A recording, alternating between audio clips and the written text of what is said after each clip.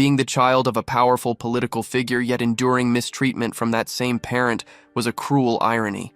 The only escape seemed to lie in earning money through a game, but after finally completing it, he found himself transported inside its world. Now, he had to choose: remain under the control of the powerful, or align with the monsters and carve out a kingdom of his own. The story opened with the protagonist imagining what it would be like to win 10 billion won.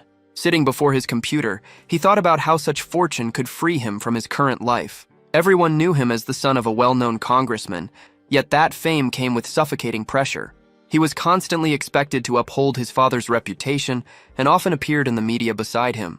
At school, a female classmate suddenly wrapped her arms around him, leaving him uneasy. She whispered for them to leave the area for a while. In the background, other students murmured about how envious they were for not being close to her.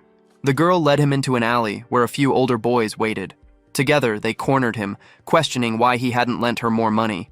Startled, Jihan insisted he had already helped her the previous week and couldn't do it again. One of the boys stepped forward, threatening to expose him for running an illegal website. Cornered, Jihan retaliated by saying they were involved as well. The girl smirked and remarked that in that case, they would all have to confess. She knew the truth. If things went public, only Jihan would bear the blame. His father's reputation dragged through the mud. With a cold confidence, she stepped closer, telling him she knew he would figure something out. Later, at home, he slams the door, but he didn't expect it to his father be already waiting. The man approached, his demeanor suggesting he already knew what had happened. His gaze was sharp, his tone commanding as he warned his son not to do anything that could damage his name. Fear tightened Jihan's chest, cold sweat forming on his forehead. When he stayed silent, his father demanded an answer. Trying to stay composed, Jihan forced a smile, claiming he would not disappoint him. His father's response was cutting. There was nothing his son could do that would disappoint him more. The man ordered him to keep following his instructions without question.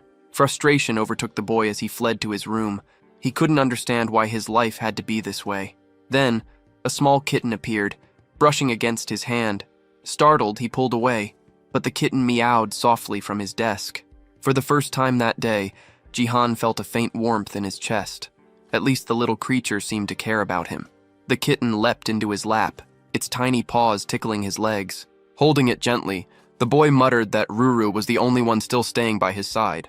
Just then, a faint sound caught his attention, a game notification flashing across his computer screen. He looked closer and saw that he had already cleared 99 rounds. Only one remained, yet no matter what he did, he could never push through the final stage. Every attempt ended the same, with a game over. Confused, he questioned why success remained out of reach after so many tries. On a live stream, another frustrated player ranted about failing at the same point. Watching silently, Jihan remembered how this game had been released a year ago, yet no one had ever surpassed the 100th wave. Even so, he refused to give up. This was his only shot at escaping the miserable life he was trapped in. His last chance was the heart card of Rizeldrake, but even that failed to carry him through. Nearby, a grocery bag lay open with a few items inside, including a pack of cat treats. Reaching for one, the kitten accidentally stepped on his phone. A red glow filled the screen. The disassembly option had been triggered. Jihan's eyes widened in shock as he realized what had just been taken apart, the heart of Rizeldrake itself. For a moment, he froze, trying to absorb what had happened. Losing that item meant starting all over again. Panic began to creep in, but before despair could take hold, another notification popped up. It mentioned something new, a fragment of the heart. That shouldn't have been possible. Dismantling an item never produced fragments. But if this was real, then maybe he could use it. Acting on instinct, he accepted the fragment and chose to merge it with the dragon's soul. A burst of crimson light erupted from the screen. In that instant, Jihan realized this was the missing piece, the true path to completing the game. The system restarted with the new item active. The next morning, he followed his routine and went to school, though he couldn't resist sneaking the game open behind a book. When he returned home, he continued playing, even walking through the streets with his eyes on the screen. It didn't take long for him to reach the 99th stage again. With the heart fragment in hand, victory was finally within reach. Focused and determined, he began the last level. A female knight appeared on screen, cutting down the oncoming monsters. He tapped the command, hoping this time it would work, and a bolt of lightning crashed down. annihilating every enemy in sight. For the first time, it looked like he would finally win, and he did. Triumph surged through him, and Jihan almost jumped from his chair in excitement. But the moment shattered when the door burst open. His father stood there holding a golf club. Startled, Jihan froze. The look on the man's face promised nothing good. The congressman spoke coldly, saying he'd received a call from classmates who had been blackmailing his son, threatening to expose his illegal activity unless they were paid off. Terrified, Jihan tried to defend himself, stumbling over his words as he apologized. But the deputy was already poised to strike, the golf club raised high. His eyes burned with malice, and the boy could only scream in fear. Tears streamed down Jihan's face as he trembled helplessly. Without hesitation, his father brought the club down, shattering the phone into pieces. The sound of destruction echoed like the end of a nightmare. When it was over, Jihan slowly pushed himself up, voice trembling as he asked about his cat, Ruru. The response he received was cold, that he wouldn't be needing the animal anymore. That single statement ignited something inside him. His anger surged, fists clenched as he glared at the man who called himself his father. The deputy sneered, demanding to know why the boy wore that expression. Sweat trickled down Jihan's face as he demanded to know where his cat was.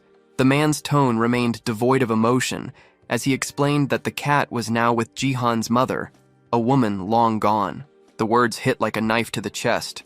Shock left the boy speechless, his body stiff with disbelief. The deputy grabbed his head, forcing him to look up, and said he only needed to obey orders from now on.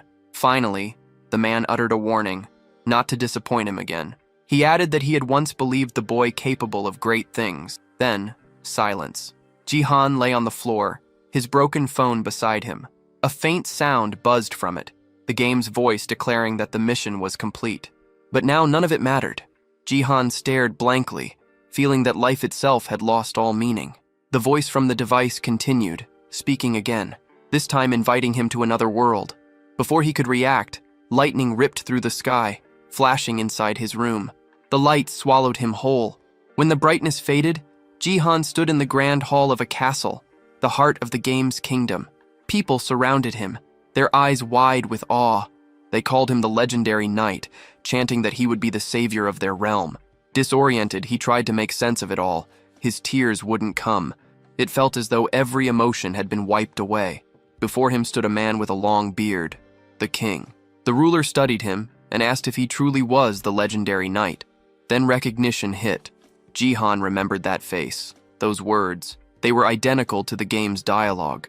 The man introduced himself as King Bayless Jordia III and explained that their kingdom was under siege by monsters. Before the king could continue, a servant burst in with urgent news about the invasion. Jihan remained silent, taking in every detail. The setting, the people, the dialogue, all exactly as he remembered from the game. Once the commotion settled, the king spoke again, declaring that the situation was dire and commanding Jihan to act. He urged the young man to assume command of the knights and defend the kingdom. Jihan rose to his feet, his voice steady but heavy. He told everyone to listen closely. His mind still reeled from the loss of Ruru, and as he thought of her, he admitted that even 1,000,000,001 no longer meant anything. The knights whispered among themselves, confused, calling him weak for a supposed hero. The king silenced them and promised that if Jihan fulfilled his duty, he would be granted whatever his heart desired. That promise caught Jihan's attention. He asked if the king truly meant anything he desired. The bearded ruler assured him there was no need to worry. He simply had to obey his commands.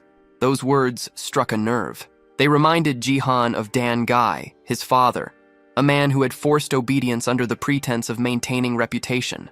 Now the king was repeating that same pattern. The realization burned through him, and he refused outright, shouting that he wouldn't do any of it. The king's expression darkened, his confidence faltering. In front of everyone gathered, Jihan spoke of the life he'd endured. He had always been surrounded by people who cared only for themselves. Every single one, including his father, had used him for their own gain. And now, the same thing was happening again. The king didn't want a hero. He wanted another obedient pawn. Jihan made it clear he would never be that again. The king stayed silent, though his displeasure was obvious. Cursing them all under his breath, Jihan pressed the option to reject the offer. The king's servant stood frozen, unable to believe what had just happened. Then, The screen in front of Jihan began to glow red. In the game's storyline, this color usually meant failure, the point where the monsters invaded the kingdom and the player failed the mission. But something was different this time. A new prompt appeared, offering another choice. The monster faction had been unlocked. Jihan stared at it in silence, the meaning sinking in. Was he being chosen to lead the monsters instead of fighting them? The king's voice broke through the tension, booming across the hall. He declared that every choice came with consequence. Addressing the court, he stripped Jihan of his title, announcing that he was no longer the legendary knight. His shouting grew harsher, declaring Jihan an enemy of the kingdom, a threat to them all. As the words echoed, Jihan remained motionless, weighing the reality before him. But time was short. The king's command for his execution had already been given. Even surrounded by drawn swords, Jihan stayed calm. Blades glimmered inches from his throat, yet he stood unfazed, certain that there was still a way out. Then it happened. A surge of crimson light burst from his body, filling the room with raw energy. The king's fury turned into confusion as the radiance intensified. Jihan's selection had been completed. The system granted him new, overwhelming powers, strength that surpassed human limits. From that moment on, his purpose shifted completely. His goal was no longer to save humanity, but to erase it. He would side with the monsters and burn the kingdom to the ground. The system's voice echoed once more, promising that if he succeeded in this mission, he would earn a rare artifact, one that could return him to his original world. That thought stirred a distant memory, the day his mother had brought him the tiny kitten, Ruru. He wondered if finishing this path could bring him back to that peaceful time. Pulled back to the present, he noticed the soldiers murmuring in fear, commenting on the strange, overwhelming energy radiating from him. The king was certain he'd glimpsed a monster's silhouette, a beast unlike anything he'd seen before. Jihan scanned his new reality, realizing this twist wasn't in the original game. Soon the main objective appeared: break the defenses and wipe out the humans. Despite the change, Jihan noticed his progress still tracked like the game. Following the usual sequence should spawn a random summoning ticket. Instead, an egg materialized. The system labeled it a random egg, and Jihan chose to hatch it. Another explosion rocked the hall as the shell burst and wings cut through the dust. Soldiers froze, sensing a summon had occurred. When the form finally emerged, Jihan was stunned. He had summoned Rezoldrak, but the creature that stepped out was only a baby dragon. Level 1, tiny and absurdly cute, even nudging his hand with its tongue. The sight of it pulled his mind back to his kitten, and a new power unlocked for him: the Eye of the Supreme.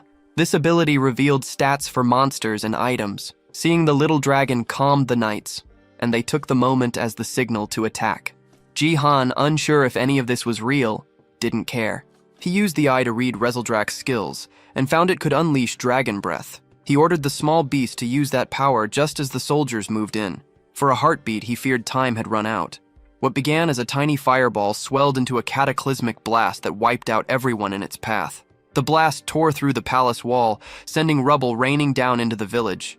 Standing before the ragged hole, Jihan felt a raw awe at the dragon's strength. The onlookers couldn't believe a single strike had done so much. They stared, trying to name what Jihan had summoned. Thrilled and grim, Jihan admitted it surpassed everything he had expected.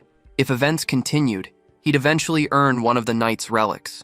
He wasn't in any rush to go back to his ruined life. He would pour himself into this mission. Drawing the king's gaze, he fixed his stare on the man and declared his intent. He would bring about humanity's destruction, driven to claim the final prize. Amid the palace chaos, others nearby whispered, wondering what on earth had just happened. Nearby, a knight sprinted with everything he had, believing he could end the fight right there. Jihan commanded the dragon to fire again. The king's servant immediately shouted for the guards to protect their ruler, and the armored soldiers rushed to form a wall of steel in front of him. Jihan raised his hand, marking the target, while the small dragon began gathering power. His intention was clear: to wipe the king out completely. Meanwhile, the approaching knight closed the distance, while the others held their shield formation tight. Jihan waited patiently for his companion to finish charging its fire. Just as the energy was about to be released, the knight reached his king's side. Relief swept through the royal guards. There was no explosion, no devastation, only silence. The knight grinned, convinced the king was safe, but Jihan quickly realized something had gone wrong. The dragon's attack hadn't worked. Its breath hadn't built enough mana, and instead of a deadly blast, only a weak puff of fire came out, barely enough to scorch the ground, leaving behind a small cloud of smoke. Seeing this, Jihan decided the best move was to wait for the cooldown to end. But as night fell, a new threat stepped forward. He studied the man approaching, one of the elite knights, ranked S among the Zodiac Order, a towering, muscular warrior known as Ares. The remaining soldiers confirmed that the king was unharmed. That realization hit Jihan hard. The situation was turning against him. From afar, the king gave a cold command: eliminate the enemy at once. Ares raised his staff, power radiating from it. Jihan braced himself beside his dragon, weighing his next move. He knew this knight's strength. It was nothing to take lightly. Without hesitation, Ares unleashed his skill, summoning a blazing wall of fire that roared toward Jihan. He understood instantly that escape was nearly impossible. The explosion ripped through the palace, tearing more sections apart. Even friendly knights were caught in the flames. But Jihan had managed to dive aside just in time. He remembered from the game that this attack only traveled in a straight line, easy enough to avoid if you knew what to expect.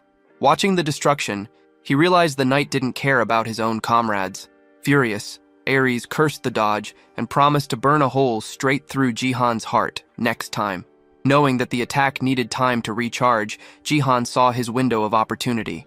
He had to flee, but when he lifted his head, Ares was already closing in fast. Jihan's mind raced, searching for any possible move left. He couldn't have come all this way just to end it here. Then, another reward notification appeared. A mysterious chest materialized before him. Without hesitation, he accepted the item, yelling in frustration for it to open faster. Time was running out. As the knight swung his weapon down to strike, the blow landed squarely on the chest instead. A sudden force burst out, repelling him backward. Finally, Jihan caught sight of what the chest contained. A massive sword began to rise from within. Using the Eye of the Supreme, he identified it, a weapon with immense magic power that also boosted his stats. The readout showed it was an S-rank item. Shock mixed with grim realization. It seemed the system truly intended for him to annihilate the human side. The moment the sword touched the ground, the floor cracked beneath it. Jihan stared, disbelief taking over as the entire area began to split apart. The palace floor collapsed, sending debris crashing down as he was flung into open air. Falling from such a height, he thought bitterly that even the royal palace couldn't handle the weight of a divine weapon. The ground rushed closer, the wind roaring past his ears. This could have been his end. But then, his fall suddenly stopped. Something tugged at his clothes. He looked up and saw the small dragon struggling desperately to lift him. The creature flapped its wings with all its strength, keeping him aloft. From below, the people of the kingdom looked on in shock at the sight of someone soaring through the air. Jihan, still catching his breath, wondered why his mission had to begin in enemy territory of all places. At least here, the only one who could pose real danger was Ares. Even so, he knew that stronger knights would appear soon. His first goal had to be escape. Meanwhile, back at the ruined palace, Ares aimed his weapon at his own throat in frustration.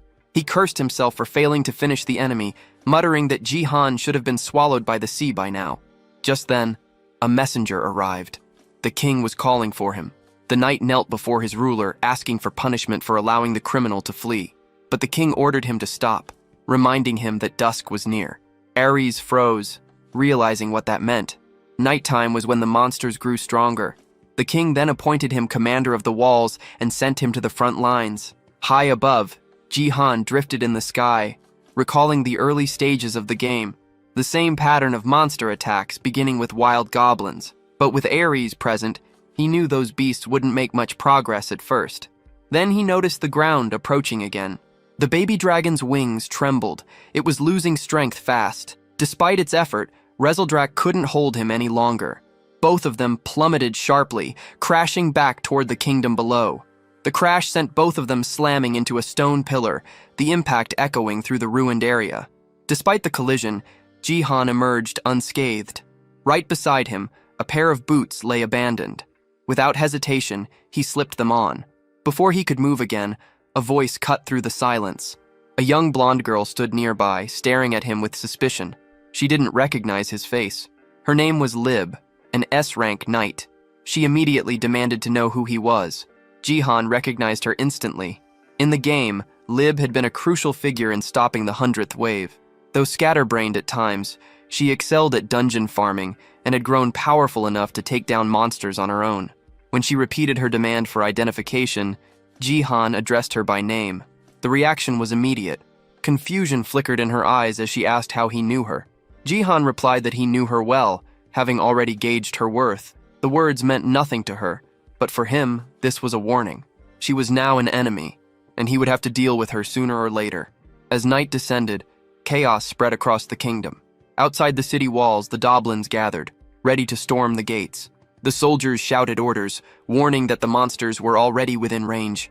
They readied their bows and unleashed volleys of arrows. Some of the creatures began scaling the walls, forcing the defenders to hurl stones down at them. The air filled with screams, clanging metal, and the deep roar of the invasion. One of the knights muttered that they couldn't hold out much longer. Another shouted that Dryce was on his way to reinforce them. Meanwhile, in another corner of the battlefield, Lib's interrogation continued. She warned that if Jihan refused to answer, she would act on her own. Jihan thought about eliminating her immediately, but realized it was impossible for now. He'd have to bluff his way through. He claimed to be an ordinary citizen from District 1, simply trying to assist in the defense. Before Lib could question further, his small dragon appeared beside him. The knight's eyes widened at the sight of the creature, her body tensing. It was, after all, a monster. Sweat formed on Jihan's forehead. Rezeldrak wasn't supposed to show up yet. The girl's suspicious look made it clear she was on edge, and he struggled to think of an excuse. But before he could speak, Lib stepped forward, sword raised defensively. She declared that she would protect him from the beast. The baby dragon tilted its head, letting out a confused, almost innocent expression. Lib's gaze hardened, but the creature didn't react aggressively. Slowly, she realized the little monster wasn't hostile at all. Then, a thunderous explosion erupted nearby, shaking the ground. Lib's attention snapped toward the noise, and Jihan seized the moment. He motioned to his dragon and bolted from the area, vanishing into the chaos of the night. It wasn't the soldiers' fault that their weapons had slipped from control, but by the time Lib turned her gaze back toward where Jihan had been, both he and his creature were already gone. A soldier ran up to her, shouting about the gate.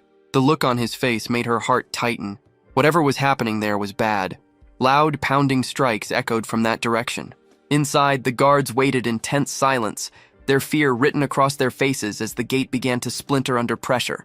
Lib arrived just in time, commanding the soldiers to prepare for close combat. Archers drew their bows, aiming at the horde of goblins swarming beyond the wall. Among them stood one far larger than the rest, a giant whose sheer strength was enough to break through at any moment. With a roar, the massive goblin swung its weapon, and the gate burst apart. Lib tightened her grip on her sword, calling her troops to charge. The soldiers braced themselves as the enormous creature led the invasion. But before the monsters could advance any further, flames burst across the battlefield. Riz appeared, his arrival catching even Lib off guard. Seeing the breach, he unleashed his fire skill without hesitation, engulfing the enemy ranks. The goblins screamed as the flames devoured them. Standing tall, Riz smirked at the devastation, remarking that the monsters still had a long way to go. High on a distant ridge, Jihan watched the clash unfold below. His goal now was no longer to protect humanity, but to see it burn. Beside him, his small dragon let out a curious sound, prompting him to rest his hand on its head. The creature's attention suddenly shifted upward. Rain had begun to fall. It looked eager to play in it, but Jihan held it back, not wanting it to cause trouble. Back in the kingdom, the humans celebrated a narrow victory. Lib felt uneasy, knowing she hadn't been the one to turn the tide this time. Far away, in the dark forest, Jihan noticed movement. Someone, or something, was approaching. He recalled that he had spawned far from the city walls, and realized he was now deep in monster territory. That made things complicated. He had no clear path forward. He had replayed the game hundreds of times before, and knew every tactic by heart. But this time was different. He'd have to rebuild from nothing. Then a thought struck him. Turning to his side, he spotted his small companion still nearby. Moments later, Rezeldrak darted off toward the opposite direction. Jihan followed his gaze and froze. On the forest floor, a colony of ants was working tirelessly, dragging pieces of food and dirt. One of them noticed the dragon's presence and froze in fear. Rezeldrak crouched low, watching them closely, fascinated. Pulling his companion aside, Jihan exhaled slowly and began thinking of his next move. Out of nowhere, a new mission prompt appeared before Jihan's eyes. The objective was clear. He had to create a faction of monsters. He paused, trying to figure out how to even start that. If he needed to recruit monsters like goblins, now would be the perfect moment, but there weren't any nearby. He wondered how he would even communicate with them if he found some. That was when something unusual moved in his peripheral vision. By the time he turned, it was already upon him. A sudden strike came fast. Someone was trying to kill him. The blade glinted inches from his neck, and a figure stood right in front of him. His eyes widened in confusion. Claws grazed his skin. When he focused on his attacker, recognition struck. The figure was a young girl, a beastkin, a hybrid between human and animal.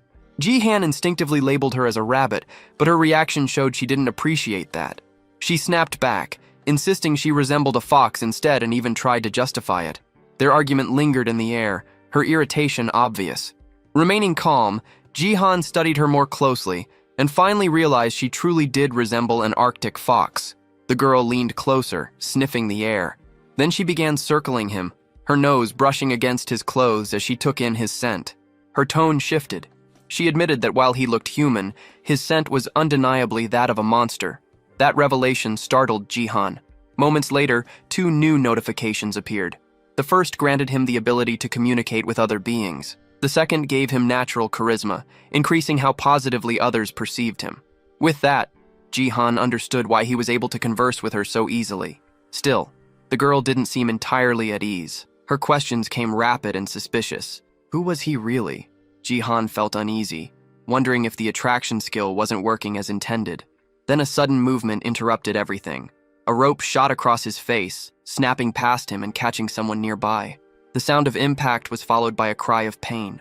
3 men emerged from the shadows, cheering as they realized they'd captured their target. Jihan froze, realizing how far things had spiraled. Judging from their words, he understood that he had been outside the human kingdom for almost a year. The fox girl, snarling, turned toward him with fury. She accused him of being human and of luring her into a trap. Her anger burned through every word as she shouted that she wouldn't fall for it. Wincing in pain, she demanded to know why they never stopped hunting her. Jihan quickly understood. There had been a misunderstanding from the start. The humans began pulling the rope again, and the girl's body lifted off the ground. The arrow lodged in her leg twisted as she was yanked upward. The largest man in the group braced himself, pulling hard on the line, but the girl seized the chance to retaliate, preparing to strike back with all her strength. Jihan stayed back and watched, waiting to see how things would unfold. The fox girl took a hard punch to the face, but the human attacker hadn't counted on a reply. She slammed her other leg into him, the kick landing with enough force to send the big man sprawling. His 2 companions fumed at the sight. Jihan thought the girl was small, but fierce. One of the men stormed over, cursing her for defending herself, and then stamped a boot down on her head to shut her up. Jihan's body remained still as the abuse continued. The fox girl writhed under their blows, and anger began to rise in him. Another hunter moved closer and asked if everything was fine, assuming Jihan was human and warning him about the danger in the area. He questioned why Jihan was alone. The fox kept chattering, but the man didn't understand her tongue. Ready to strike something nearby in punishment, he lifted his hand, but the group leader ordered him to stop, arguing she might die if hit. The short man muttered an apology for losing control, which eased Jihan. He'd feared she might be killed. The leader's mood turned sharp. He accused Jihan of speaking with the girl earlier, then shoved a knife into Jihan's stomach to prove a point. Blood slicked the blade as it clattered to the ground. Jihan clutched his wound and tried to make sense of the threat. The fox watched him close and slowly realized he wasn't an enemy. Heat flared through Jihan's body. The stab had been meant to kill, but vital points had been missed on purpose. Spitting out blood, he felt the poison taking hold. The leader coldly declared Jihan would be dead within 12 hours, unless he translated what the monsters said, brandishing an antidote as leverage. They held the fox captive, forcing Jihan to act as interpreter to learn where her clan lived. Jihan had never even known a fox people village existed. Confusion roiled through him, while the hunters explained that such a settlement did lie hidden nearby. The fox girl suddenly lunged, bared her fangs, and moved as if to bite her own tongue to end it all. A desperate act to avoid betrayal. The man yanked her back and stopped her. Watching that, Jihan understood how fiercely tied she must be to whatever family or pack she protected. The young girl's mouth was forced shut as the men mocked her. calling her a wild beast. The leader repeated that if she revealed her tribe's location, both she and Jahan might live. The word struck Jahan like a memory. He recalled that same cold, calculating stare from his old schoolmate, the one who used to blackmail him. Back then, he had lived under constant fear, always following orders, always being used. To everyone else, he was nothing but a tool to exploit. But this time, he refused to let things play out the same way. Despite the pain searing through his wound, he forced himself to move closer to the fox girl. He told her to lead them to the village, assuring that no one would get hurt. The men around him believed every word, convinced now that he could truly communicate with monsters. Lowering her head, the girl whispered that over 100 of her kind lived there, then asked if she could really trust him. Jahan held her gaze for a moment before admitting he wasn't on the side of humans. With one hand pressed to his bleeding stomach, he confessed he knew exactly how cruel they could be. As he turned forward, something caught his attention. His dragon was sneaking up behind the hunters, charging up its destructive energy. Fear shot through him. If this went wrong, they'd both die. He tried to stay calm, pretending nothing was happening while buying time for Rezeldrak to finish gathering power. But his shift in demeanor didn't go unnoticed. The leader eyed him suspiciously, and the short man to the side spotted the creature, shouting a warning. The leader spun around, but by then, Jahan was sure enough time had passed. The dragon's red flames blazed to life, yet, to his disbelief, only a weak burst came out. The attack fizzled instantly. Jahan froze, stunned that it had failed again. The hunters stared, equally baffled, and even the poor dragon looked confused by the tiny spark it produced. Jahan realized then that Rezeldrak hadn't recovered enough energy yet. The big man laughed, saying the blast was pathetic, though strong enough to burn if it had hit directly. Without hesitation, the leader snatched up a metal bat, calling the dragon a useless insect, and swung. Jahan could only watch as the blow connected. His small companion was launched through the air, hitting the ground hard and rolling several times before going limp. Dizzy and trembling, the creature lay motionless. Furious, the man cursed the dragon for daring to resist and advanced again, raising the bat for another strike. Jahan's body refused to move. He could only stare helplessly. The leader ordered his subordinates to restrain Jahan and the fox, while he dealt with the dragon himself. Rezeldrak remained on the ground, unconscious. Grinding his teeth, Jahan felt the same bitter truth sink in. Once again, he only held value because of what he could do for others. Everything was repeating exactly as it had in his old world.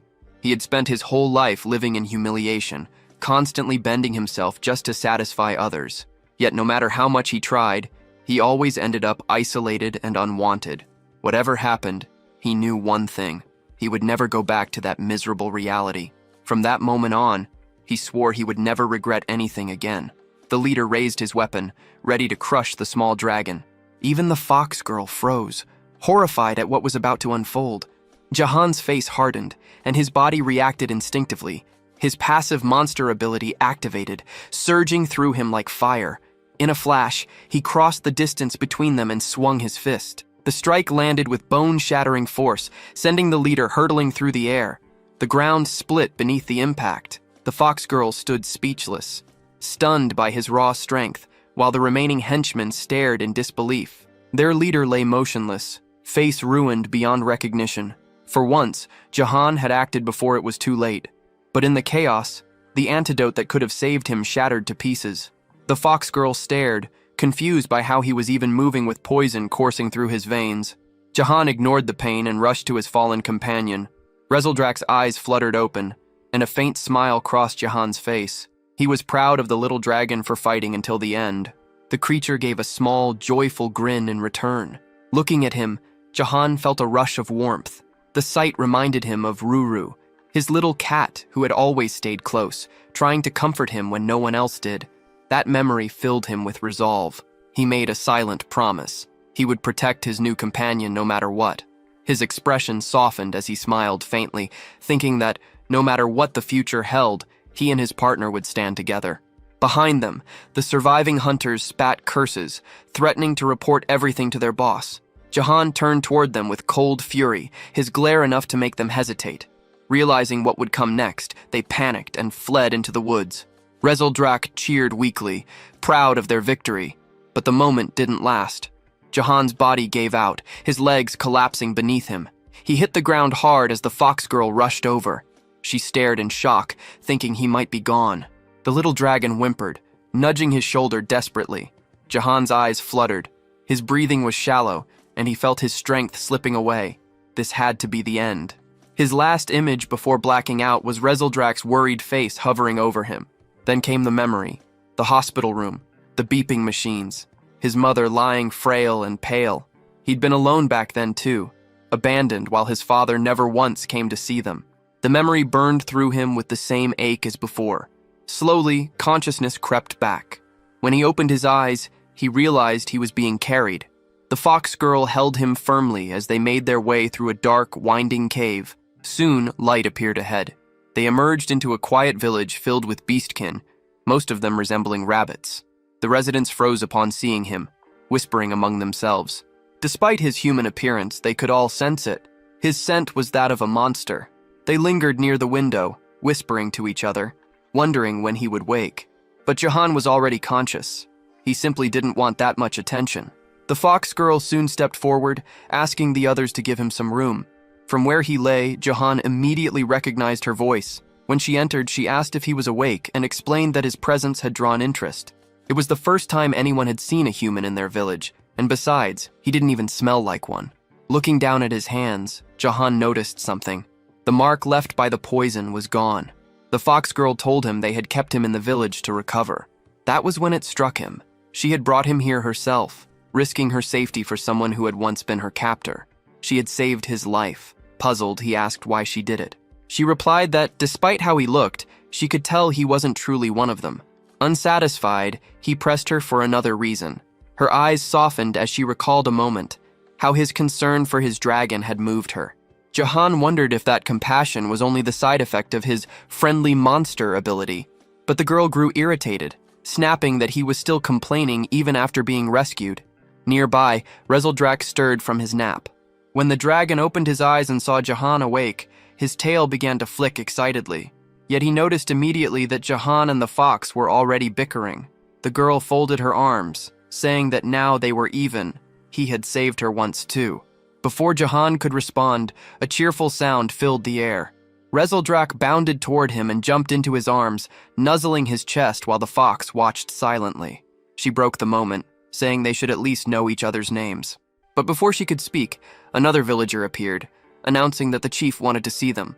They set off together, and as they walked, Jahan couldn't help but marvel at what he saw. The hidden settlement, tucked beyond the mountains, had been built by rabbit-type monsters. Over time, it had become a refuge for all hybrid species who had lost their homes. The residents worked together in peace, caring for one another with quiet devotion. Their path was soon blocked by a towering bull-type beast who demanded to know if the fox, Rhea, had gone to the human forest. She apologized quickly and continued on, but the bull's suspicious gaze lingered. Jahan called her by name, remarking that everyone here seemed to care about her deeply. Rhea lowered her eyes, her tone darkening when he asked if something was wrong. Then, suddenly, her mood flipped. She frowned, tilting her head, and asked why everyone called him Hey. Stepping closer, she demanded to know if that was really his name. Caught off guard by her confusion, Jahan finally introduced himself properly. The name sounded strange, out of place in this world. Without hesitation, the fox girl gave her full name, Rylindrian Pernidae Celiard, before turning away, leaving Jahan standing there, completely bewildered. One of the small rabbit villagers asked if Rhea was feeling any better, and she replied that she was. Jahan noticed her mood had lifted. It seemed all she'd really wanted was to share her name. As he looked around, his thoughts drifted back to his main goal, building a faction of monsters. Lost in thought, he barely noticed when Rhea called for him to keep moving. Even now, she still called him, Hey, and that small detail bothered him. Still, he jogged forward to catch up. When they reached the village chief, the old rabbit suddenly announced that Jahan would now take charge of the settlement. Both Jahan and Rhea froze in disbelief. Jahan quickly said he had no idea how to lead a village, but the old rabbit simply waved him off, saying he was too old to continue. Rhea demanded to know if the elder was really making such a decision just because of a dream. The old rabbit nodded, insisting that he wouldn't change his mind. Jahan stood there confused, trying to make sense of the situation. The elder explained that every dream he'd had always come true, and in this one, the person destined to save the village was Jahan. That word, savior, echoed in Jahan's mind. It reminded him of his current mission, establishing a monster faction. The title unsettled him. Being seen as a savior could only complicate things. He remembered that cursed man who had once tried to use him as a translator in exchange for his life. The thought sparked a sudden worry. He turned to Rhea and asked if anyone might have followed them on the way back. She assured him that the village's location was impossible to find. Hidden beyond the mountains, it was bordered by a vast, dangerous sea that no one dared to cross. The only other path lay through an underwater tunnel that twisted like a maze, designed to keep intruders out. According to her, she hadn't sensed anyone nearby. Still, Jahan couldn't shake a bad feeling. On the trail they had taken, faint streaks of red marked the ground. Blood, likely Rhea's. And deep within one of the caves nearby, a hidden figure watched the village. One of the human henchmen had found it and was already grinning to himself, celebrating the discovery. Moments later, noise erupted in the village, shouts spreading through the crowd. Someone was yelling about an intruder. Jahan and Rhea both froze as the words reached them. A human had been found inside the settlement. The bull beast immediately grew tense, cursing under his breath, while one of the smaller villagers muttered in confusion. Jahan rushed forward, asking if the intruders had followed them. Rhea's face went pale. Shaken, she asked if the humans had been trailing her all along, insisting she'd made sure no one had. Then, guilt written all over her face, she began to apologize, saying it was her fault. But the bull shook his head firmly, saying it wasn't. The bull told Rhea not to blame herself, saying she'd simply been too weak to notice what was happening. Her friends echoed his words, trying to comfort her, insisting it wasn't her fault. Jahan's thoughts drifted back to the men who had ambushed them. There had been 3 of them. The short one, still in the village, grinned darkly and warned that the whole place would soon be burning. His voice carried a cruel edge as he revealed he was part of a group called the Screaming Hall. Within minutes, he said, 200 men would arrive. Jahan's brow furrowed. The name meant nothing to him at first. What was this Screaming Hall? Meanwhile, deep in the forest, the other 2 henchmen limped along, battered but alive. The leader of the trio stumbled into his superior's tent, still crying from the beating, demanding revenge. The man sitting before him didn't respond right away. He listened in silence as they explained what had happened. Then, one of them shouted that they had found the Fox village and could lead the way. The boss of the Screaming Hall smiled thinly, pleased with the discovery. He ordered his men to move out immediately. His servant, nearly shaking with excitement, rushed to prepare. Back in the village, the short henchman laughed to himself, boasting that he wasn't the only one who had made it this far. He explained that all 3 of them had followed Rhea through the forest. Their leader had told them not to return yet. It was the perfect chance to track the girl and find her people. His laughter turned cruel as he claimed that soon everyone there would die. The young fox looked confused, unable to understand his words, though she sensed the malice behind them. She turned to Jahan, calling his name in alarm. His expression darkened as he explained that their location had been exposed and reinforcements were on the way. Rhea froze, horror settling over her. Jahan's mind began to race as he tried to piece everything together. The name Screaming Hall stirred something familiar, a memory from the game Night Defense. In that game, players earned experience by fending off endless monster waves, but leveling alone wasn't enough to survive. There was another mechanic, the Adventurer's System, where players could send knights on missions through 100 stages, from the ruins of the wild goblins to the demon fortress. Jahan remembered the final part clearly, a stage involving the hideout of a gang called Screaming All, hidden behind a rocky hill. The story attached to that stage matched exactly what he was hearing now. Yet his anxiety grew. None of this terrain matched any stage he remembered. According to the game's map, this entire region was supposed to be destroyed. The short man broke the silence again, offering a deal. If someone released him, he promised that his boss would spare their lives. Jahan knew only he could understand the man's words, but he didn't need to translate. The hybrids could feel what those words meant. Rhea lowered her head, guilt weighing heavy on her shoulders. She whispered that this was all her fault. The captured man kept shouting, demanding to be freed. Jihan's expression hardened. He wasn't about to let the village be destroyed. While the short, obnoxious prisoner continued to rant, Jihan stepped closer. The man sneered and told him to translate his words for everyone else. But Jihan wasn't in the mood. His fist tightened, and with one swift motion, he drove it straight into the man's face. The blow sent the henchman flying. his scream echoing through the clearing. The bull hybrid stood frozen, astonished by Jihan's strength. Even the small rabbit villagers stared wide-eyed, stunned. Rhea, too, couldn't believe what she had just witnessed. The man lay motionless on the ground, barely conscious, while Jihan stood firm, ready to fight if it came to that. Rhea's heart pounded as she heard him say he would do anything to protect them. But the bull stepped forward, explaining grimly that fighting was impossible. The village was filled with the weak, mostly women, children, and the elderly. Just then, the old chief appeared and called everyone together. As the villagers gathered, he raised his voice and made a declaration that left everyone speechless. Jihan would be the new chief of the village. Far away, the mercenary gang advanced through the forest. Their leader's eyes gleamed as they reached the rocky hill. The reports had been true. The Fox village was hidden right behind it. Grinning, he announced that this place would soon serve as their new base. With that, he ordered his men forward. Back in the village, the bull explained their situation. The enemy force was about 200 strong. Their own group was tiny. Only a few bull warriors, 2 young deer, 5 sheep hybrids, and 1 fox girl. Including the rabbits, their total barely reached 112. He asked Jihan if they stood any chance. Jihan replied bluntly that the enemy's strength was nearly double theirs. But then a thought struck him. Numbers weren't everything. He remembered how Rhea had fought those men on her own, and realized that if she could handle 3 by herself, others might not be as helpless as they seemed. Even if the villagers lacked combat experience, hybrids were known to grow stronger when transforming into their animal forms. If everyone had even a fraction of Rhea's strength, there was hope. He turned to the bull and asked how powerful she truly was. The hybrid scratched his chin, watching the fox play with the small dragon nearby, then admitted she was easily the strongest in the village. The statement left Jihan silent. The bull added that even if every villager united against her, Rhea would still emerge victorious. That truth sank heavy in Jihan's mind. Knowing this, he realized he had to act fast. His head dropped slightly as he weighed the consequences. Compared to her, the rest of the villagers were practically defenseless. As they discussed their next move, the young fox mentioned that there was still time before the humans arrived. Jihan frowned, not understanding how she could be so sure. She pointed to the short prisoner, explaining that she had asked him directly.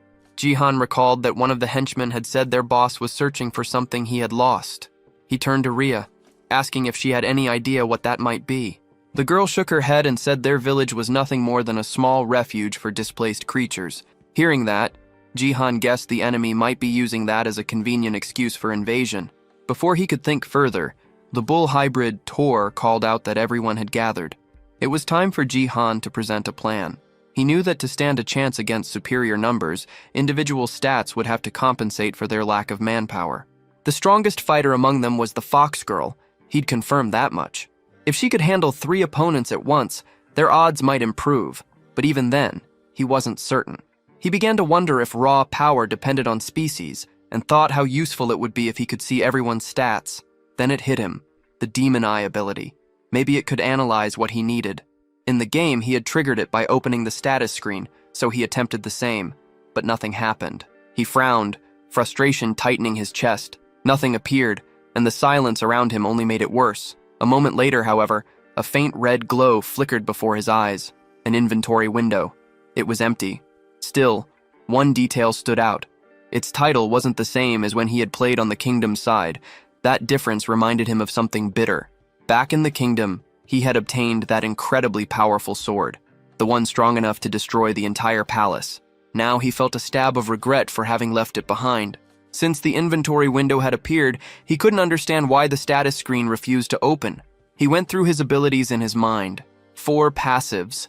The demon eye that revealed information, the power to communicate with both humans and monsters, the charisma that attracted others to him, and finally, his monstrous physical strength that surpassed human limits. Annoyed, he muttered that he needed to make a decision soon.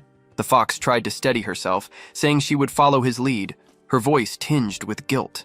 She blamed herself for the crisis and insisted she had to protect the village. Jihan could tell the weight of that guilt was crushing her, and time was slipping away fast.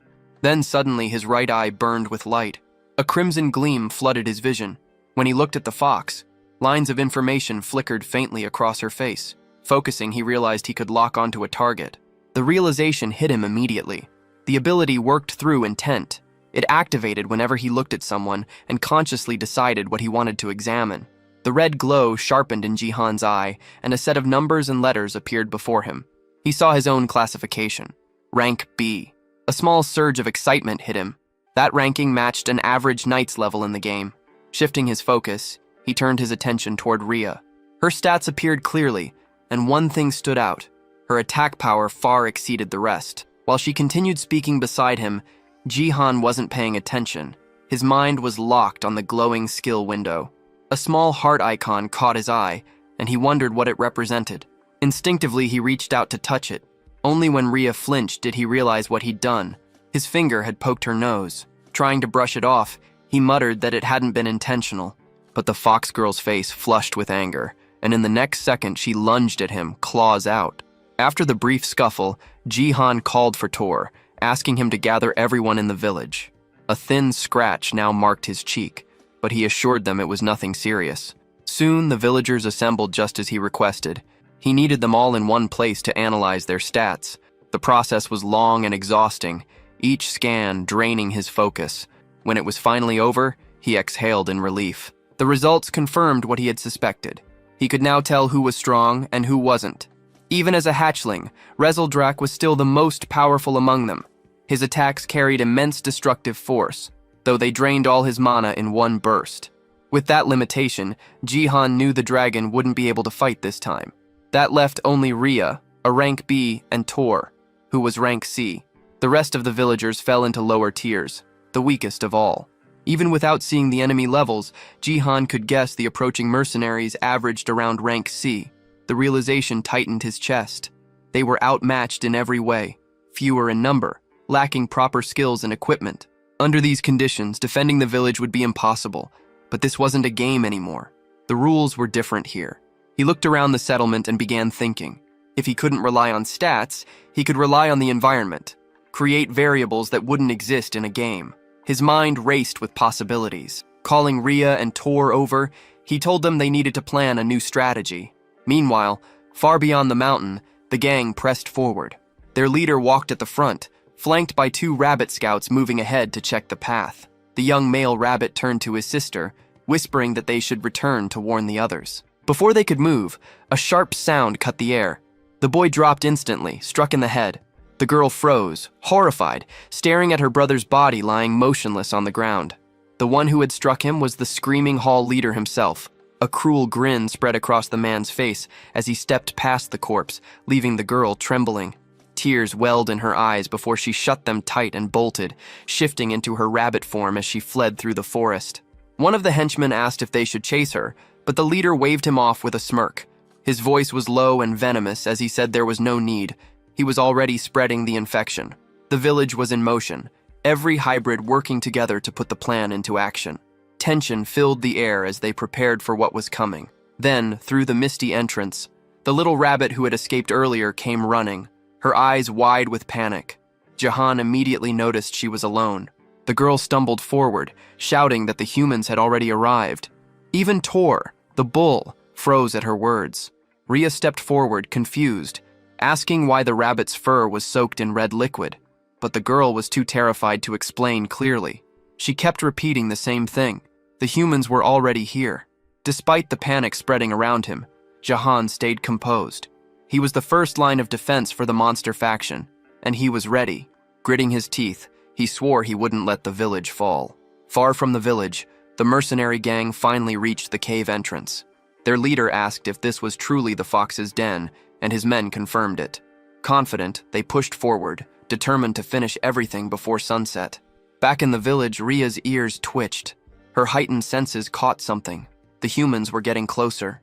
She turned toward Jihan, asking if he was sure the plan would work. The gang kept moving deeper, following the mapped route. The leader estimated they would reach the village within 30 minutes. The air felt still, almost too quiet, and he muttered that the silence meant they were being watched. One of his hairy subordinates grinned, promising to take revenge for the humiliation they'd suffered before.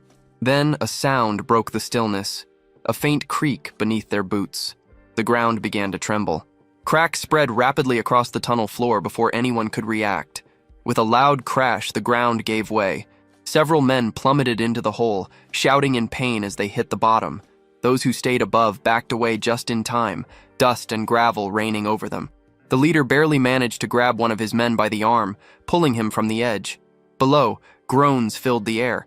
Some had twisted legs and broken bones. The hairy subordinate growled that the villagers had laid traps along the path.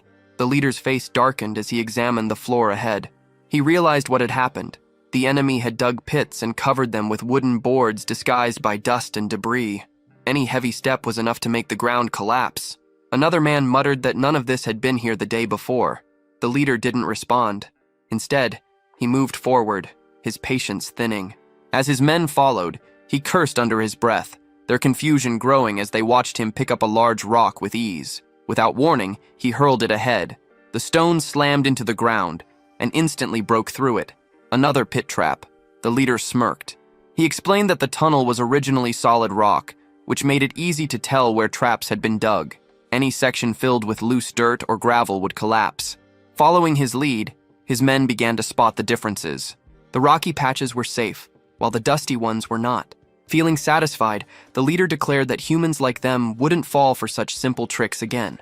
He ordered a few of his men to stay behind and pull the injured out of the hole. Meanwhile, inside the village, Ria's sharp ears caught faint echoes, the sound of the enemy realizing their traps had been discovered. Jihan grinned. Everything was unfolding exactly as planned. He had counted on the enemy discovering the traps. Digging through the rock would slow them down for hours, and even if it only worked once, it was enough. In truth, there were only 2 real traps. The rest were fake, just decoys to waste their time. That was the point, to stall them for as long as possible. Deeper inside the tunnel, the gang pressed forward. Some of the men moved cautiously now, terrified of another pitfall. As they advanced, one of the subordinates warned that a crossroads was up ahead. When the leader saw it, he frowned. There weren't 2 paths like before. There were 3. The long-haired man muttered that he didn't remember a split like this, swearing that it hadn't been there earlier. He pointed out a bush near the wall, recognizing it as a clear sign of deception. The leader narrowed his eyes, realizing what was happening. It was another stall tactic. They were trying to buy time, probably preparing something inside the village. He wouldn't let that happen. He ordered his troops to divide into smaller squads. The long-haired man would take the left tunnel. The large brute would lead the middle route. The leader himself would go right. The left group advanced first, only to hit a dead end where the tunnel had collapsed. Meanwhile, the middle group spotted faint light ahead and assumed it was the exit. Their commander signaled everyone to get ready for a fight. The left group soon saw light too, convincing them they were also near the surface. Believing he had chosen the correct path, the leader ordered that no hybrid should be left alive. The group surged forward without hesitation. But on the right-hand path, the one the leader took, things were different. His squad emerged not into the village, but into the middle of the forest. He realized immediately that he had been misled again. Back at the true exit, the middle group broke through into the village perimeter. Their commander barked an order to hold position and sent one of the men back to alert the boss. The runner turned, only to find a strange sight. One of their own was tied to a tree, gagged and struggling. The bound man's eyes darted wildly. Sweat poured down his face as muffled cries escaped the cloth in his mouth. He tried to ask for the boss, but before anyone could react, he noticed something. They were surrounded. The messenger spun around and bolted back toward the crossroads. He had to warn the leader. But before he could reach the tunnel bend, the air erupted with a deafening blast. A wave of smoke burst through the cave, throwing several men against the stone walls. The explosion had come from above. The Fox Girl and Jihan had triggered it perfectly. Everything was proceeding exactly according to plan. The traps had done their job. Every second they bought mattered. The enemy's forces were now scattered and divided across the tunnels. After hearing what happened to the earlier group, the short man grew uneasy, his confidence fading fast. Suddenly, the large brute turned his head, catching movement from the shadows. All around them, the villagers were waiting, hidden and ready to strike. Jihan stepped out beside Ria, emerging from the darkness. Taking charge, he signaled the villagers to move. From a high ledge overlooking the battlefield, he watched with satisfaction as the plan unfolded perfectly. The opposing commander barked orders for his own men to counterattack. Both sides now stood face to face, the air tense, seconds away from erupting into chaos. The mercenary leader hefted his massive hammer, preparing to crush anyone who got in his way. Jihan raised his voice, giving a single command. It was time for the hybrids to transform. In an instant, smoke burst across the area, swallowing everything. The human soldiers staggered, confused, wondering if the villagers had vanished. But it was all part of the plan. Jihan had learned earlier that when the beast folk transformed, their bodies released a dense mist. He'd turned that natural trait into a battle tactic. Hidden in the haze, no one could tell where the next strike would come from. From within the cloud, Tor the bull emerged first, gripping a massive stone above his head. He charged forward with brute force. Further out, human soldiers called out in panic, unsure what was happening. The smaller rabbit fighters seized the moment. They targeted the isolated ones, launching surprise attacks while others dug beneath the ground, grabbing ankles and throwing enemies off balance. Distracted soldiers were suddenly hit from above, swift kicks to the face and chest from unseen directions. One young mercenary screamed and bolted, overwhelmed by the chaos. Elsewhere, 3 men tried to subdue a sheep hybrid, only to find their blows passing through empty air. Their target moved too fast, slipping between strikes like smoke. In another section, shouts erupted as several humans clutched their heads, scalded by streams of hot liquid. Above them hovered little Rezoldrak, spitting bursts of fiery breath with the last of his strength. So far, Jihan and Rhea hadn't needed to join the fray. The battle was flowing exactly as planned. Still, he stayed alert, watching every shift in the fight. Nearby, the short man regrouped with 2 of his allies, weapons drawn. They aimed at the rabbits tunneling through the soil, hoping to catch them off guard. Seeing the danger, Jihan called for Rhea. The fox girl darted forward, a blur of motion. Even Jihan, who had seen her fight before, was stunned by her speed. She reached the group in mere seconds, but the short man behind them was already readying his crossbow. He fired. The arrow cut through the air, heading straight for Rhea. She saw it a heartbeat before impact, and to everyone's disbelief, twisted her body just enough to dodge it. Rhea shifted her stance, her body flowing with sharp precision as she readied her next move. Without hesitation, she launched forward, her legs slicing through the air and connecting hard with a man's face. He smirked, thinking he'd managed to block her blow, but her speed was beyond what he could follow. Before he could recover, she swept low, spinning from the ground and striking again. This time, her kick landed clean, sending him crashing backward. Without stopping, Rhea pivoted toward the next opponent and drove her heel into his jaw, knocking him flat. The last one, the short man, cursed under his breath, demanding to know what she was doing. They squared off, eyes locked. Then, in a flash, she struck again. Her leg snapped upward and came down with crushing force, slamming his head into the dirt. Groaning, the man clutched his bruised face while the fox girl stood tall. In mere moments, she had taken all 3 down. Her cold glare swept over them, daring any to underestimate her again. Across the battlefield, the large brute took in the scene. His men were losing, badly. Rage twisted his features as veins bulged along his arms. With a guttural growl, he triggered his ability. His muscles swelled, doubling in size as raw power coursed through him. Jihan, watching from afar, recognized the transformation immediately. Only C-rank knights, or stronger, could wield active abilities like that. A burst of power that enhanced their physical strength. The rabbits nearby froze, trembling as the ground shook beneath the brute's steps. But the man's confidence vanished when a massive shadow loomed before him. A colossal hand gripped a fallen tree trunk, ripping it from the ground with ease. Standing there was Tor, the bull hybrid, towering at nearly twice the man's size. The brute's face went pale, words failing him. From his vantage point, Jihan observed the encounter with wide eyes. He hadn't expected Tor to be that powerful. His plan was unfolding better than imagined. Meanwhile, deep inside the cave, the long-haired mercenary grew restless. None of his allies had returned from the other tunnels. Muttering curses, he finally decided to move. Pointing toward the path the larger fighter had taken, he ordered his group to follow that route. Back in the village, victory was already sealed. Every remaining invader had been captured and buried. Jihan turned to Tor, asking if his legs were holding up after the fight. The bull nodded, though the exhaustion showed. Even though the villagers outnumbered their enemies, many were injured. But Jihan refused to slow down now. He could sense more soldiers approaching from the cave's exit. He called to Tor again, ordering him to prepare the next line of defense. The bull grunted and began distributing weapons to everyone. He turns away and brings Tar, one of his strongest allies, over to speak with him. Jihan then reveals a heap of weapons and has them handed out to every soldier. The fighters step forward and take their new gear without delay. At this stage, every ally is armed and ready to fight. Once he confirms that preparations are complete, Jihan triggers his special skill, known as the Eye of the Ruler. Through this power, he clearly sees that the attack strength of the group has nearly doubled. The white-haired boy feels genuine satisfaction and surprise at how effective it is.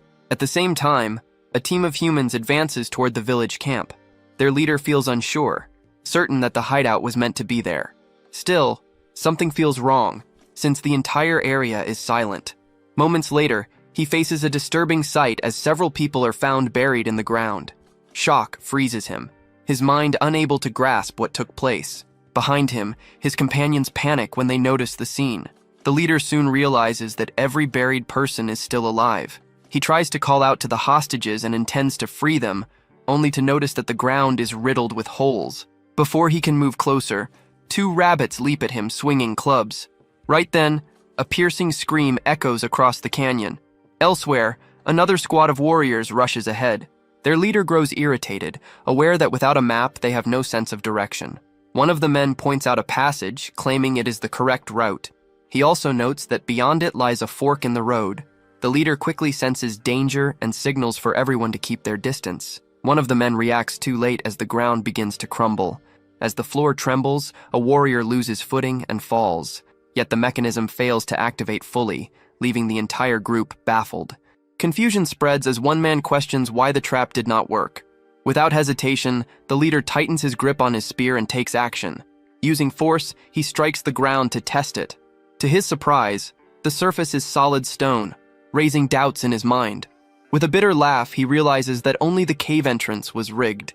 The realization angers him, knowing he had been led around on purpose. A cruel grin forms as he swears to destroy every enemy he finds. Moments later, one of his men rushes in, exhausted and barely able to speak. The report comes that the passage through the central tunnel has finally been located. The leader's expression hardens as he absorbs the information. Back in the village, word spreads that all captures have been completed successfully. Jihan acknowledges his allies' efforts and approves of how the prisoners were secured. The white-haired boy then explains that at the fork, a wall can be broken down. By doing this, a hidden route was opened that connected back to the entrance. This strategy ensured the group gained enough time to fully prepare for the coming battle. Jihan understands that lasting a bit longer is all it takes to secure victory. Even so, one of the captives buried in the ground starts to mock him. The man claims everything will end once their older brother finally shows up. He goes on to expose that their true leader is Scream Spike, someone far stronger than the rest.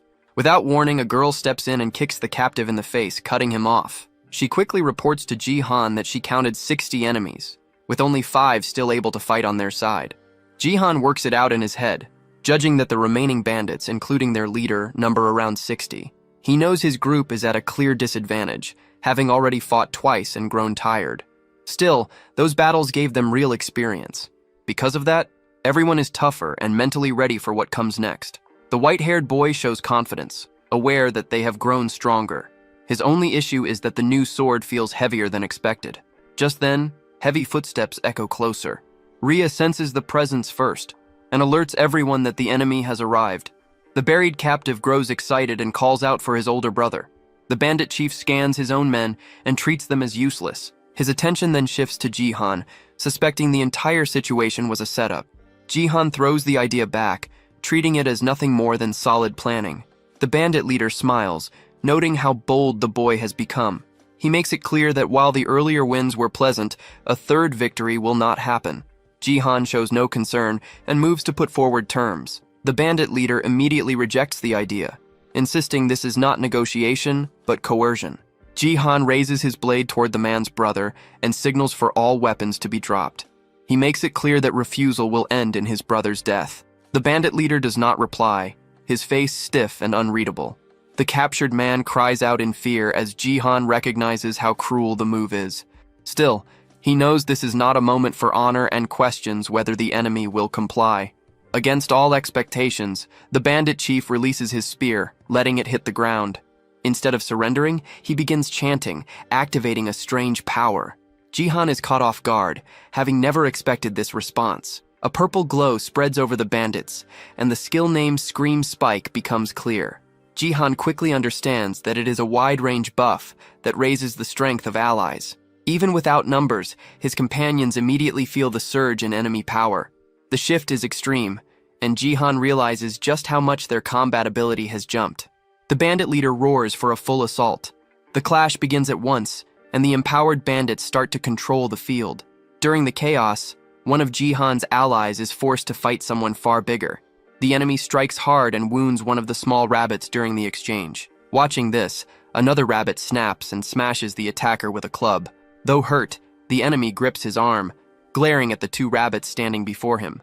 Another bandit, eyes glowing, mocks them, questioning if they are ready to give up. The two rabbits shake in fear, overwhelmed by the pressure. The opponent suddenly grabs one of them and laughs cruelly, clearly enjoying the moment. Tar suddenly enters the battlefield and swings his massive hammer, sending one of the bandits flying through the air. At the sight of the giant, the enemies quickly throw ropes, aiming to restrain Jihan's ally. The ropes coil around Tar's body and weapon, nearly locking him in place. Several opponents pull together with all their strength, trying to drag him down. The Minotaur struggles to hold his ground, but the combined force eventually pulls him to the floor. With the giant pinned, the bandits move in, ready to deal a killing strike. They close in around Tar and urge everyone to strike the giant at once. Right then, flaming sheep are hurled into the crowd of bandits. At the same time, small creatures are launched as makeshift weapons toward the archers. Jihan quickly understands that despite better gear and hard-earned experience, his side is losing control of the fight. Concern takes over as the white-haired boy searches the field for Rhea. Elsewhere, Rhea narrowly avoids a strike and counters by kicking an enemy's arm. She lands, only to find herself surrounded by several bandits laughing at her. Her breathing grows heavy, exhaustion clear as her enemies watch closely. With her face tight from fatigue, she bites her lip and braces herself for what might come.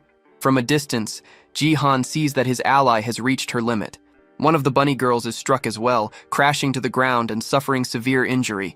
Jihan pushes himself up, realizing that if this continues, defeat is certain. With steady resolve, he decides the only way forward is to take down the enemy leader. Locked onto that goal, he spots the bandit boss shouting commands across the field. Nearby, one of the bandits moves in to finish Tar, but Jihan closes the distance. Seeing this, the white-haired boy calls out to his giant ally, who meets his gaze. In that instant, Jihan recalls a talk from before the battle. In that memory, he asks Tar to hold back his final form until receiving a sign. Returning to the present, the giant understands his master's intent and readies himself. One of the enemies yells in anger, urging his men to end the giant on the ground. Several henchmen lift their weapons together, preparing to strike. Jihan then gives the signal, shouting for Tar to unleash his power.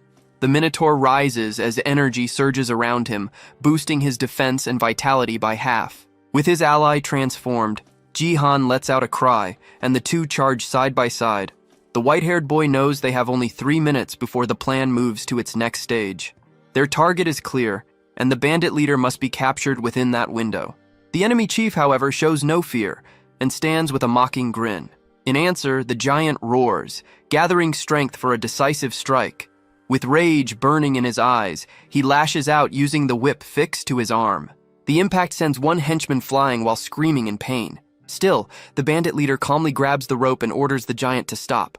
Ignoring him, the Minotaur leaps forward, fist raised to crush his foe. The enemy dodges swiftly, and the punch slams into the ground, kicking up dust.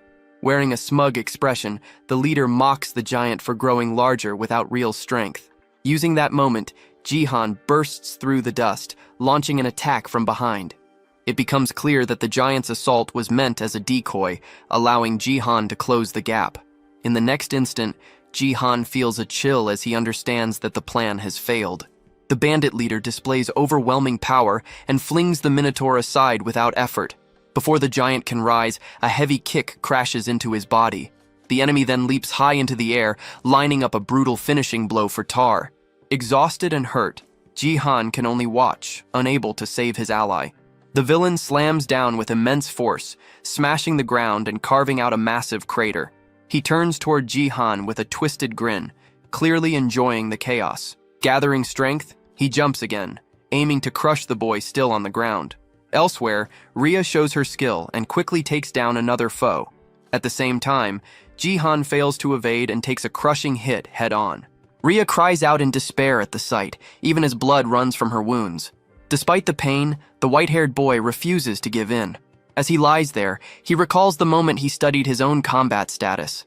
He knows his raw power is far below that of his two allies. Still, he stays down, aware that he has one last option left. With his face injured, he understands that against a human foe, he holds an edge. A screen appears before him, revealing his passive skill known as Physical Monster. His eyes glow as Jihan releases every bit of power he had kept hidden. This ability holds deadly strength when used against human enemies. Sensing the shift, the bandit leader freezes, caught off guard. When facing humans, all of Jihan's attributes surge by 200%. With this sudden boost, Jihan drives a devastating punch straight into the villain's face. Rhea freezes in disbelief at her master's sudden rise in power. Even the giant Tar is left stunned, unable to speak at what he witnesses. From above, the white-haired boy stands over the bandit leader lying on the ground. Jihan believes he hears something crack from the enemy's neck under the force of the hit. Yet to his shock, the bandit leader slowly pushes himself up, acting as if nothing happened. Blood runs down the villain's face as he wears a mocking grin, repeating that there would be no third victory. The look in his eyes is unstable and twisted. Jihan feels despair creeping in, struggling to understand how such a monster can be beaten.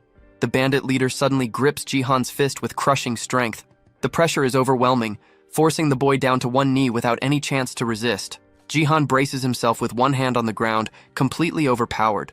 With firm resolve, he tells himself that he cannot fall now. Still, the enemy seizes his head, preparing to end it. Using all his strength, the villain smashes Jihan's face into the ground without mercy. Jihan struggles, but the grip pins him down completely. Wearing a cruel smile, the bandit leader lifts Jihan's face so everyone can see. He wants his allies to witness the defeat of the village leader. The others watch in despair, crying out for their chief. Even Tar stands frozen in shock, unable to do anything to save his master. At that point, the Minotaur calls out toward Rhea as she rushes in to save Jihan. Before she can reach him, one of the bandits raises a crossbow to block her path. An arrow strikes her leg, yet she keeps moving despite the injury. Gritting through the pain, she forces herself forward, focused only on helping her master. Jihan notices her approach and feels a surge of concern for her safety. With his face pressed against the ground, he desperately tries to warn her of the danger. The bandit leader, convinced time has run out for them, announces that the end has come. He raises his voice to the field, making sure everyone hears what he has to say. With clear satisfaction, he declares the conflict finished and claims total victory. To seal it, he gives a final command to his men to burn everything down. Pinned and helpless, Jihan can do nothing but watch in horror. The henchmen carry out the order, hurling flaming torches into the village. Fire quickly spreads through the crops and stored harvest. Nearby haystacks ignite almost at once. The flames reflect in Jihan's eyes as despair fully takes hold of him. Not long after, one of the village homes is completely swallowed by fire.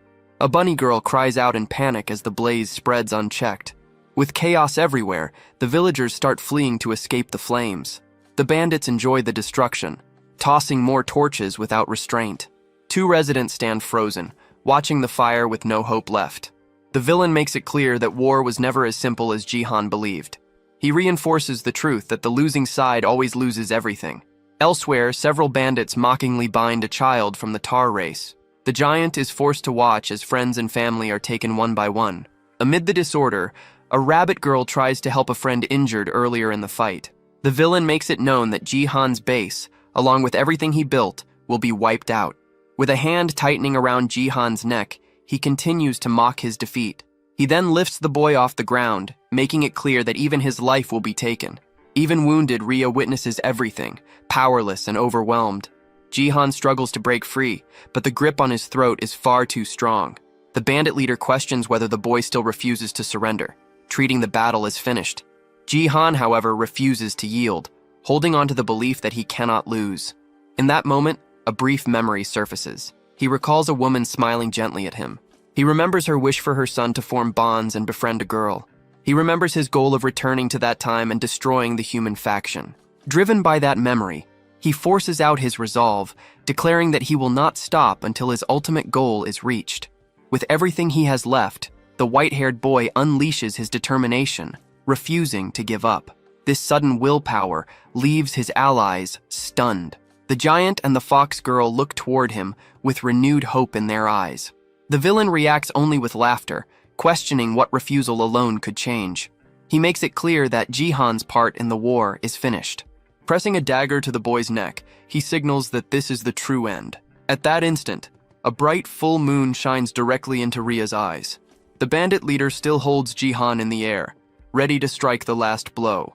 Then, without warning, a blood-soaked hand slowly lifts from the ground, rising as if reaching out for help. The enemy leader freezes, his body locked in place as confusion takes over. At the same moment, Ria's hand begins to change, sharp claws forming at her fingertips. The white-haired boy turns his attention to her, sensing that something about her has shifted. He recalls how strange it always felt that others awakened through mana, while Ria never did. No matter how much mana she held, her power never surfaced. Even when facing death, she had never shown this form. In that instant, Jihan finally understands. Her race's awakening carried a strict limit. That condition was the full moon, whose light doubled all her abilities. Filled with new strength, the girl faces her master, waiting for his next command. Jihan responds with a calm smile, calling her name as his order. In a flash, Ria lunges forward. The bandit leader cries out in pain as his wounded arm is struck. Jihan follows her movements as she cuts across the battlefield at extreme speed. Enraged by the injury, the bandit boss lashes out at her, labeling her a beast. Ria remains calm, slipping past the attack with ease.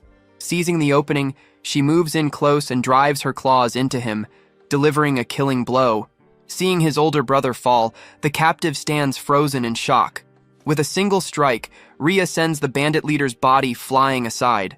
Cold-eyed, she turns to the prisoner and shuts him down without mercy. The remaining bandits fall silent as they witness how easily their leader was defeated. With his fall, the buff fades, and their borrowed strength drains away. At the same time, the fires continue to spread, tearing through what remains of the village. Jihan watches the flames, fully aware that the night will bring another shift.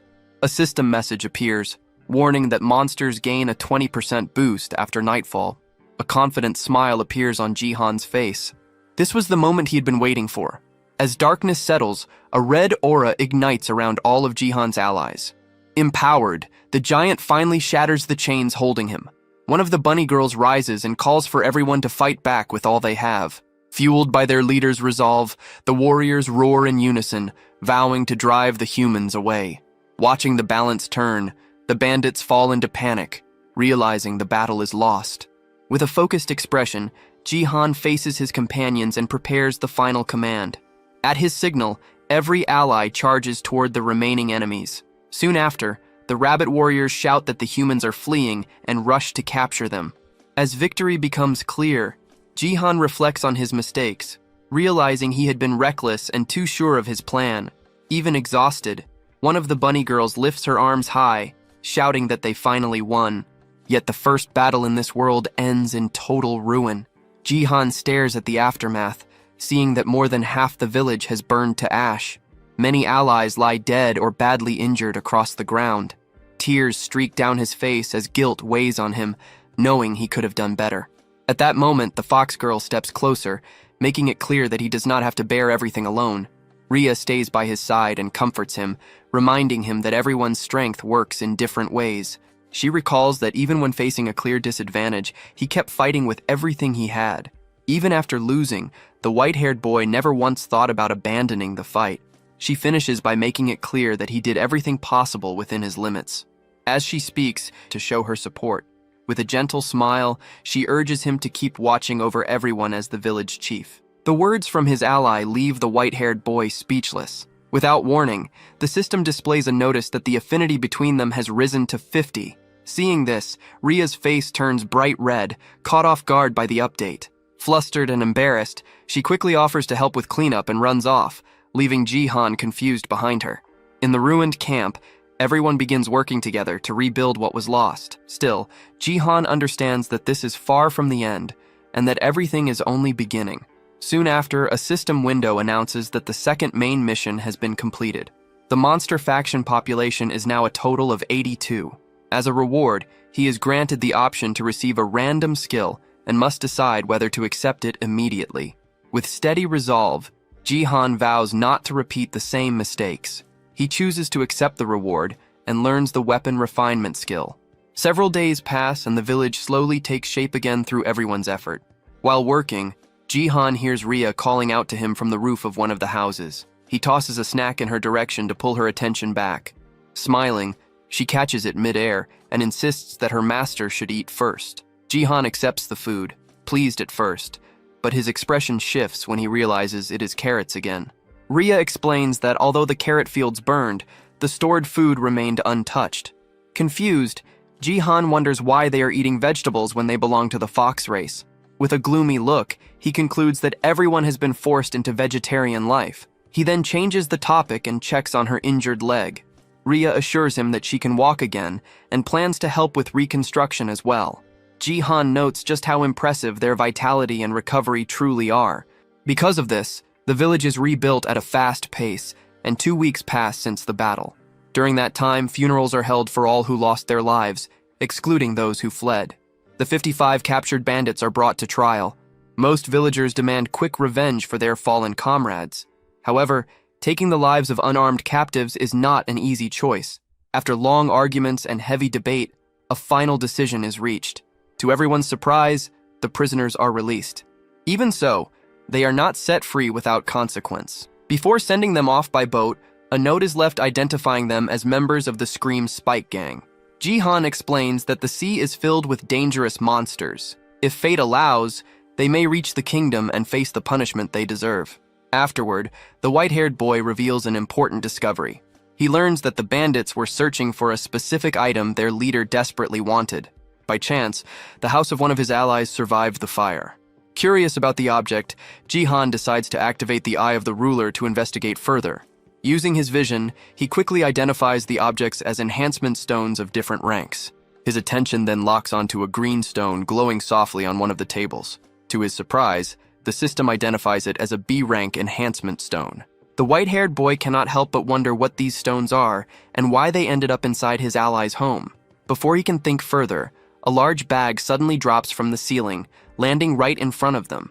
When he opens it, shock hits him as he sees it packed full of enhancement stones. Left without words, he questions what kind of luck could cause something like this. At that moment, a realization strikes, and his gaze slowly moves upward. What he sees leaves him stunned.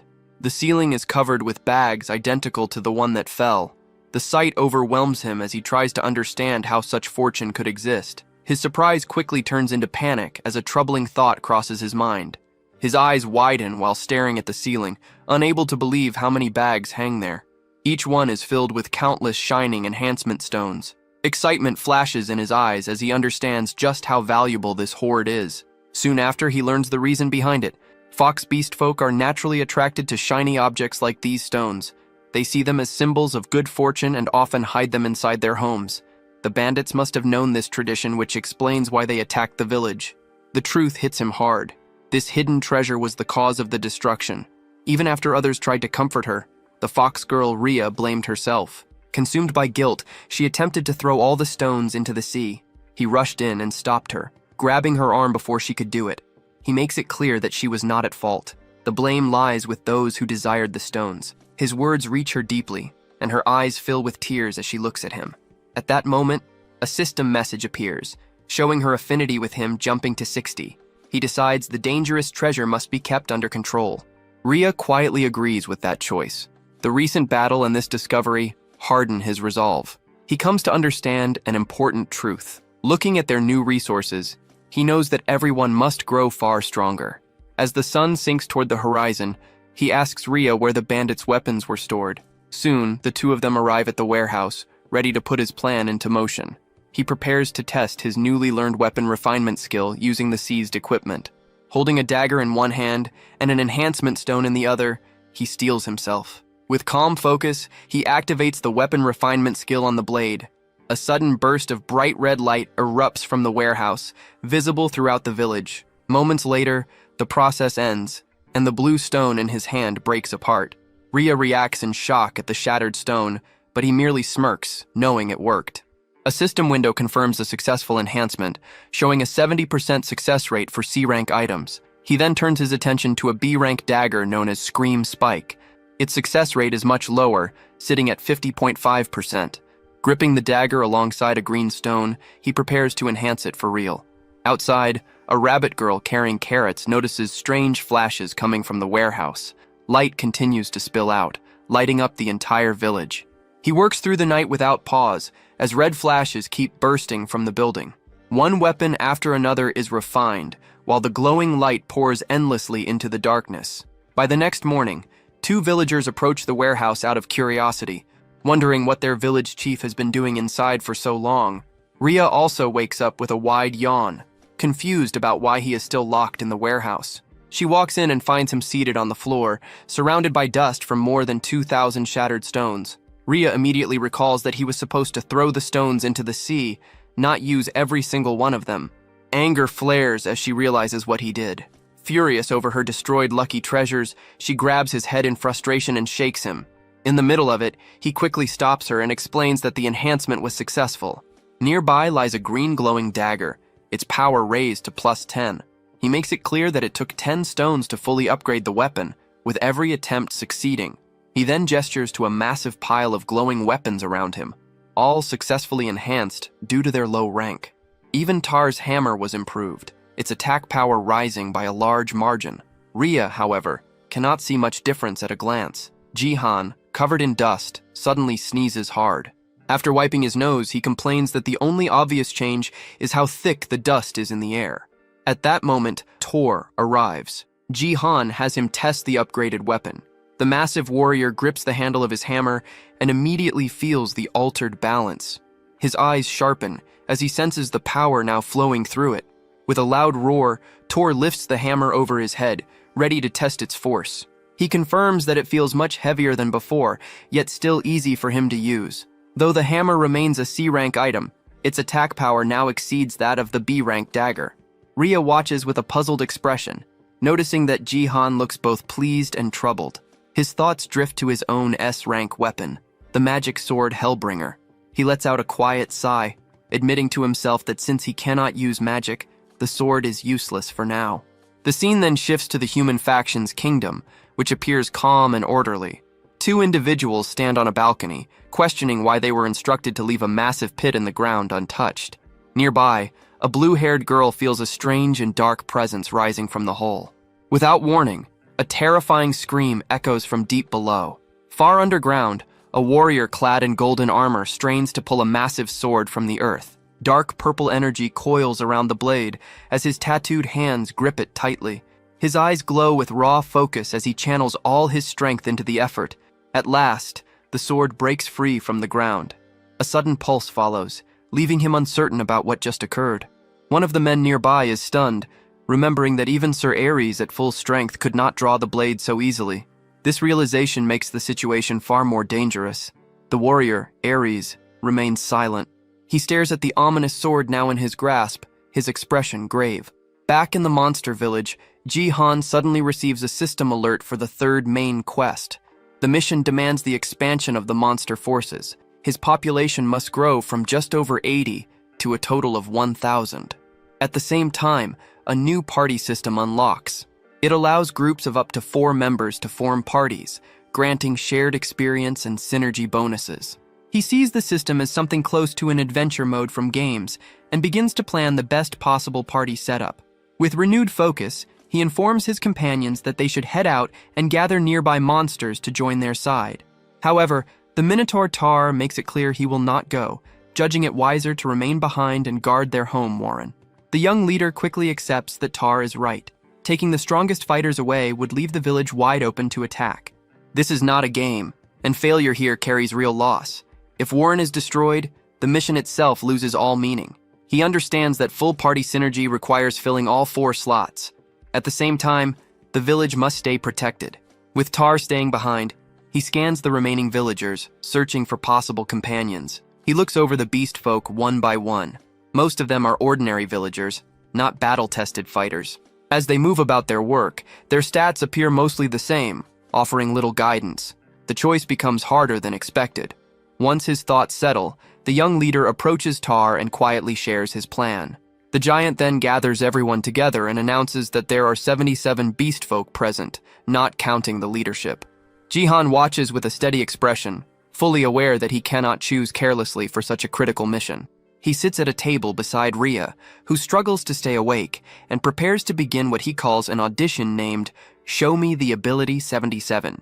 Tar steps forward and explains that everyone must demonstrate their usefulness. From the 77 candidates, only the most capable will earn a place in the 4-person expedition team. The Minotaur calls for the first group, numbers 1 through 4, to step up. Jihan makes it known that he is seeking someone with strong resolve, fit for exploration and carrying unique abilities. The first applicant can only shift nervously, unable to speak clearly. After hesitating, he admits he prefers to stay in Warren. The village chief immediately dismisses him without hesitation. The next group claims they need to remain behind to plant carrots together as part of village life. Jihan's patience begins to wear thin as serious candidates fail to appear. He motions Tar closer and quietly gives him new instructions. The Minotaur listens and nods, understanding at once. Turning back to the crowd, Tar announces that only those who truly want to take part should stay. After hearing this, most villagers turn around and leave. What remains is a much smaller group. Tar reports that the candidates have been narrowed down, and Jihan is clearly satisfied. With fewer people present, Tar calls forward the first applicant. A single rabbit girl steps out from the group. The tryouts take place inside a partially built structure in the village. The young rabbit girl starts to speak, her voice shaking as she attempts to introduce herself. Then, without warning, her timid behavior disappears, surprising both Jihan and Rhea. She introduces herself as Rain and claims she can manage anything, from cooking to scouting.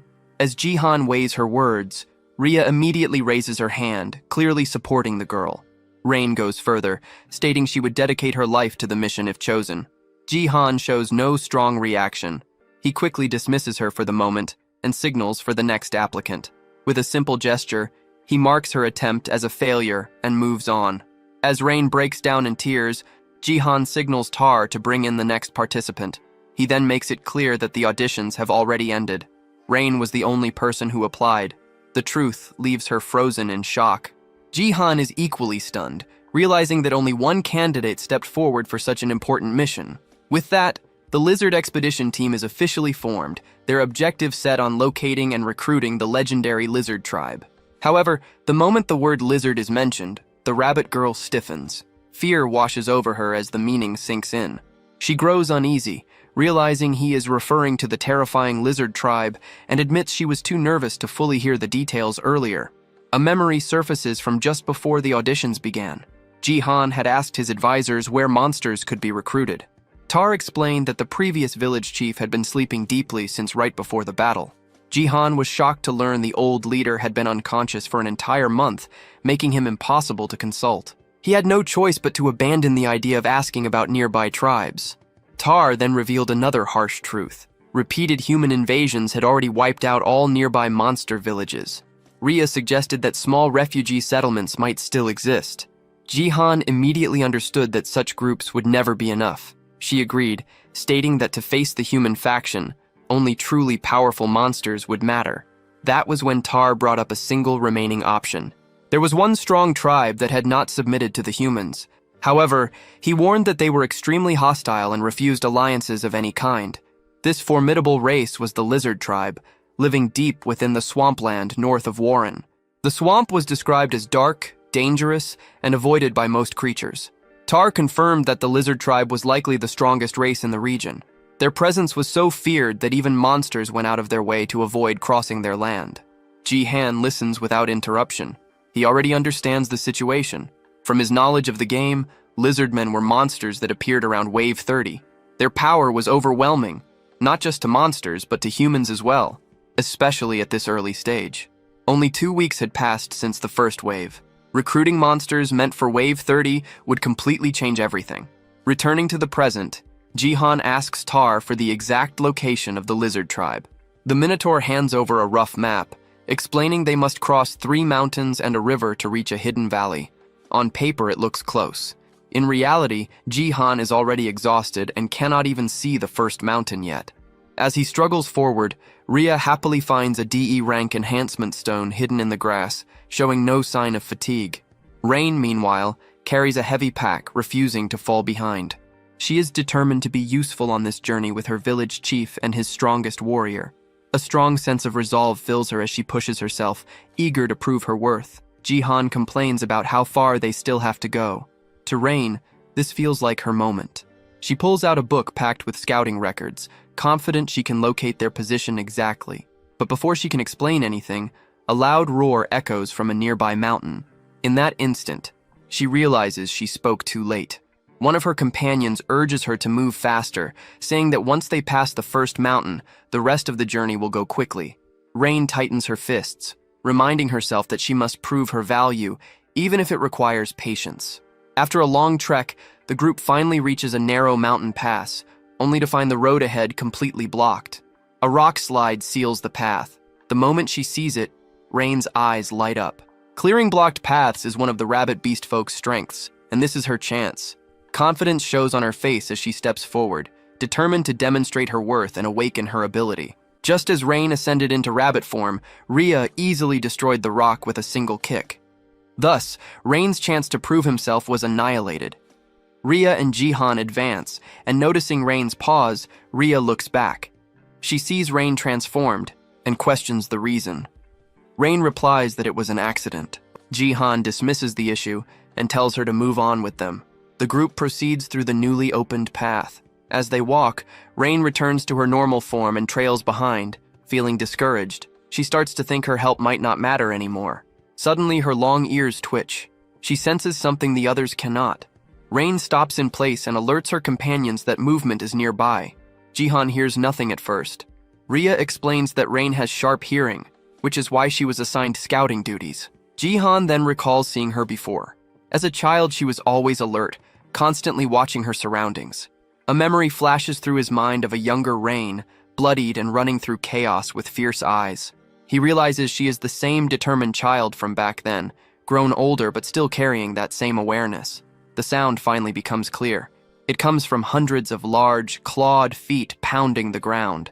The source reveals itself as a massive group of rat-like creatures. With a serious expression, Rain identifies them as the rat tribe. Jihan connects it to the boom rats as they observe the large-scale movement from the cliff. Rain continues watching, puzzled by where such a massive group could be heading. Concern appears on her face as she traces their route. She notes that they are moving toward human lands, far outside rat territory. Looking ahead, she confirms their destination is the human faction's kingdom. Jihan understands at once that if the rat tribe is marching toward the royal palace, something major is unfolding. Rain adds that the movement is abnormal since rat villages are scattered and rarely unite. Rhea agrees, noting that such a gathering means something is seriously wrong. With a firm expression, Jihan decides they will follow the rat tribe. He needs to confirm what is happening. As they prepare to move, he calls on his small dragon companion, Rizzledrake, requesting help. Just as Jihan and Rhea start to run, Rain stops them. She struggles to keep up because her bag is too heavy. Frustration hits her as she feels like a burden again. Jihan pauses and considers a solution. He reaches toward the oversized bag on the ground and activates his storage ability. In an instant, the bag vanishes. Rain stares in shock, assuming it must be some kind of magic. A system window appears, showing the bag now stored in a large inventory slot. Jihan decides to review the details later. For now, he makes it clear that identifying this monster wave is their highest priority. With the burden removed and the issue resolved, Rain is finally free to move properly. The three of them leap from the cliff, descending after the massive army below. The scene shifts to the human kingdom. A loud bell rings through the city, announcing the coming of war. Panic spreads across the streets as a man runs past, yelling that monsters are swarming once more. In response, armored knights quickly form ranks and begin marching through the city. Their commander, the warrior Ares, drives them forward, aware that nightfall is near. Citizens line the streets shouting for Sir Ares to defeat the monsters and keep them safe. Amid the crowd, a young girl asks her mother why monsters continue to attack. The woman explains that monsters are violent and irrational beings, and that humanity must grow stronger to survive. Close by, A blonde female knight listens silently, her expression cold and resolute. Elsewhere, the small red dragon Resildrake flaps its wings wildly, struggling to stay in the air. Watching from below, Rhea points out that they seem to be drifting the wrong way as both the leader and the dragon slowly descend. Jihan realizes he has reached his limit and may be too heavy for the small dragon to carry. Feeling apologetic, he accepts that they should descend more carefully from here on. Suddenly, Resildrake lets out a roar and loses all strength at once. Shock floods Jihan's face as they drop straight down. He screams as they fall, while his companions on the ground shout his name and rush after them. Their shadow stretches across the land below, growing larger with terrifying speed. A violent crash follows, as a massive cloud of dust and debris bursts outward on impact. At the center of a deep crater, Jihan sits clutching the dragon, checking if it is still alive. Relief washes over him when he sees Resildrake appears unharmed. He rises slowly, grateful for their endurance, but confusion sets in as he tries to figure out where they landed, assuming it must be near the kingdom. Then his eyes widen in pure horror. Something ahead steals the breath from his lungs. Rhea and Rain finally catch up, calling out to their village chief Jarun and asking if he is all right. Seeing his frozen expression, they ask what is wrong. He does not answer immediately. Jihan stands still, staring forward, unable to pull his gaze away from what lies before them. The ground ahead is covered with the bodies of the rat tribe. He confirms that every one of them is dead. The three stand in silence, overlooking a valley filled with death and ruin, trying to understand what could have caused this. As he examines the corpses, Jihan notices that most were killed by deep cuts and stab wounds from sharp weapons. His expression hardens as realization sinks in. This is the second time he has witnessed such a massacre. Once again, he finds himself standing before a field of lifeless bodies. The sight brings back a memory of the past, when he once stood before a shattered portal, surrounded by death and ruin. An image of his younger self flashes through his mind. Since arriving in this world, death has become a familiar presence. Back in the present, he finds it strange that the scene stirs no emotion in him, as if this kind of horror has always been normal. Rain covers her mouth in shock, recalling that she heard footsteps running from another direction only moments earlier. Without warning, a weak cough breaks the silence. The group quickly notices a lone survivor lying among the corpses. Jihan immediately signals Rain to bring her herbs. She responds at once as they hurry toward the injured figure. Kneeling down, she applies a healing salve to the wound. The rat creature offers a faint thanks, barely able to speak. Rain presses for an explanation, but the survivor hesitates, still shaken. Everyone gathers around him, waiting quietly as he stares at them with terror in his eyes. A memory grips the survivor. He recalls the face of a human warrior, a terrifying man marked by a single glowing blue eye. Trembling, he manages to say the word humans before his body locks up in rage and grief. Suddenly he screams in agony and lunges toward Rhea, accusing humans of slaughtering his people. Rhea stops him with ease, restraining him before he can strike. She forces him to look closely at them and settle down. The survivor turns his gaze to Jihan, confused. He notes that Jihan looks human, yet something about him feels monstrous. Rhea assures him that Jihan is not like the others. Jihan steps forward and explains that they followed the rat tribe. He asks the survivor to tell them what happened. With a serious look, he waits for the answer. The rat creature lowers his head and recalls how they were attacked by humans in armor.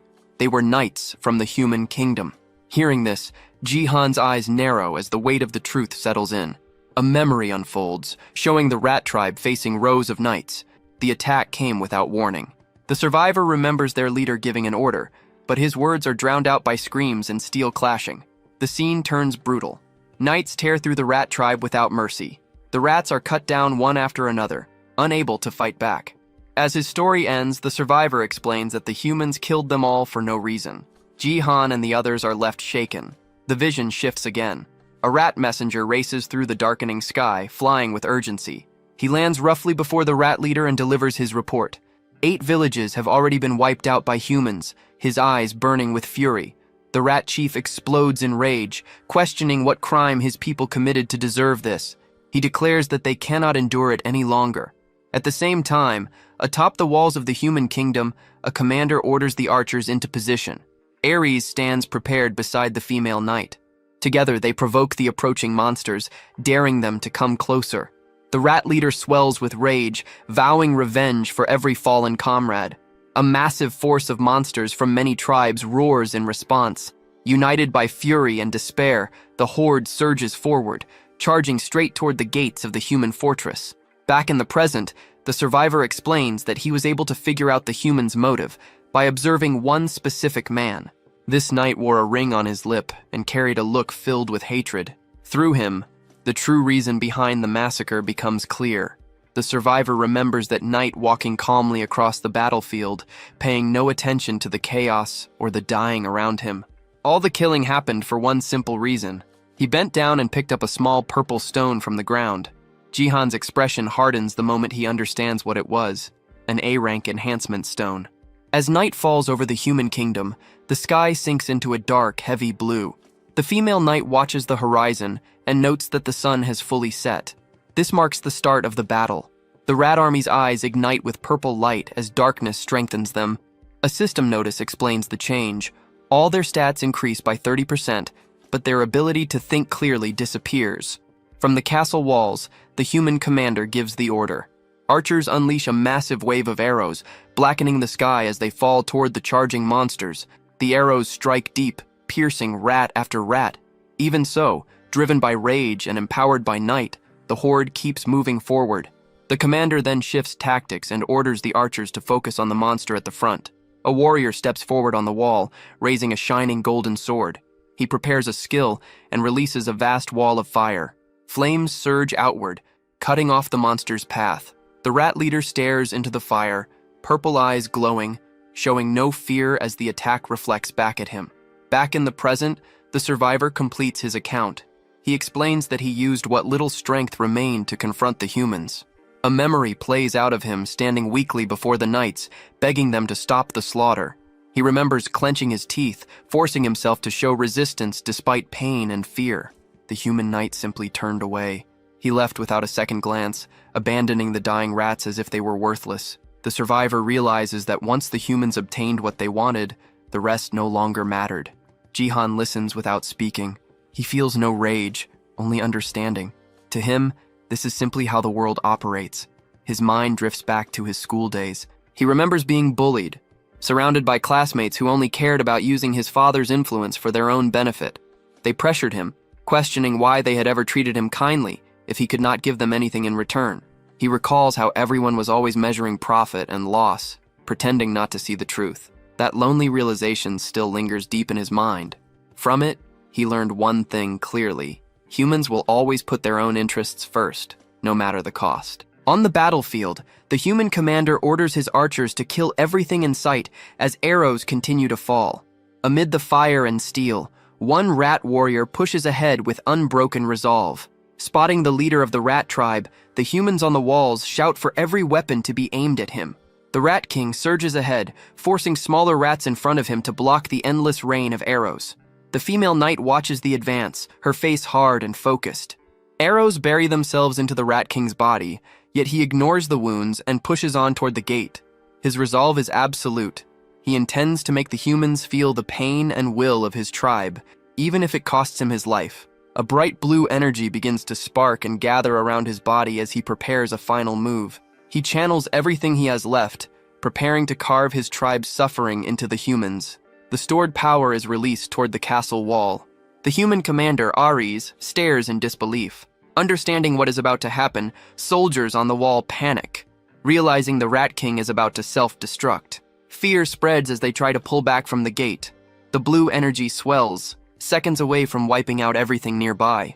With his final breath, the Rat King dedicates his life to peace, a desperate sacrifice for his people. At that moment, the female knight draws her blade.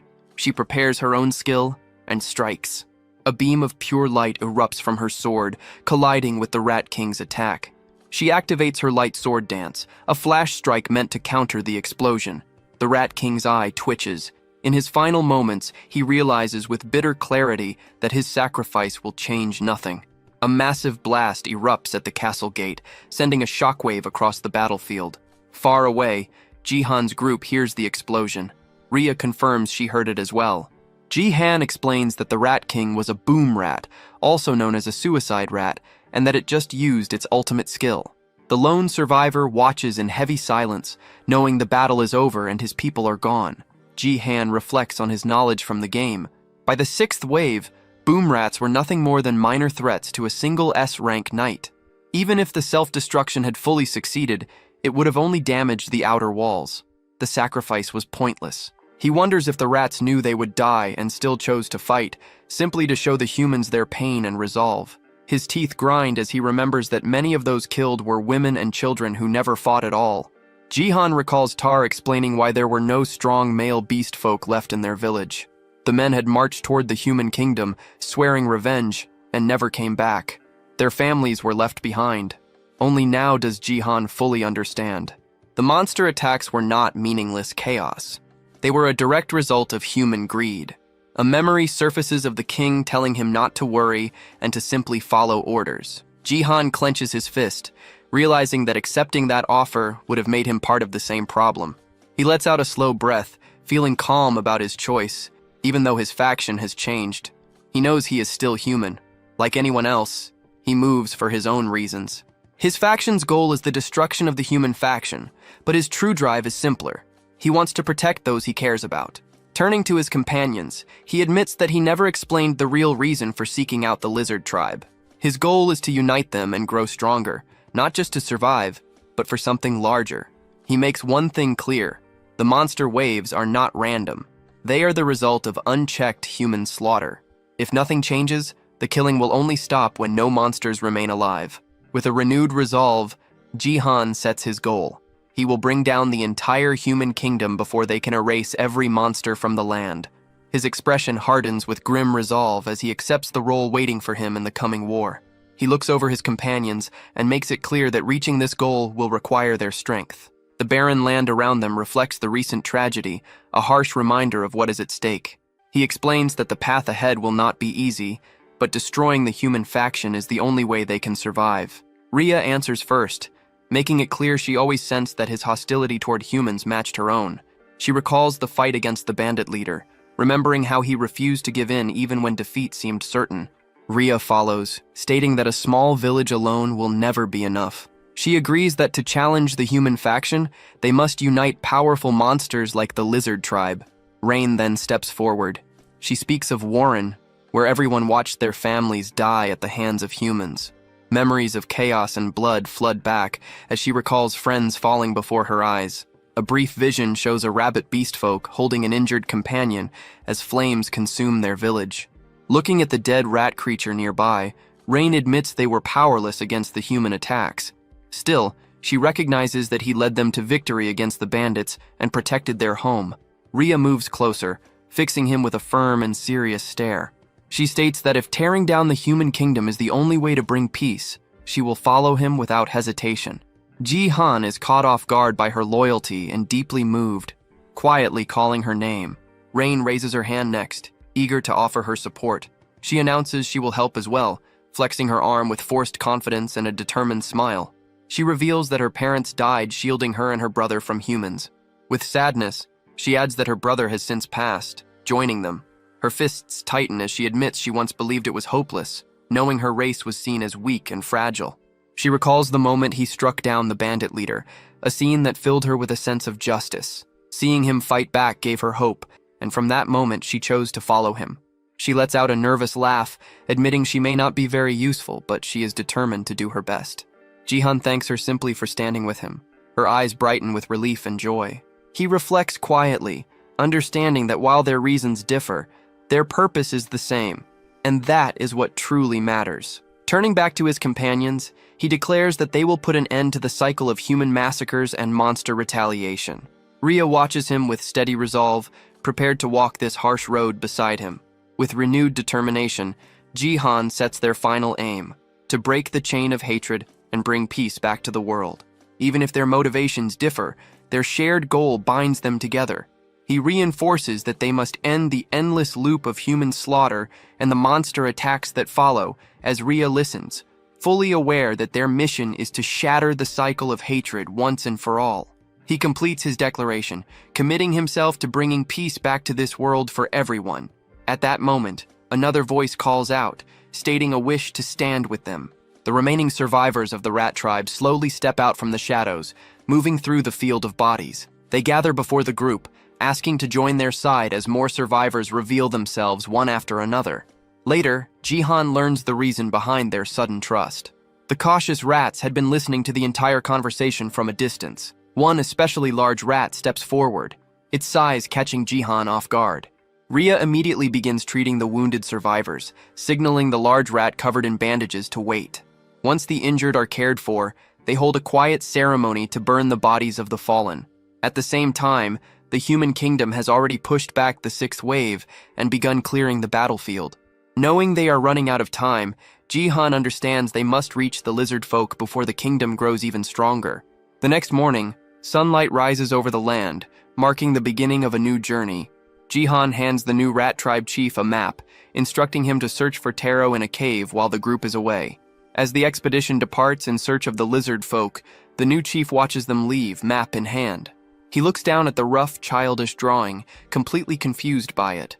A system window appears, confirming the addition of 67 new members and updating the quest progress. After parting from the rat tribe, the group heads toward the swamp, where the lizard folk are said to live. Along the way, they stop at a river.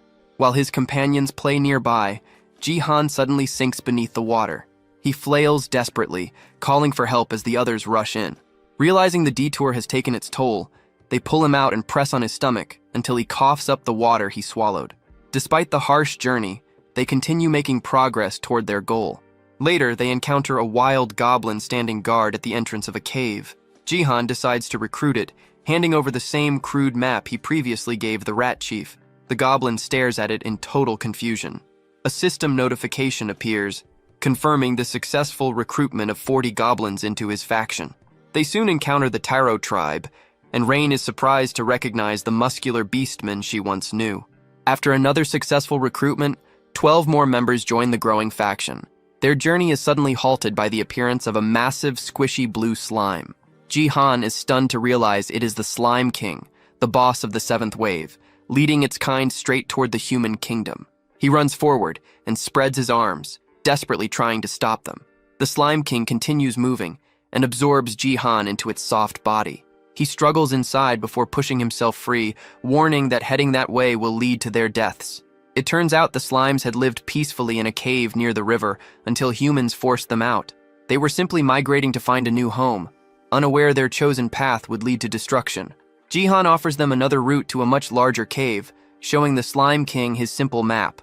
After a long discussion, he finally convinces the slimes to follow him instead and join his faction. His faction count surges by 793 members, leaving him only 6 short of his goal of 1,000. As the sun sinks low, Jihan is completely worn out, complaining that he cannot take another step, and Rhea agrees with him.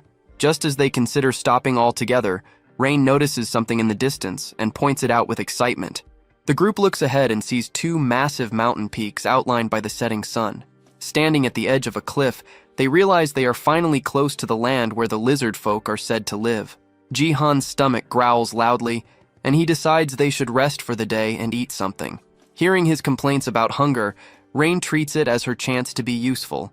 She eagerly pulls out a bag, proudly revealing that she carried fresh food all the way from Warren.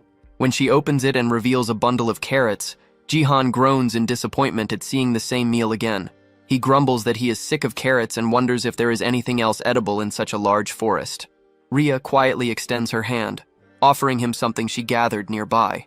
He looks down and recognizes the small red fruits resting in her palm as wild berries. He eats one, and his expression changes immediately as the sweet taste spreads across his tongue. Relief and joy wash over him as he enjoys real sweetness after so long. He asks Rhea if she already knew about the berries, and she confirms it casually. Rain then suggests cooking the carrots instead of eating them raw. Excited by the idea of a warm meal, Jihan agrees without hesitation, which makes the bunny girl beam with joy. Before long, a familiar and comforting smell drifts through the air as food simmers over the fire. Rain presents a large steaming pot, clearly proud of her work. Jihan is shocked to recognize the dish as soybean paste soup, and both he and Rhea find it surprisingly delicious. Curious, he asks where she got the soybean paste. She explains that cooking is her hobby and that she made it herself. Suddenly, Jihan calls out to Rain after noticing something strange. He wonders if she just bit into a rock. She nervously explains that she sensed something moving in the darkness. At that moment, a new scent draws her attention, and she turns her head with a confused look. Two enormous ogres step out from between the trees, one of them muttering that he also bit something hard earlier. Rain finally notices the towering figures behind her and lets out a scream in terror. She shuts her eyes and braces as one massive green hand reaches down toward her. Instead of attacking, the ogre ignores her completely and bends down to pick up one of the carrots lying on the ground. Jihan watches closely and notices that both ogres are covered in scars and fresh wounds. He realizes they were drawn in by the smell of food, not looking for a fight. One of the ogres stares at the soup pot, sniffing the air with open curiosity. Trying to gather her courage, the bunny girl lightly pushes against the giant's leg to get its attention. The creature crouches low, eyes locked on the pot, while Jihan looks on in confusion. Suddenly, the ogre reaches straight into the fire and grabs the pot with its bare hands. A second later, it drops the pot and screams in pain, shaking its badly burned hands wildly. Jihan watches the scene in silence, wondering how creatures with such low intelligence manage to survive at all. At the same time, he begins to rethink his plans about recruiting ogres. As the creatures bend down and start eating the spilled soup, Jihan lets out a tired sigh, worried this unexpected stop will slow them down. Deciding to judge them properly, he activates a skill, and a purple mark glows inside his eye. The result shocks him. Both ogres are high-level B-class monsters, far more dangerous than they appear. Showing surprising strength, one ogre casually lifts the still hot pot again, ignoring the heat completely. Unnoticed by the group, a hooded figure observes everything from within the forest shadows. The ogre's sudden scream startles the watcher, causing the figure to drop a basket filled with apples. Jihan moves to speak, attempting to recruit the ogres into his expanding faction. Before he can finish, Rhea suddenly grabs his arm, her expression tense as she senses danger. In the next instant, she moves. Rhea jumps forward and blocks a sudden strike from the hidden observer. Her claws snap out as she stops the attacker's blade head-on, demanding their identity. Jihan freezes as the hood falls back, revealing long, sharp ears. He realizes at once that the attacker is a dark elf, a race he believed no longer existed. The elf raises a hand, dark energy swirling tightly around it as a twisted spell forms. With a quick motion, the stranger touches Rhea's shoulder. The magic activates instantly. Darkbind surges through her body, locking her in place. Rhea cries out in rage, struggling, but her body refuses to respond. The dark elf lunges forward, sword aimed straight at the now defenseless Jihan. He shouts Rhea's name, panic clear on his face as the blade closes in. Without hesitation, he activates his abyss slot. Purple energy wraps around his hand, forming a blade just in time. He blocks the strike, steel and energy colliding in a spray of sparks. The elf recoils slightly, stunned by the weapon. An overwhelming magical force radiates from Jihan's blade. Jihan tries to understand why they are under attack, but the elf throws the same question back at him. The response leaves him completely lost. The dark elf tightens their grip and moves again. Their weapons clash once more as the fight turns serious. Jihan struggles to keep up, the elf's skill and raw power pushing him hard. The elf blocks his strike cleanly, their swords locking together. With brute force, the attacker breaks the bind and lifts their sword again. Jihan recognizes the posture instantly and prepares himself. A wave of dark energy erupts. Dark slash tears forward, ripping through trees and ground alike. Jihan barely avoids it. The attack crashes behind him, splitting the earth open in a violent explosion. He turns just in time to see the deep lie in the ground left behind. Breathing heavily, Jihan steadies himself, weapon ready. Across from him, the dark elf stands with blood running down their face. The elf is clearly shocked he survived the attack, but quickly suppresses the reaction. Jihan again demands an explanation.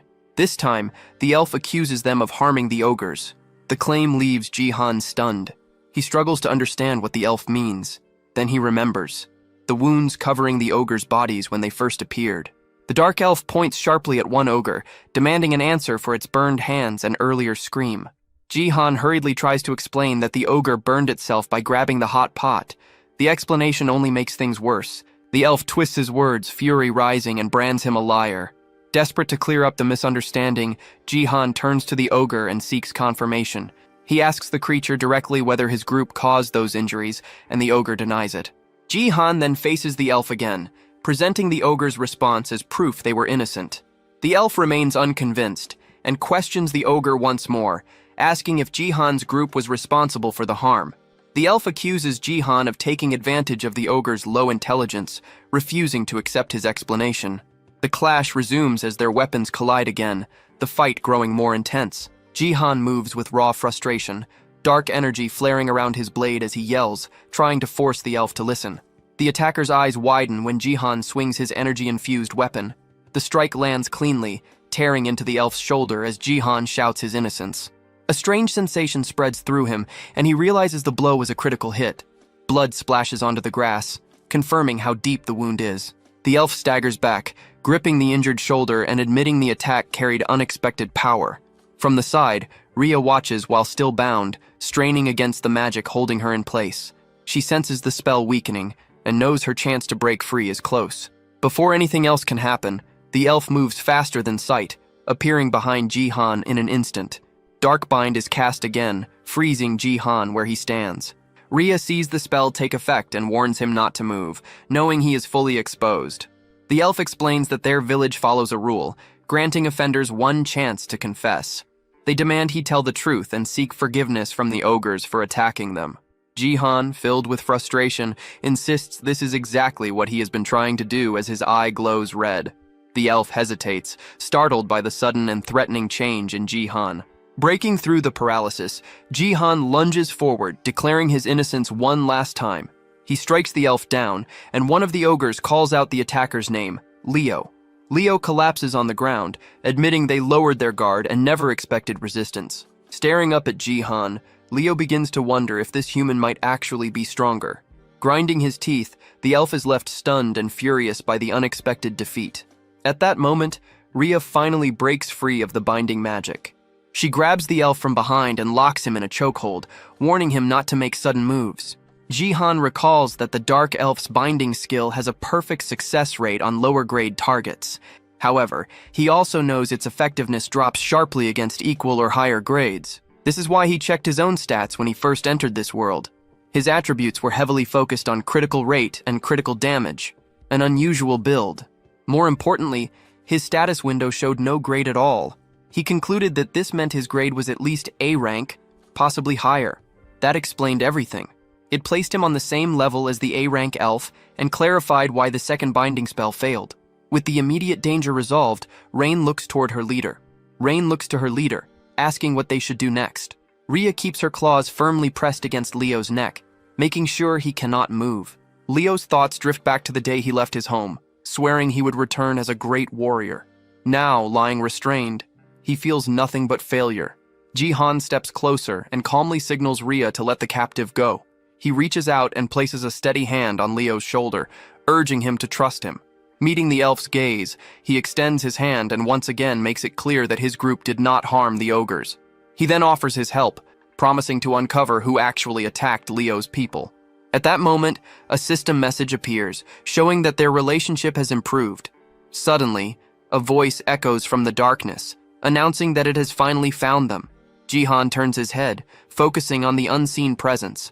A knight clad in dark armor steps out from the forest, his blue eyes glowing coldly. With a cruel expression, the man mocks the ogres and warns that escape is pointless. Ji-han's eyes widen in instant recognition as he notices the silver ring pierce through the man's lip. A silver ring caught the light, and the sight froze him for a brief second. Ji-hoon's thoughts spun as he recalled the man ahead, a knight with a silver ring set into his lip. It had all started over a small purple stone, yet that same knight was feared across the kingdom. He was the one who had wiped out the rat tribe. Heavy footsteps rang out, thud after thud, each step carrying weight and rank. Ji-hoon could not read the man's stats, but his instincts filled the gaps. 3 stars were etched into the knight's armor, marking him as an upper knight, A rank. There were countless A-rank knights in the realm, far too many to remember. The fact that this face felt unclear meant one thing. He was not a public hero, but a hidden blade. The knight moved closer, his face stiff and sharp as his eyes scanned Ji-hoon's group. He noted the strange mix before him, ogres, beast folk, and humans. Judging it as an odd pairing, his gaze settled on Leo. With a brief sound of interest, he studied the dark skin and pointed ears and understood at once, a dark elf. A thin laugh slipped out as he considered the value of such prey. To him, this chase had become a good find. Ji-hoon's thoughts hardened as the image of ruin matched the man before him. He wondered if this was truly the one who had torn through the rat tribe village. The knight showed no concern in confirming it, treating slaughter like a dull task. Seeing Ji-hoon speak so freely to a human stunned Leo.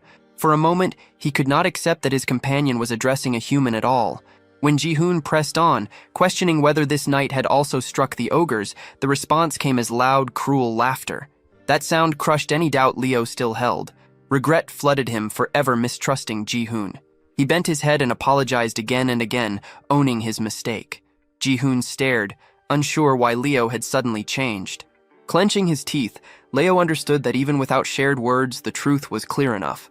In a flash, he burst forward, his speed sharp enough to shock even Ji-hoon. Fast enough to claim first place in any race, if such things mattered now. Leo struck, his magic dagger flashing toward the knight. The blow was stopped cold by an armored hand. Steel took the hit, leaving the knight mostly unharmed. A crooked smile spread across the knight's face as he judged the gap in gear between them. A low laugh followed while he muttered something unclear and shifted his stance. Leo's thoughts raced. If the armor could not be broken, then flesh without cover was the answer.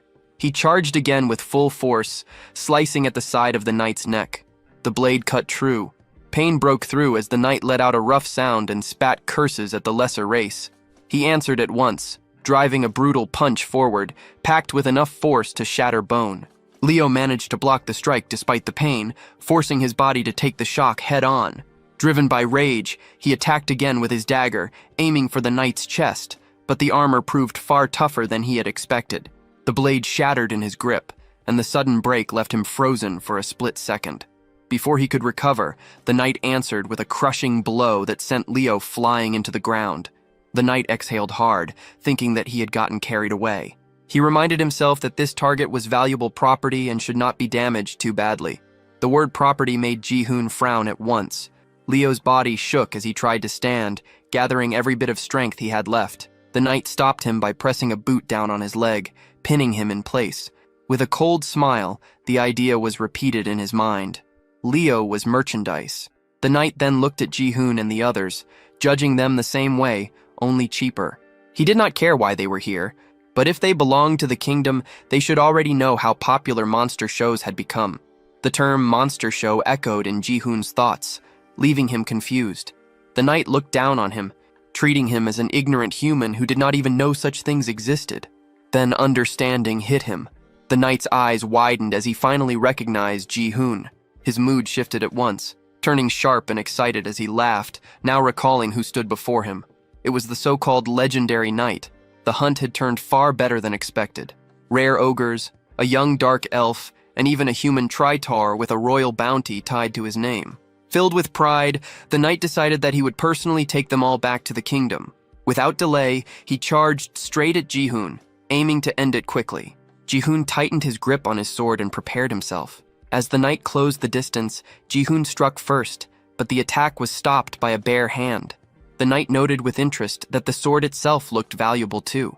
Ji-hoon questioned whether all of this was truly ordered by the king. The answer came without warmth, making it clear that the king's will was law. Ji-hoon thought bitterly that acting openly cruel must make things easier, leaving no room for guilt. The knight took that thought with a grin, seeing it as fitting for a traitor. Nearby, Rizzle lay fast asleep, calm and untouched by the violence around him. Without warning, Rhea rushed forward and slashed the knight's arm with her sharp nails, drawing blood. Watching this, Leo's thoughts drifted to party rules, how experience was shared but depended on effort. He wished even now that more of it could flow to Rhea. Ji-hoon turned his focus to Rizzle, urging him to be ready if things went wrong. The only answer was a loud roar that shook the air itself. The knight mocked them as uncivilized beings, though he admitted they made good entertainment. Muttering under his breath, he called on an earth-based power.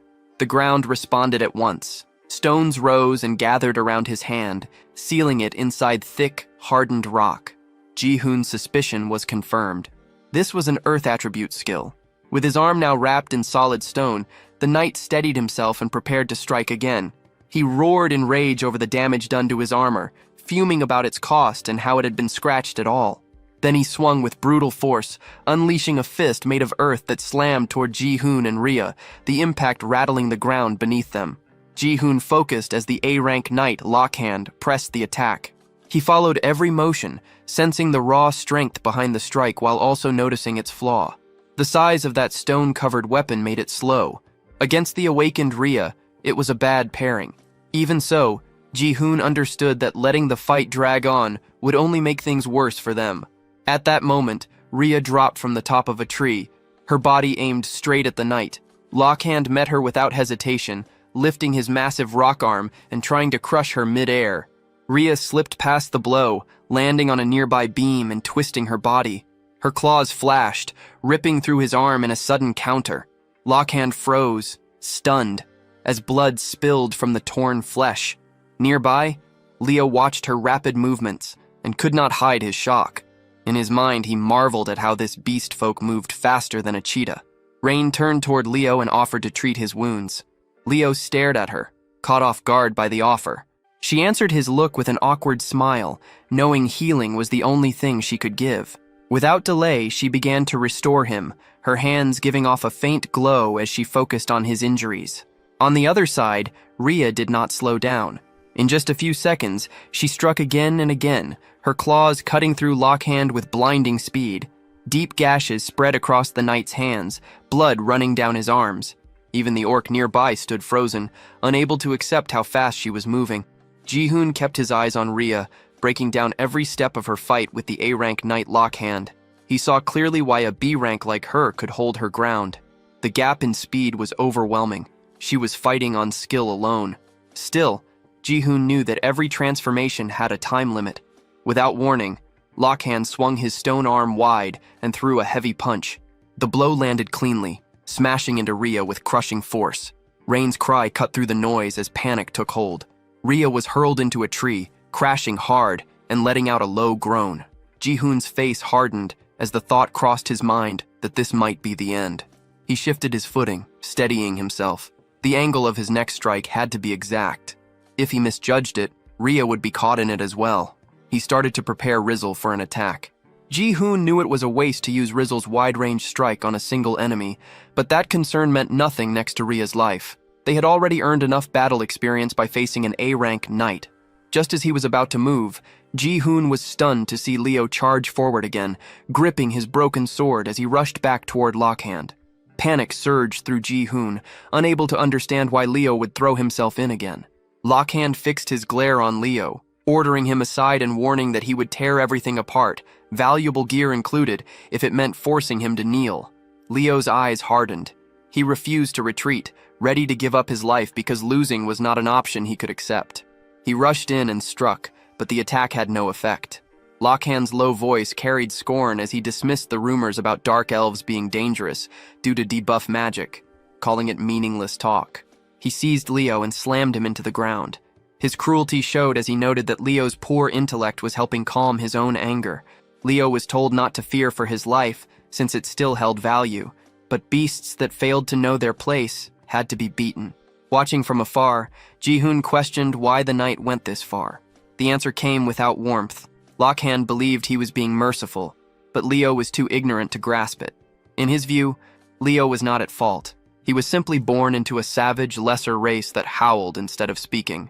Leo clenched his teeth as memories flooded back. In his childhood, his strength had always been lacking. His father had tried to comfort him, telling him not to worry, promising that his magic would grow with time. Yet as the years passed, nothing changed. Whispers followed him everywhere, saying the chief's son had less magic than a child. People questioned how someone like him could be the heir of the tribe. Unable to endure the shame, Leo had left his home. As he walked away, he swore he would return stronger and walk the same path as his father. Back in the present, regret shook him. Thoughts of his father filled his mind, and he apologized in silence, crushed by the feeling that he had failed. Ji-hoon called out to him and threw his sword in his direction, urging him to take it. Leo caught the blade, and the moment his hand closed around the hilt, a massive flow of energy surged through him. Power flooded his body, and he realized that magic was pouring out of him without restraint. With that level of magic flowing through him, He was finally able to fight back. Leo rushed in, swinging the sword and driving it straight into Lockhand's chest. The knight did not move, not even a scratch appearing. Lockhand burst into loud laughter, treating the attack as nothing more than a joke. Ji-hoon watched Leo closely, breaking down the motion of the strike, noting the diagonal path from the upper right down to the lower left. Then Leo let out a roar as the sword released an even greater surge of power. Energy poured out without restraint. He attacked again, using everything left in his body. Light exploded from the blade, spreading through the forest and lighting up everything around them. The force behind it stunned everyone who witnessed it. Lockhand was hit head-on and hurled far away as the ground split apart beneath him. His armor, clothes, and all his gear shattered and were wiped out completely. Ji-hoon stared, stunned, realizing that Leo's strength was several times greater than before. Leo looked down at his own hands, unable to accept that he had released such power. His strength ran out at once, and he dropped to the ground, eyes fixed on the sword, as he wondered what kind of weapon it really was. Ji-hoon immediately turned his attention to Rain, urging her to treat Leo and Rhea at once. Rain answered without delay, her resolve clear as she moved to help. Not far away, Lockhand lay on the ground, barely alive, yet still able to curse, raging that such lesser races dared to stand against him. Ji-hoon stepped forward and threw his sword toward the fallen knight, forcing his focus away from empty insults and toward a different kind of talk.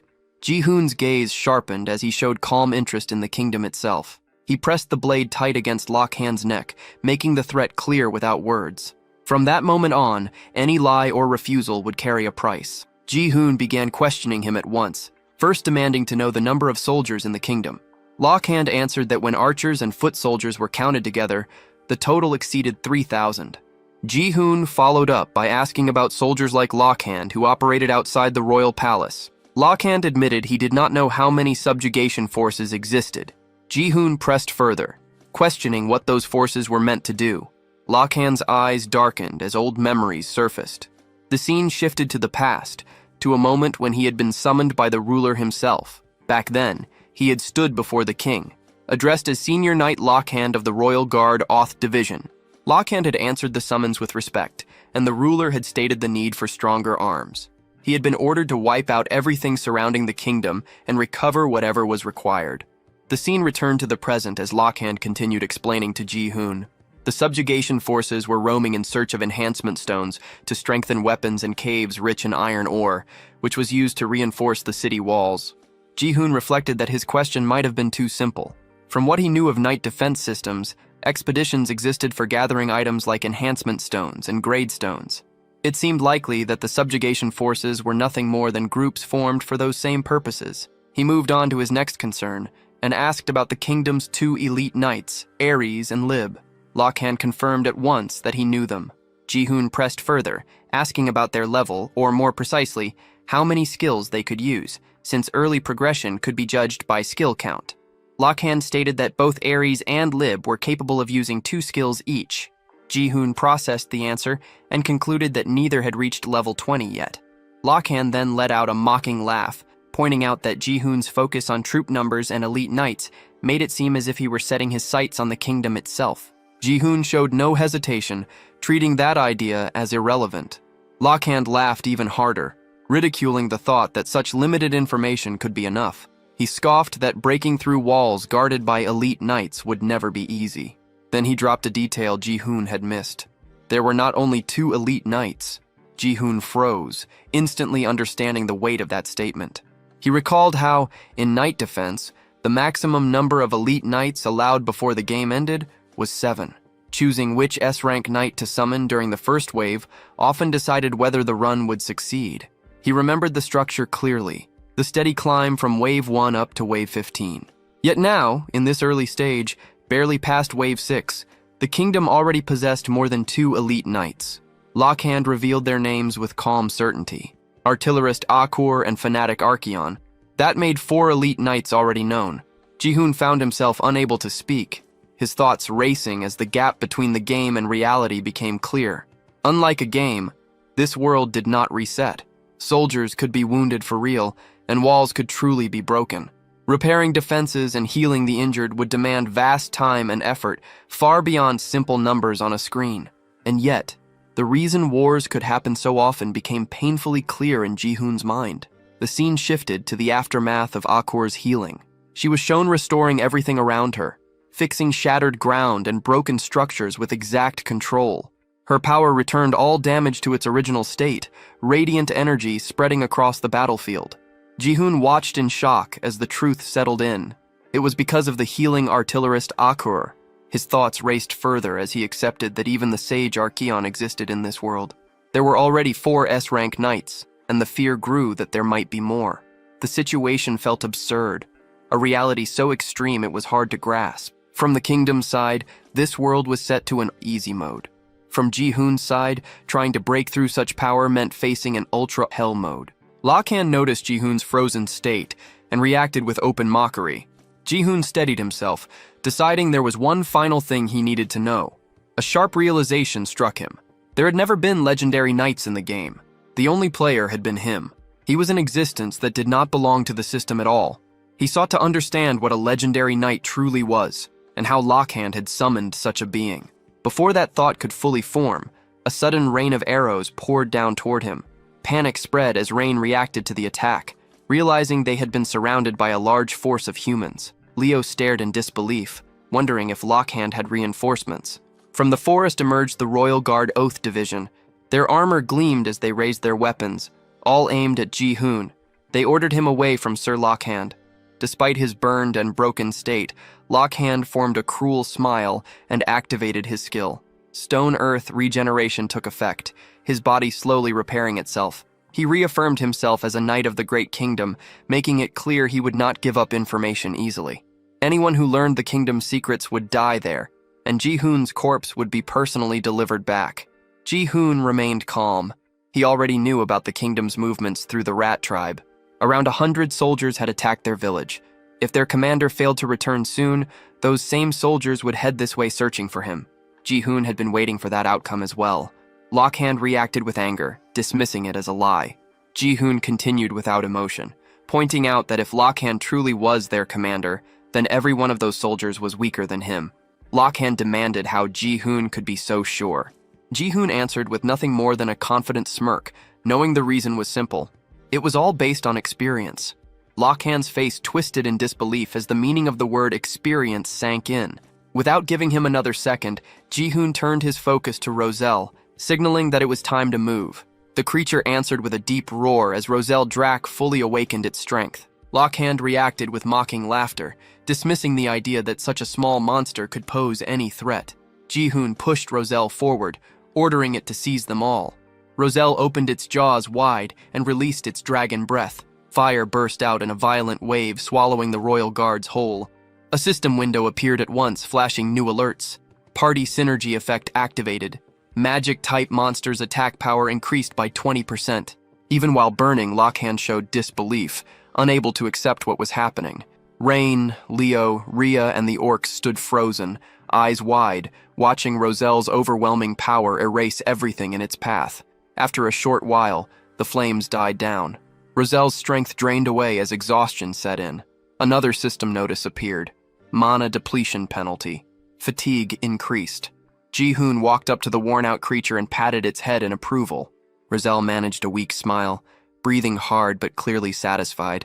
Ji-hoon's thoughts turned inward as he reviewed the fight. His level had risen at a shocking pace. Still, the total experience felt lower than expected for the number of enemies defeated. He guessed most of them had been low-ranked knights. Even so, he judged the result as a solid gain. As he looked around, something unsettling caught his eye. The burned royal guards began to change. Their bodies hardened, turning stiff and clear until they became crystal stones. Ji-hoon picked one up and studied it closely. He noted that enhancement stones did not break, even under a dragon's breath. With that confirmed, he ordered everyone to collect the spoils. Rhea and Rain agreed at once and rushed off to gather everything they could find. While they worked, Ji-hoon opened the system window and checked the stats of Roselle, Rhea, and Rain. He confirmed that experience within a party was shared, but divided based on contribution. Rain, who had only healed during the fight, had still gained 17 levels. Rhea and Roselle, who fought directly, had risen by 10 and 7 levels. From this, Ji-hoon concluded that rank played a role in experience gain. He glanced over at Rhea, Rain, and Roselle, all busy picking up enhancement stones. Even with the unclear balance of experience sharing, he felt relieved. Roselle had reached level 10. Its MP had increased sharply, and a new skill had appeared. Ji-hoon froze when he recognized it. It was a skill he never expected Roselle to have. The focus shifted back to Ji-hoon. His thoughts turned to Leo, and he felt that something between them was still unresolved. The internal counter in his view read 64%. He questioned why Leo had fought with such desperation, even putting his own life at risk to protect the ogres and shield Rhea. Leo stayed silent, weighed down by regret. Inside, he apologized to Ji-hoon for everything that had happened. He decided to escort the lost ogres to the sea, and then leave on his own. As he walked, weakness lingered in his body. He remembered the promise he had once made, that he would return stronger and follow his father's path. No matter how hard he trained, his magic power had never grown. Yet through the recent battle, he felt that he had finally found a possible way forward. As Leo prepared to depart, Ji-hoon observed him closely. He noted that Leo's magic power was abnormally low, barely 1/10 of what a normal dark elf possessed, perhaps even less. Ji-hoon understood that 2 restraints and a single slash were enough to drain Leo completely. Leo was taken aback, wondering how Ji-hoon could know such details when he was not even a dark elf. Ji-hoon explained it inwardly as a special ability unique to himself. Leo accepted the explanation more easily than expected, though embarrassment crept in, as if his weakness had been fully exposed. Ji-hoon then brought up the moment when Leo had gripped the sword and felt his magic surge. He reasoned that the blade was no ordinary weapon, but a magic sword capable of supplying magic power and boosting magical attacks. Leo understood at once that it was a rare magical weapon, and admitted he had never seen one of such quality. Ji-hoon chose to give the sword to Leo. Leo questioned the intent, and Ji-hoon's purpose was clear. He wanted Leo to wield it and fight at his side. Leo recalled that dark elves did not normally join forces with other races. Still, Ji-hoon pressed the point that Leo wished to grow stronger. Ji-hoon understood Leo's condition well. His magic power was lacking, but his physical ability was far beyond that of other dark elves. The real weaknesses were his low magic reserves and poor magic attack strength. Leo reluctantly admitted that this judgment was correct. Among dark elves, those with weak magic were treated as worthless. That was the reason Leo had been traveling in search of a way to increase his magic power. Ji-hoon then took an enhancement stone and rubbed it against the sword, confident that the issue could be fixed. He believed Leo's physical talent was unmatched among his kind and offered to help him build the magic power he lacked. Ji-hoon was capable of continuously increasing the weapon's magical output. He pulled out a B-rank enhancement stone and began the enhancement process.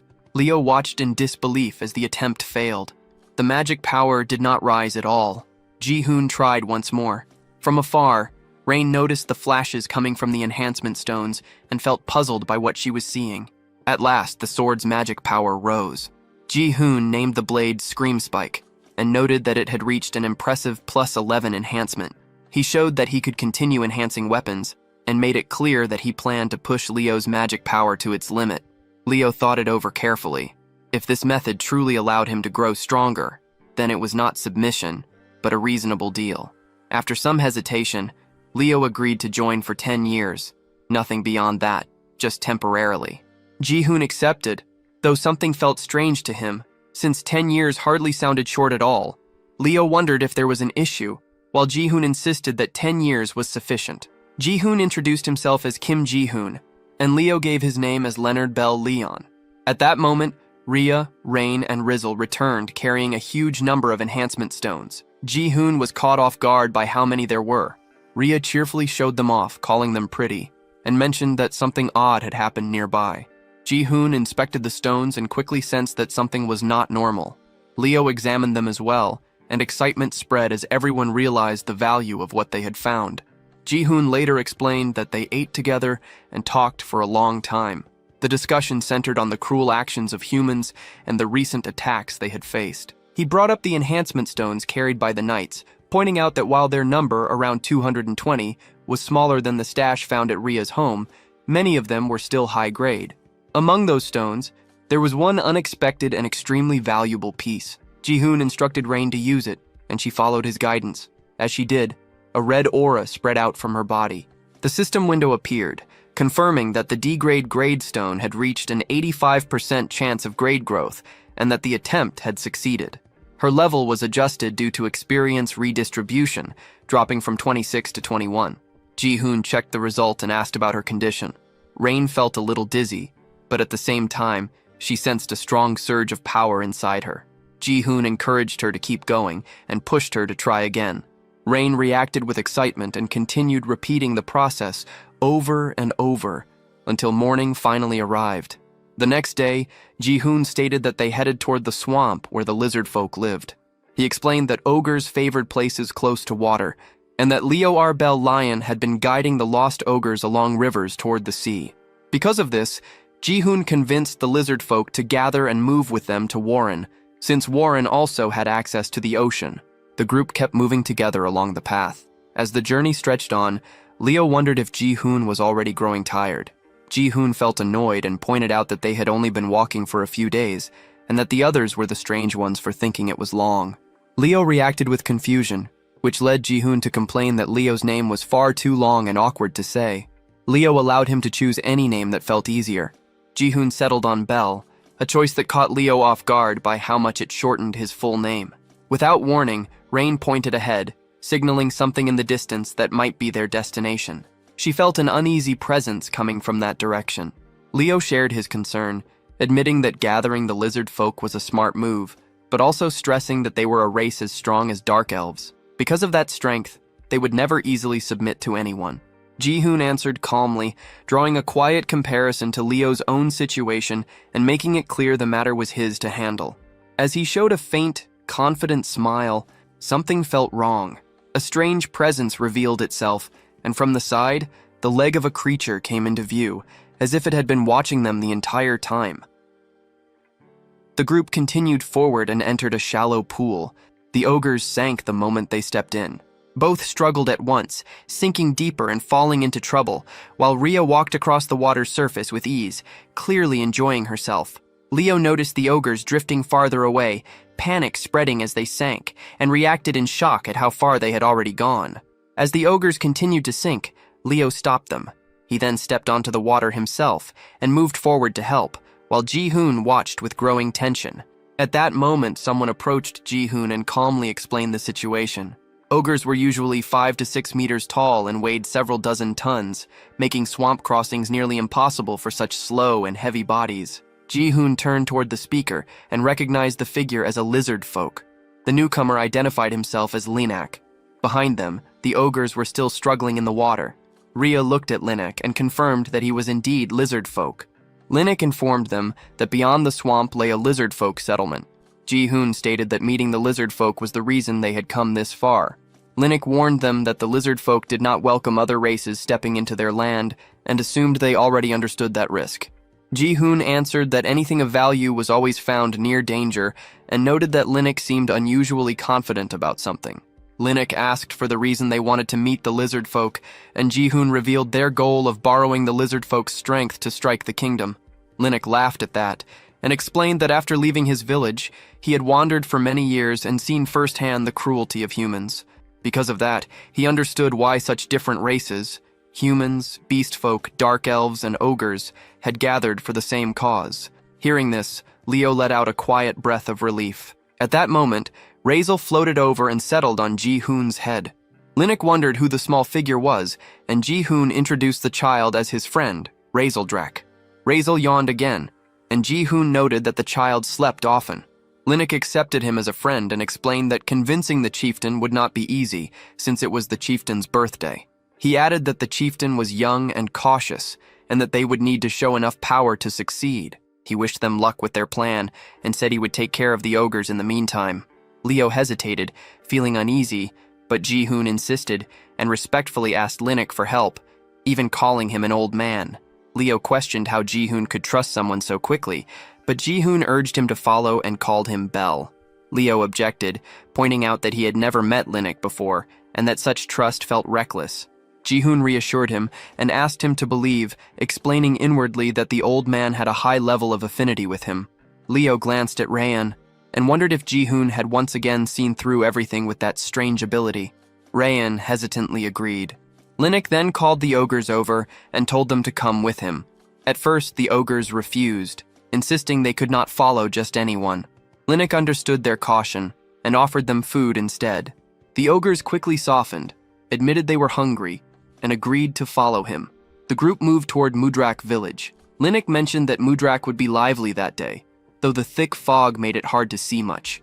Ji-hoon asked how much farther they had to go. Before long, they arrived at the lizard folk village of Mudrak. Ji-hoon noted that he had never imagined a village could exist deep inside the swamp. Rayan pointed out that perhaps because it was the chieftain's birthday, no one seemed to be around. Ji-hoon decided they should head inside anyway. Rayan worried about entering without permission, but Ji-hoon pointed out that waiting forever was pointless, and that meeting the chieftain was necessary. Leo reflected that they had followed Linak only because they trusted Ji-hoon and believed there had to be a way to persuade the village. Rhea stated with confidence that Ji-hoon always did what he promised and made it clear that she believed in him completely. Leo asked whether she liked Ji-hoon, and Rhea flushed at once, stumbling over her denial and embarrassment while questioning why such a thing would even be asked. Before the moment could stretch further, Ji-hoon suddenly stopped, sensing something unusual. Rhea asked what he had heard, and Rain confirmed that she had begun to notice it as well. Ji-hoon focused and picked out the sound clearly. It was a heavy pounding, coming from a specific direction. He pointed toward it, signaling the source. Rhea warned him to stay alert, but before he could respond, a lizard folk soldier launched an attack straight at him. Ji-hoon reacted instantly, dodging the strike and recognizing the attackers at once. Leo intercepted another soldier's blow, while Rhea leapt forward, striking back and forcing the soldiers away from Ji-hoon. She moved in to attack again, but Ji-hoon stopped her, telling her to wait. Before she could pull back, a soldier struck her hand, leaving her injured. Ji-hoon quickly addressed the soldiers, making it clear they had not come to fight, only to meet the chieftain. One soldier noticed that a human was speaking their language and decided that this alone marked him not as a guest, but as a criminal. The soldiers judged the group as intruders rather than visitors. Chains were placed on all of them, and they were dragged away. As they were taken, Ji-hoon noted inwardly that even the weakest soldier among them was far beyond their level. That alone told him they had reached the right place. He also realized that the pounding sound he had sensed came from here. Leo grew annoyed and remarked that the lizard folk were throwing an extremely noisy birthday celebration. A soldier snapped at them to stop talking and move faster. They were led into an arena. Inside, a kingdom knight was already locked in combat with a lizard folk warrior. In one clean motion, the lizard folk cut the knight's throat. Ji-hoon stared at the scene, stunned, trying to understand why a kingdom knight was here at all. The lizard folk warrior who delivered the killing blow bowed deeply before Lyrak and offered birthday wishes. Lord Lyrak continued eating his fish, calmly observing that the warrior's edge had grown sharper. He praised the fight as a fine, bloody display worthy of a true lizard folk. Another lizard folk called out for the next match to begin. A warrior stepped up to the caged kingdom knights and challenged any of them willing to fight to come forward. The knights, unable to understand his words, shouted in anger, telling him to go away while shaking in fear. Among them, a female soldier trembled uncontrollably. At that moment, the lizard folk soldiers who had captured Ji-hoon's group arrived before Lyrak and announced that they had apprehended intruders. Lyrak's attendant inspected the bound group and demanded an explanation, pointing out that Mudrak lay deep within the swamp, that no one came there without reason, and that their tribe did not welcome outsiders. He pressed them again, insisting on knowing their purpose. Ji-hoon assessed the soldiers watching from the stands. Their levels ranged from 30 to the mid-30s, with ranks spanning from C to A, and their combined force was far greater than he had expected. Yet the real shock came from the lizard folk chieftain himself. Ji-hoon realized that the one seated before them was S rank, level 36. Lyrak's face hardened as he wiped blood from himself and demanded to know why they had entered Mudrak. Ji-hoon answered plainly that they needed the strength of the lizard folk. Lyrak burst out laughing and the entire tribe followed his lead. Rhea bristled in anger, demanding to know what was so amusing, while Rain panicked and tried to stop her. Leo urged Rhea to stay calm, reminding her that this was only the beginning. Rhea questioned what kind of beginning this was, and Leo clarified that it was a negotiation where their lives were on the line. Lyrak kept laughing, clearly entertained by Ji-hoon's claim that he needed power, and pressed him to see if that was all he had to say. Ji-hoon lowered his head, deciding inwardly that they had to move boldly. Once they bowed, they would never stand as equals again. This world followed the same rules as the game, and that meant Ji-hoon had already met the basic conditions needed to lead the lizard folk. Ji-hoon then declared that all lizard folk would fall under him. At once, a soldier thrust a spear to Ji-hoon's throat, calling him an insolent fool for daring to insult the chieftain and the tribe. Rain froze at the sight, nearly losing consciousness, while Rhea stared in disbelief. Leo understood then that Ji-hoon was using the method he had hinted at earlier. A soldier insisted there was nothing more to hear, and suggested ending their lives on the spot. Ji-hoon and Lirak locked eyes, cold and unmoving. After a moment, Lirak ordered the soldiers to lower their weapons. He stated that his decision was the decision of all lizard folk, and whatever choice he made, the tribe would follow. Ji-hoon replied that he held power, then turned the question back on the chieftain. If every lizard folk followed Lirak, then whom did Lirak himself follow? A soldier rushed forward in rage, accusing Ji-hoon of arrogance. Ji-hoon remained calm and called out to Rizeldrak. Lirak reacted with confusion at the name. Ji-hoon repeated it, pointing out the being floating above his head as Rizeldrak. He explained that the lizard folk worshipped dragons, the very beings they revered. Lirak hesitated, disbelief crossing his face, and questioned whether it truly was a dragon. Leo turned toward Rhea in shock, repeating the word dragon in his mind. He recalled the legendary dragon race and wondered if Rizeldrak belonged to it. Rhea reminded him that he had already witnessed that massive attack earlier and still failed to understand what he was seeing. Leo admitted that the earlier attack had been overwhelming, but he also recalled that the dragon race had disappeared more than 100 years ago. From his parents' stories, dragons were described as massive beings with huge wings, capable of wiping out entire villages with a single breath. Because of that image, he could not accept that the small creature floating before him was truly a dragon. Lirak acknowledged that his people worshipped dragons and followed their will as absolute law. Even so, he insisted that the being above Ji-hoon was not a dragon. The lizard folk soldiers erupted in anger, shouting that the intruders were mocking the dragon race. They demanded that the outsiders be executed at once. One soldier drove a spear close to Ji-hoon's neck and looked to the chieftain for a final call. Ji-hoon assessed the situation in silence. He questioned how the lizard folk chieftain could fail to recognize a dragon at all, wondering whether Lirak truly did not know, or if he was only pretending not to. Lirak suddenly paused, then announced that a more entertaining idea had come to him. He mentioned that there were still 4 prisoners awaiting execution. Rain echoed the words in shock, understanding what death row prisoners meant. The soldiers ordered the remaining kingdom knights to step forward. Lirak explained that not long ago, those same knights had broken into Mudrak, stolen their treasure, and slaughtered a young warrior without mercy. He declared that a fight would decide their fate, and whoever survived would be spared. The surviving kingdom knights moved forward to face Ji-hoon's group. Leon protested, questioning why they were being forced into battle, but a soldier shut him down, reminding him that intruders had no right to refuse. Ji-hoon accepted the situation, deciding that it no longer mattered whether the lizard folk believed the truth or not. Leon begged Ji-hoon to say something. Ji-hoon chose his response carefully. He would prove it himself by showing them the true power of a dragon. Humans and beast folk stood facing each other inside the arena, the air thick and tense, like the quiet pause before a tournament fight that everyone knew would turn violent. Among the humans, a yellow-haired knight stared at the beast folk with smug confidence, talking as if victory would really spare his life. Beside him, a heavily armored knight thought grimly about his situation. He had been meant to die, yet now there was a slim chance to survive, as if fate had flipped into a twisted gamble with slightly better odds. Their meaningless chatter grated on their female teammate, whose irritation showed clearly as her patience with their arrogance ran thin. The armored knight then sized up the beast folk with cold judgment, dismissing everyone except the dark elf as weak, delivering his opinion like an unwanted ranking announcement. The yellow-haired knight stepped forward eagerly, claiming the first fight for himself and calling for an opponent. He provoked them openly, throwing insults and labeling the beast folk as savages. Rhea reacted at once, anger flashing across her face as she bristled at his tone and mocking grin. Nearby, Leon radiated killing intent, already imagining the end of all of them, skipping ahead in his mind as if this were the final battle. At that moment, the lizard folk duel instructor addressed everyone and laid out the rules. The fight would be one-on-one, and the loser would die immediately. The arena was no longer a stage, but a place with no return. The yellow-haired knight turned to Ji-hoon and asked for the rules to be explained. Ji-hoon conveyed them plainly.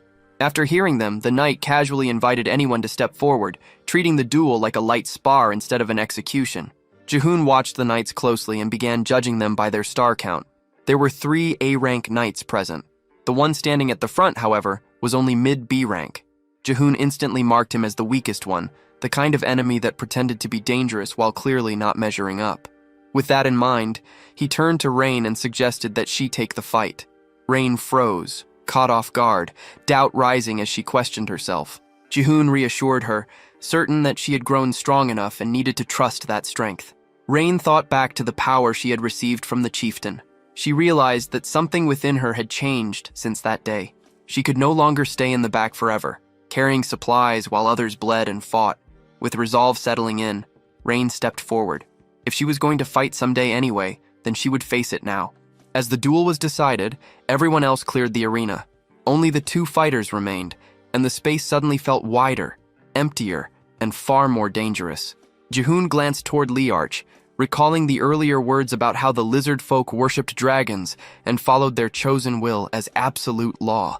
Back in the present, Ji-hoon looked at Liarch again and reflected that he already held 2 solid proofs that Rizal was a dragon. He knew he could expose the truth right away. Still, with Rain's recent rise in rank, this duel was a rare chance for real combat experience, something that could not be skipped or fast-forwarded. Inside the arena, the yellow-haired knight stared at Rain in disbelief, clearly shocked that she was the one facing him. Rain stood there nervously, her fear obvious in her stiff posture. The knight judged her at once, recognizing her as a rabbit beast folk, what he believed to be the weakest race of all.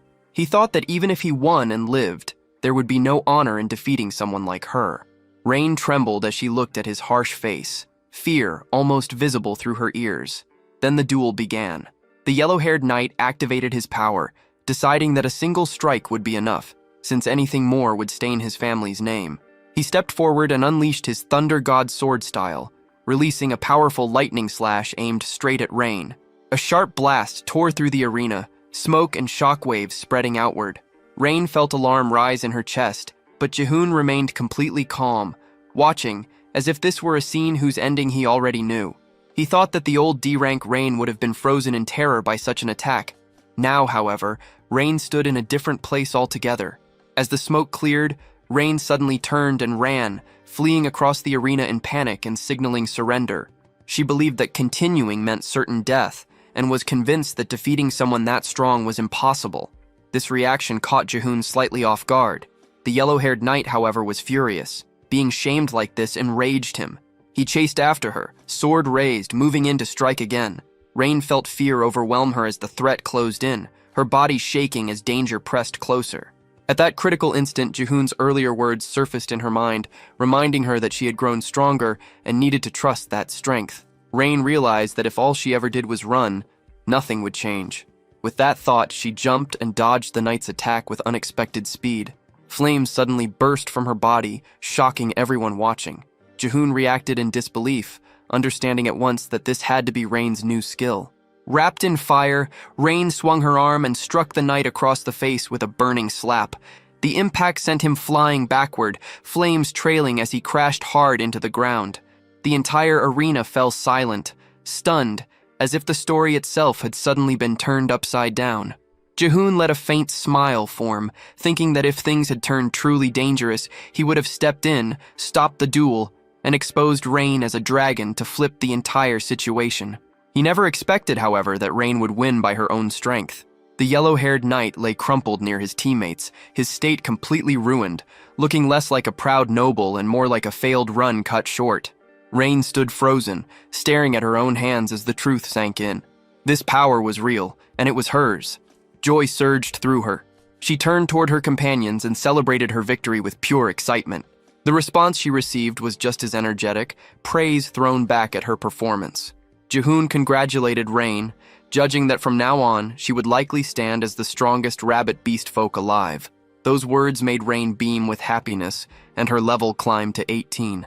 Leon watched quietly and reflected that Rain had barely trained at all, yet she had clearly changed, grown, beyond what he expected. He then looked at Ji-hoon with a small smile, realizing that Ji-hoon's strength had a way of making others stronger as well. Choosing to follow him felt like the right decision. Rain was officially declared the winner of the match. Even then, the yellow-haired knight, still sprawled on the ground, clung to the thought that as long as he was alive, he had not truly lost. That illusion ended instantly. A lizard folk soldier stepped forward and killed him on the spot, declaring his defeat without pause. The sight shattered the female teammate's resolve, and she finally broke down, unable to endure anymore. The instructor then called for the next human fighter to enter the arena. Without delay, the female knight stepped forward. Leon reacted in shock, noticing that she had slipped into the arena in an instant, her movement almost impossible to follow. Ji-hoon thought back. He could not clearly remember the A-rank knight he had faced in the forest, but this woman was different. He remembered her well. She was the yellow current beauty sword, Kalhera. At a glance, she looked ordinary, but beneath that surface, she was anything but. Kalhera formed a twisted smile, having reached her limit after witnessing too much pain that day. She wanted to feel that sensation again. Ji-hoon analyzed her further and identified her nature at once. She was a sadist, someone who drew pleasure from inflicting pain, turning the arena into her personal playground. Kalhera blushed faintly and pointed straight at Ji-hoon, marking him as the leader. Ji-hoon reacted with clear surprise as he realized she was challenging him directly. Rhea watched Kalhera closely and felt uneasy. Something about that woman was wrong, especially the way she stared at Ji-hoon with such a disturbing expression. The fight instructor turned toward Ji-hoon and asked what Kalhera had said. Ji-hoon answered calmly, explaining that Kalhera wanted to fight him. Hearing this, the instructor told Ji-hoon that if he intended to fight, he should step down into the arena himself. Ji-hoon began to think carefully. Kalhera was a knight from the upper tier of A-rank, and on top of that, she was fully armed with specialized A-rank equipment. Even among A-rank knights, she stood on a completely different level. Logically, taking such a risk made little sense. Still, no matter how strong Kalhera was, she could not endure a dragon's breath at that distance. All Ji-hoon needed was to shut down her high-speed movement skill, Current Shift. His tools were simple: his durable body and Risaldrak's single-strike power. If he won, the experience gained would be enormous. The thought crossed his mind whether he should attempt it. Ji-hoon then stated that he always fought together with Risaldrak. Kalhera reacted with interest, seeing this as something that would double the fun. Before moving, Ji-hoon borrowed Belle's sword. Leon warned him that the woman was dangerous. Ji-hoon acknowledged this and walked toward the arena without hesitation. As Ji-hoon moved, Liarch, resting atop his head, glanced at Risaldrak and was pulled back into memories of his childhood. He remembered his mother telling him that their people had once been saved, and that those beings had shared their power with them. She had said that when Liarch grew older, he too would be able to use that power. Back then, the young Liarch had wondered if that was really possible for him. Returning to the present, Liarch dismissed those thoughts as foolish nostalgia. Before the battle started, Ji-hoon raised an important concern. He asked what would happen if spectators among the lizard folk were killed during the fight. Risaldrak answered coldly that the arena was far too large for humans to fight properly and gave the signal to begin. Kalhera looked at Ji-hoon with a faint smile, her thoughts dark and twisted. She weighed whether she should stab him or slice him apart, her imagination drifting in a way that felt closer to a nightmare than a duel. After deciding, she raised her sword forward, satisfied with her choice. Leon watched anxiously and noticed something off about her stance as she gripped the blade, even from that distance. Without warning, Kalhera activated yellow current thunderbolt magic inside her sword and hurled it forward at terrifying speed toward the guards. The guards barely managed to block the attack with their shields. Leon was stunned. Throwing a sword infused with lightning magic was a technique that could end a fight instantly if the opponent did not understand what was happening.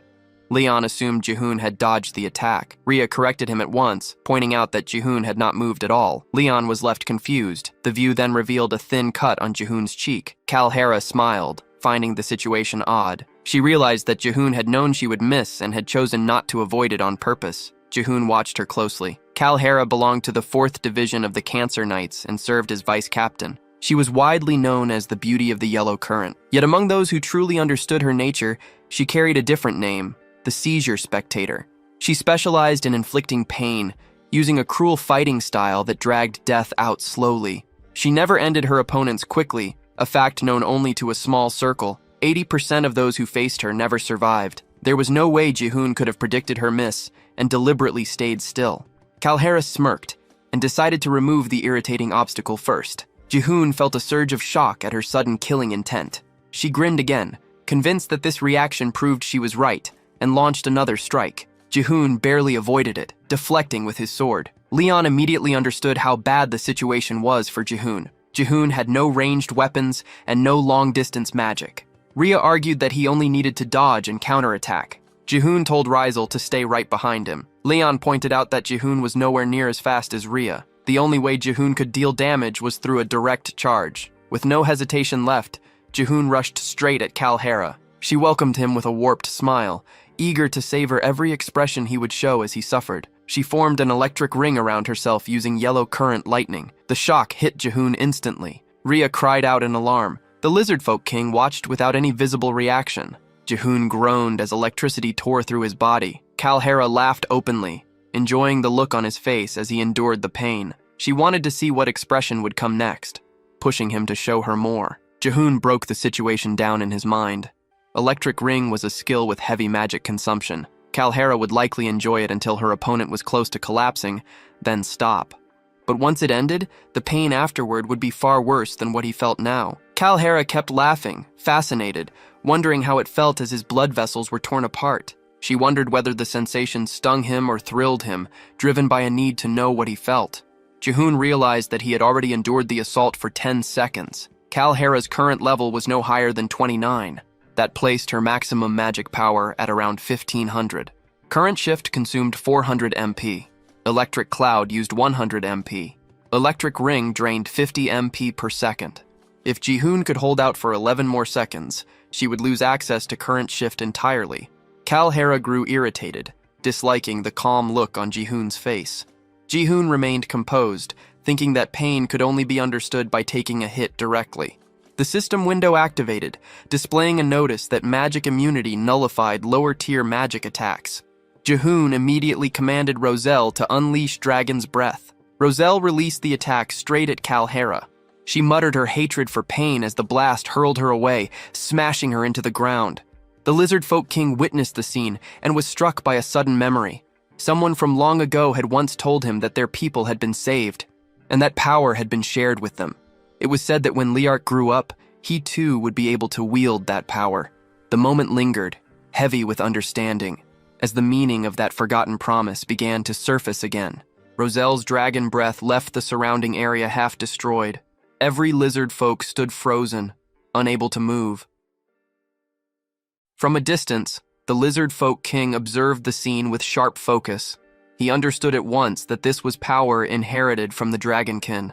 Dragon's Breath was an ability only the rarest lizard folk warriors could achieve, those who had reached the absolute pinnacle. The fact that such power came from such a small being was almost impossible to accept.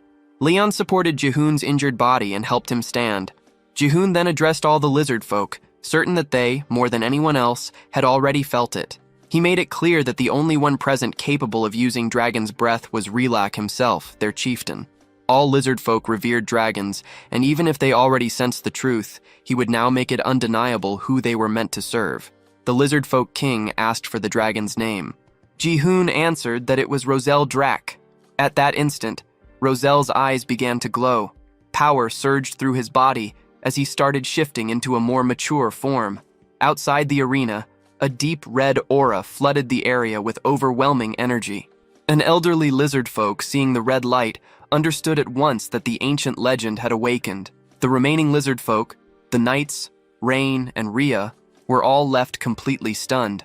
Even the Lizard Folk King stood frozen as he witnessed Roselle Drak's true form.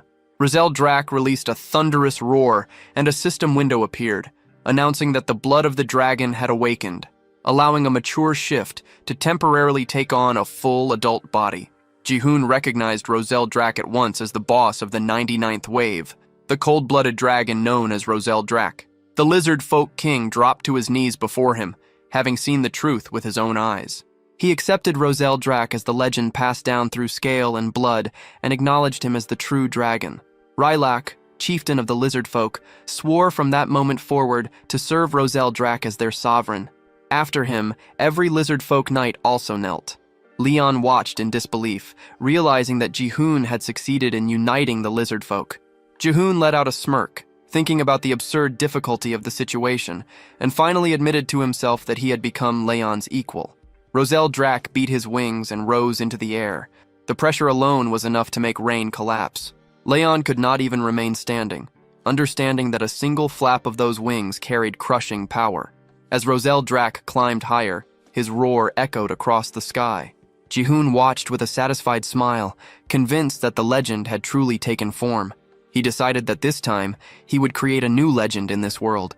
Then something important crossed Jihoon's mind. Atop Roselle Drac, the boss of the 99th wave, there was a tiny speck, clearly shaped like a person. Not long after, Roselle Drac's power faded, his strength drained, and he shrank back into his small form. Before he could fall, Jihoon caught him. Jihoon praised Roselle for unleashing Dragon's Breath and achieving a mature shift, acknowledging his effort. Roselle felt pleased by the praise. Jihoon noted that the transformation had only been temporary and far too brief. A system window appeared, announcing that the main quest had been completed. Another faction expansion had been cleared, reaching 1,255 out of 1,000, exceeding the requirement by more than 100 and raising the chance of high-tier rewards.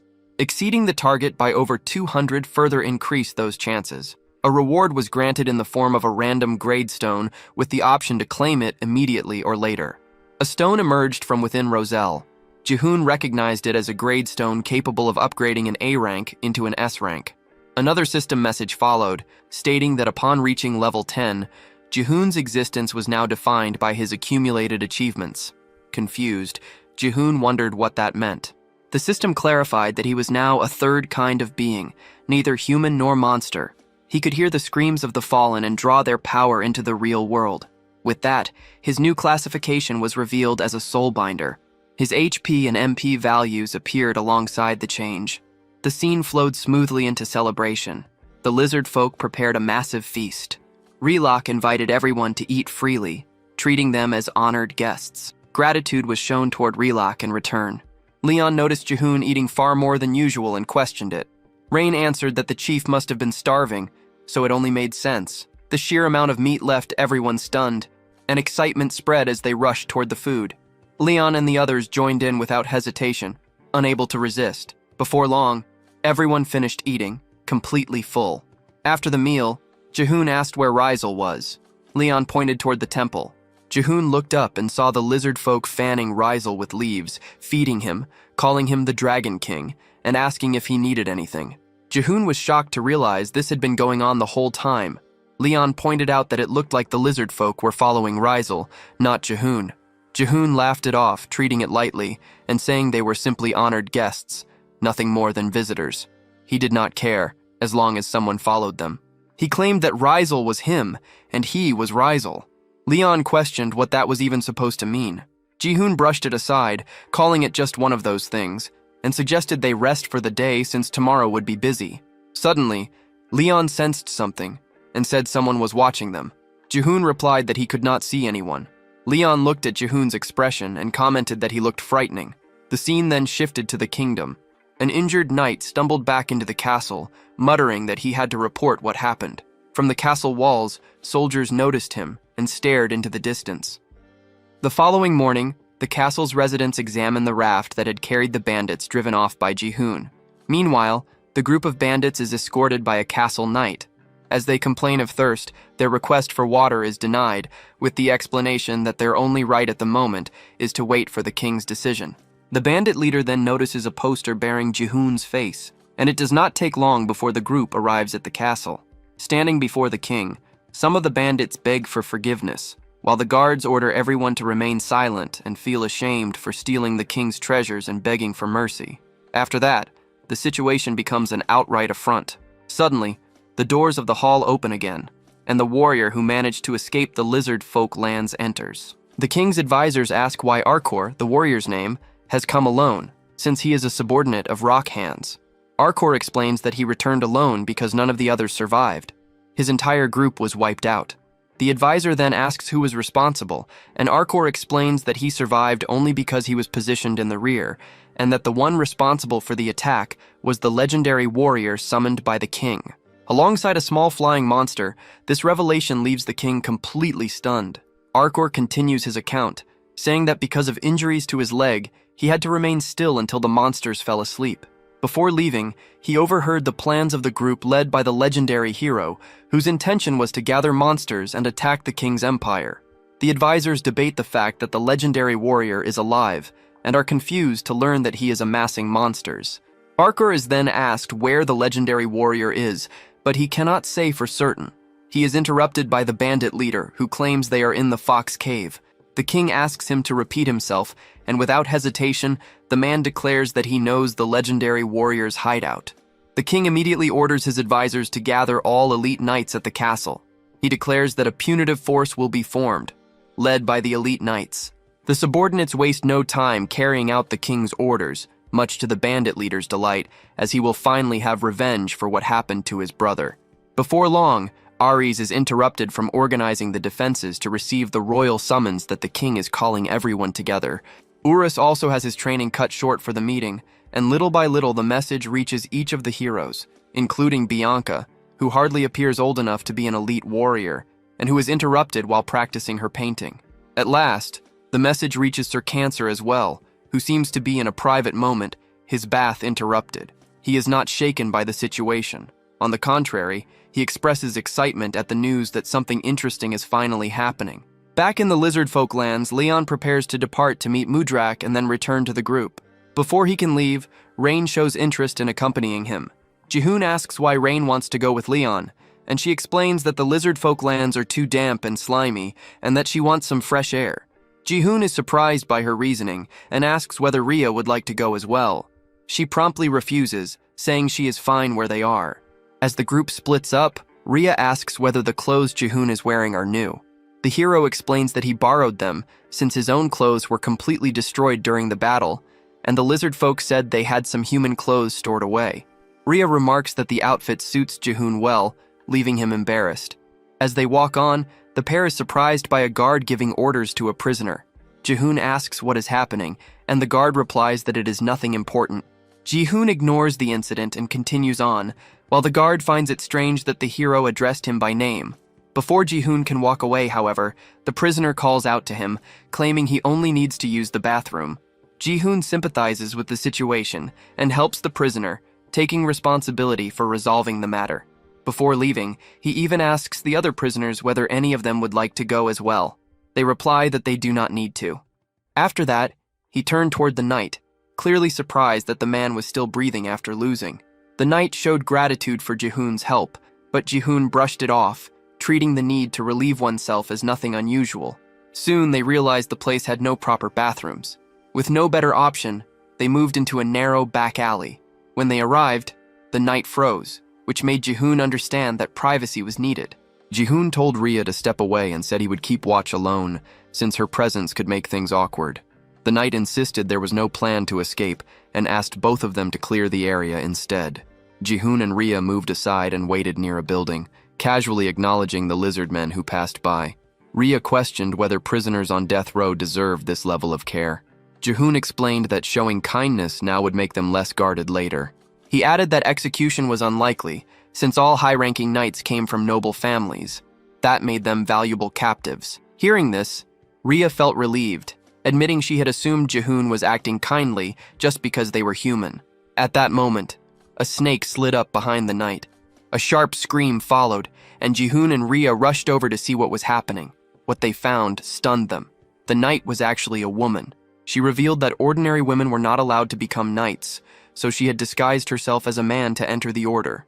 They escorted her back to the cell and walked away while continuing their discussion. Meanwhile, deep in the forest, Leon and Rain moved through the swamp. Rain commented on Leon's unexpectedly gentle nature, pointing out how concerned he seemed about the monsters. Leon replied that he had made a promise and intended to take responsibility by guiding them properly.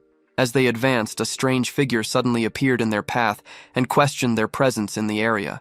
Back at Chief Lyrak's home, Jihoon struggled to understand why Lyrak kept refusing, despite already knowing about the cruelty of human actions. Jihoon stated that Rizzle shared his view, meaning they had no choice but to obey the dragon's will. Lyrak admitted he had not known such events were happening beyond Mudrak, but Jihoon pressed on, stating that humans had invaded their land, killed young warriors, and attempted to loot their territory. He challenged Lirak's hesitation, suggesting fear of conflict. Lirak denied being afraid of fighting. Just then, sounds came from outside as someone entered the room. Jihoon was taken aback when an elder lizardman appeared. The elder explained that there was only one reason for the delay. The lizard folk had never once traveled beyond Mudrak. Lirak questioned why Reynark had come. Rhea was surprised to learn they were acquainted, though only slightly since they belonged to the same race. Lirak revealed that Reynark was the former chief. That made sense to Jihoon. When he had checked the lizard folk's status before, there had only been 2 S-rank individuals. Lirak explained that the position of chief was decided through combat, and the one who lost was forced to leave the tribe. He questioned why Reynark had come back after losing. Reynark made his intent clear by returning as a challenger and demanding another duel. The speed at which everything unfolded caught Jihoon off guard. Soon after, they moved into the battle arena. The situation surprised him, but it also worked in his favor. This was a rare chance to see the real fighting strength of the lizard folk. Lirak showed no restraint. He made it clear that there was no forgiveness for those who failed to know their place and triggered his primeval transformation, his body swelling and reshaping into a massive T-Rex. Reynark answered in kind, declaring that he would prove the strength of someone who had fully adapted to their surroundings. As Jihoon watched, he noticed several lizard folk dressed as priests standing around the arena. There were 4 of them, placed evenly apart. He quickly realized they were setting up a barrier. During his own duel, nothing like this had been used. The priests later clarified that a chieftain's duel without protection could destroy the village itself. That explanation reminded Jihoon of something important. Lirak was capable of using dragon breath. In a fight where that kind of power could be unleashed freely, a barrier was not optional. It was necessary. Jihoon opened his system window. After the battle with Kalhara, 2 more party members had been added. He considered adding the Elder as well, but it was still impossible. Lirak had not joined the Warren faction yet, which meant he was not officially an ally. Still, this battle itself had value. Watching Lirak fight meant gaining experience from an S-rank, high-level monster. Lirak questioned whether one defeat had not been enough for Reynark and made it clear that shame should have kept him away. Once again, he showed no mercy and fully activated his transformation, towering as a colossal T-Rex. Reynark answered by activating his own ability. At the same time, the priests sealed the arena completely. The barrier shocked Jihoon. It was so dense that not even smoke could escape. When Lirak transformed, thick smoke flooded the space inside. The amount was overwhelming, far beyond anything Jihoon had seen when the Rat Tribe members had awakened. Then Reynark transformed as well. Another T-Rex emerged. Sweat formed on Jihoon's back as he took it in. 2 massive beasts now faced each other. Lirak slammed his foot into the ground and charged forward, jaws wide open as he aimed to crush Reynark in a single bite. Reynark dodged at the last moment and twisted his body into a counterattack, snapping his own jaws toward Lirak. Before the bite could land, Lirak whipped his tail sideways. The impact sent Reynark flying straight into the barrier with a heavy crash. Lirak did not slow down. He rushed in again, both monsters forcing their power higher. As the clash continued, Lirak's arm expanded further, growing thicker and heavier, and he drove it down, smashing Reynark's head hard into the ground. Jihoon quickly saw that the Elder stood no chance against Lirak. Even though Reynark's level was higher, the gap between them was clear. Among S-ranks, their stats were built differently. Lirak's raw physical strength was far beyond anything else on the field. Reynark, however, held the advantage in magic power, surpassing Lirak in that area alone. Without warning, lightning flooded the entire barrier. The 2 stood facing each other again, Lirak's hold finally broken. Reynark acknowledged how much stronger Lirak had become since their last fight, but Lirak showed no reaction, only fixing him with a cold stare. Reynark reflected on how he had been driven out after losing his title and forced into the outside world for the first time. Accustomed to darkness and damp ground, the open world had been brutal. Harsh sunlight burned away the moisture in his skin, and the heat and bloodshed of monsters pushed him into madness, dulling both his senses and judgment. That was when Jihoon realized his mistake. He had not thought about the role of the environment. He had finally gathered allies, but leaving the swamp would weaken them. Still, Reynark believed adaptation was possible. That idea made Lirak uneasy, as it implied abandoning Mudrak itself. Lirak remembered the stories Jihoon had shared about other villages beyond their land. Yet he knew better than anyone that not all lizard folk could adapt as Reynark had. As chief, he carried the weight of their survival. He could not gamble with the lives of his warriors for a reckless choice. Reynark challenged that thinking, suggesting that the power inherited from the dragon was meant for more than simple self-defense. That thought stirred memories in Lyrak. His mother's old tales spoke of dragons who saved their people and shared their strength. It made him wonder if their role was not only to endure, but also to protect others, just as they once had been protected. Still, Lyrak held firm. Authority belonged to the chief alone. If Reynark wanted to prove anything, it had to be done through strength. The elder shared that belief. This was the way it had always been. Both sides began gathering dragon breath. Reynark fully awakened as he watched the power rise. In the next instant, both unleashed their attacks. The collision shook the arena, the ground trembling under the force. Fear spread as power gathered too tightly in one place. Then it snapped. The energy went wild, exploding outward. The blast tore through the barrier and shot into the sky, shaking the land so violently that many believed an earthquake had struck. Far away, Leon and Rayan sensed it coming from the arena. Worry hit them at once. Leon rushed ahead, leaving Rayan to handle the orcs. Back at the arena, Jihoon saw how close the barrier had come to breaking from the shock alone. Still, all eyes searched for the result. Thick smoke covered the battlefield. Slowly, it thinned. Only one lizard man remained standing. He claimed his place as chief, making it clear that even a single defeat would never be accepted. Lyrak stood over Reynark, trident lowered to his throat, waiting for his final stance. Reynark accepted the outcome. He believed the lizard folk were strong by nature, and that strength would allow them to adapt, no matter what future awaited them. Reynark understood that from the very start, his goal had never been the position of chief. What he had seen beyond their land was the real issue, and his only wish was to keep that same disaster from reaching Mudrak. Jiwon came to understand that every wave existed for a reason, especially after witnessing what had happened to the rat tribe. In the game's original flow, the lizard folk were meant to invade the nearby kingdom around the 30th wave. That event was likely tied to the outcome of this very battle. Reynark's efforts had worked. The course of the story remained intact. He ordered the priests to treat the fallen opponent. If anything had truly changed, it was the timing. Jiwon had forced the story forward earlier than it should have been. At that moment, another system window appeared before Jiwon, catching him completely off guard. An emergency quest had been triggered. The mission was clear: stop the expeditionary force. The alert showed that S-rank knights were already on the move, leaving Jiwon confused about how things had escalated so fast. Leon rushed over, demanding to know what was happening. Jiwon told them that Warren was in danger. In the capital, the city gates opened wide as armored knights marched out in formation, heading east. From atop the castle walls, Ares watched them go, teeth clenched in frustration. Only a few hours earlier, the king had summoned the elite knights to the throne room. 6 had answered the call, excluding the one already away on a mission. Present were Ares of the 1st Hamal Knights, Uros of the 2nd Aldebaran Knights, Bianca of the 3rd Gem Knights, Cancer of the 4th Tark Knights, Lib of the 7th Zubanel Knights, and Akur of the 11th Saddle Squad Knights. The king explained that a legendary knight was gathering monsters and declared Uros the commander of the subjugation force. Orders were given to leave only minimal troops behind for wall defense. This mission had a single goal: total annihilation. Ares watched the army disappear into the distance, stunned that he had once again been assigned to wall duty. Akur and Cancer remained behind as well, with Cancer openly complaining about having to walk on dirt. Ares questioned her presence, recalling that she had mentioned losing contact with her subordinates sent north. Cancer dismissed the concern and turned it back on him, hinting that he might be worried about her. Ares corrected that assumption, stating his concern was for her missing troops, and warned her not to twist his words. That response clearly annoyed her. She complained that staying behind was dull, and Ares bluntly told her to leave if she found it so unbearable.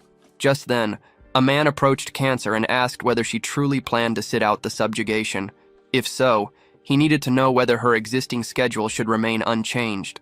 Cancer stood there, unsure what the man even meant, until he explained that her day was already packed with shows and social events. The idea only added to her confusion. Nearby, Akur approached Ares and questioned why he seemed so eager for battle, hinting that it might be driven by personal desire. Ares pushed back at that thought, refusing to be seen as someone who loved war for its own sake. He made it clear that his goal was to help fulfill the king's vision, and that meant wiping out the monsters as fast as possible. Akor noted that his thinking differed from Archaon's, which made Ares question whether she was lumping him together with a mad cultist. The comparison clearly irritated him. Elsewhere in the city, children were running around an old man, playing at being knights and monsters. The old man spoke in strange terms, describing himself as both human and monster, a star that existed between the sky and the ground. One of the children pointed upward, noticing a star shining even though it was still daytime. As the old man followed the child's gaze, he saw it clearly. Another binary star had appeared. 2 stars now stood alone in the open sky. Back in Mudrak, confusion spread as news of the human invasion reached everyone. Jaehoon realized there was no time to waste and asked how long it would take to reach Warren. His party estimated 3 days at his normal pace. Jaehoon immediately decided that was too slow. They needed to arrive within a single day. Rhea calculated that it was possible if they ran without stopping. Jaehoon chose to send Leon and Rhea ahead first. He told them he would contact them later with further instructions. Before letting them go, he stopped them briefly and handed over rank evolution stones. As the stones were used, a burst of light followed. Lyrak sensed something change at once. The flow of power within the fox beast kin had shifted. Rhea's rank rose to A, and she felt an odd sensation run through her body, something unfamiliar and unsettling. Jaehoon then looked down at the A-rank evolution stone he had received as a quest reward. It was an ultra-rare item, capable of pushing an A-rank being into S-rank territory, though the chance of success was only 35%. A clash with an S-rank knight was unavoidable in the coming fight. He already knew who would appear. Lib of Libra, the strongest in single combat. To stand a chance against Lib, they needed an S-rank melee fighter with extreme speed. There was no other option. Jaehoon silently wished for the stone to work. Soon after, Leon and Rhea departed, heading out first to assess the situation and react as needed. Still, Jaehoon knew that scouting alone would not be enough. To truly win the war, they would need a powerful army to lead it. Lyrak then asked whether the humans were truly attacking. Jaehoon explained that by now, many races must have gathered in Warren. Beastkin, rat tribe members, slimes, goblins, and others would all be there. That was why he was worried. After hearing this, Lyrak made his decision. He said that he would go as well, catching Jaehoon completely off guard. He ordered the priest to gather the warriors and declared that he would lead them himself as they left Mudrak. Hearing that eased Jaehoon's tension. The priests objected at once, warning that Lyrak's condition was unstable and that he needed at least a week of treatment before moving again. Lyrak ignored the concern. His decision was already made. This would be their first war beyond Mudrak, and he believed the chief had to stand at the front. Right after, blood spilled from his mouth as he coughed. The priests grew alarmed, pointing out that he had taken the full force of a dragon's breath head-on and needed rest above all else. At that moment, Dirac stepped forward and offered to lead the warriors in his place. Jaehoon evaluated him. Setting aside the 2 S-rank chiefs, Dirac was clearly the strongest among the A-ranks. His level stood far above the rest, marking him as the most likely next candidate for chief. Lyrak acknowledged that Dirac was more than capable of replacing him. Dirac answered with absolute resolve, stating that he would claim victory even if it cost him his life. Lyrak accepted that resolve without hesitation and told him to fall on the battlefield if that was what it took. Dirac took those words seriously, declaring that he would never bow to the environment itself. Jaehoon then headed toward Rain. She mentioned that she had seen Leon and Rhea sprinting earlier and sensed that something serious was happening. When she turned around, she froze. A full lizard folk force stood assembled behind her. Jaehoon explained that they were moving toward Warren. Rain worried about the goblins left behind, but Jaehoon reassured her that the lizard folk would handle them. Dirac then told Jaehoon to climb onto his back, stating they would move at full speed. A female lizard folk approached Rain and told her to do the same. With that, the group set off across the open plains under the bright sun. The moment they stepped into the light, the lizard folk felt their skin dry and crack as moisture drained away. Unease spread through the ranks. Dirac pushed them forward, telling them not to fear the sun. They were Mudrak's elite. The warriors lifted their heads and surged ahead, charging toward their goal. 50 of Mudrak's finest fighters moved as one, all A ranks level 30 and above. They would win through strength, not numbers, sending a clear message to the human army to wait. They were on their way. If the scene shifts to Bianca, she is holding the shadow nail, a weapon shaped from her own shadow. Without hesitation, she drives it into the ground. It is a skill known as shadow nail. By embedding a nail made of her own shadow into another shadow, Bianca can return to that exact spot whenever she wishes. As she watches the weapon slowly sink into the earth until it disappears completely, Bianca murmurs to herself that as long as light exists, shadows will never vanish. Then, as if expecting a response, she calls out to Ryan, the nail. At that moment, Lib appears behind her, asking whether this is the place Bianca intends to mark. Even so, Bianca does not turn around. Her gaze remains fixed on the shadow on the ground, a strangely defined silhouette with the outline of a young boy. Lib's close presence makes Bianca tense. Her voice comes out unsteady as she asks Lib to step back a little, explaining that if someone is too close when she uses her ability, Ryan will end up manifesting. Without arguing, Lib retreats a few meters and apologizes, asking whether that distance is sufficient. Only then does Bianca turn around, scratching her head in a nervous gesture, and confirms that it is. Before silence can settle again, a voice echoes from the distance, calling out to them. Lib turns toward the source of the call and looks at the armored soldiers approaching, commenting that they have fallen well behind the vanguard. At the front of the group stands a bearded man with an imposing presence. He wields a massive hammer and a shield adorned with bull horns. Raising one hand, he orders the march to halt. Bianca is the first to speak, asking what happened and warning that there is something strange about the forest. The man scans the surroundings carefully before replying that the enemy was likely hiding, waiting for nightfall, an approach guided more by instinct than by intelligence. In the next moment, the entire army stands still, staring at the shadow of an animal cast atop a tall mountain. Uros watches the scene in silence. As the army remains frozen in place, the shadow at the mountain's peak begins to condense, gradually taking on a defined shape. Little by little, it reveals itself as a white wolf, marked by a scar beneath its eyes. Its open jaws expose sharp fangs, leaving no doubt about what it is: a direwolf. Its red eyes blaze before a powerful howl echoes across the forest. At that call, an entire pack of wolves emerges beside it, all howling in unison, making the very air tremble. In response, the army raises its spears, and fear spreads among the soldiers as they recognize the creatures before them. The assessment is swift. There are hundreds of them, perhaps close to 1,000. Orders follow immediately to hold formation as units reorganize. The front line advances, the flanks are secured, and the shield bearers move into position. Soldiers brace themselves, kneeling with spears leveled forward as shields lock together, forming a solid wall. Bianca watches from beside Lib, unease creeping in. It is still daytime, and provoking a battle seems unnecessary. The mission does not demand this confrontation, and blocking the creatures from the fortress would be a far more advantageous strategy. Even so, it is clear that the wolves understand this logic just as well. Doubt hung in the air. Were they truly monsters, or merely creatures reacting to the human threat? At the top of the mountain, the wolves' leadership revealed itself. The decision was made swiftly, treating the moment as a rare opportunity. Without further hesitation, the command to attack rippled through the pack. The black wolves charged down the mountain at full speed, howling as they rushed toward the army. The order to withstand the impact was followed to the letter. Moving at tremendous velocity, the creatures' bodies slammed against the wall of shields, making the formation shudder. Even under the pressure, the line held. Remaining upright became an act of sheer strength. Then the wolves adopted a new tactic. Those coming from behind leapt over the formation, casting threatening shadows over the soldiers below. The moment of impact was brutal. Spears were thrust upward, piercing the creatures midair and halting the assault.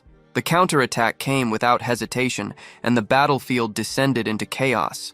Wolf blood splattered in all directions. The scene shifts to a village some distance away from the forest. In the distance, a column of smoke rose among the trees, thin, but clearly visible against a sky that was beginning to change color. Atop one section of the wall protecting the village, Ares yawned as he watched the mountain landscape ahead and the sun slowly sinking toward the horizon. The calm of the late afternoon felt strange to him. The silence seemed excessive, and he reflected on the fact that the sun was already setting without anything happening, wondering if they truly would not come that day.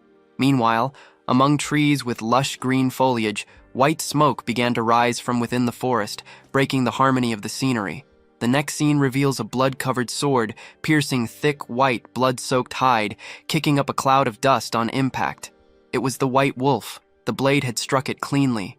Its eyes no longer held their former fierce red glow, and with great effort it murmured words in a different language, words that carried the meaning of a silent accusation. The one standing before it was a calamity. It was Lib who had delivered the blow. She watched the creature carefully, unable to understand what was being said in that unfamiliar tongue. Even wounded, the wolf remained conscious enough to notice that her blood was the same color as theirs, red, just like that of the fallen beasts. A short distance away, Bianca pressed a small blue cloth against her nose, visibly uncomfortable. The stench repulsed her, confirming what she had always believed. The consequences of war were nothing but filth, decay, and exhaustion.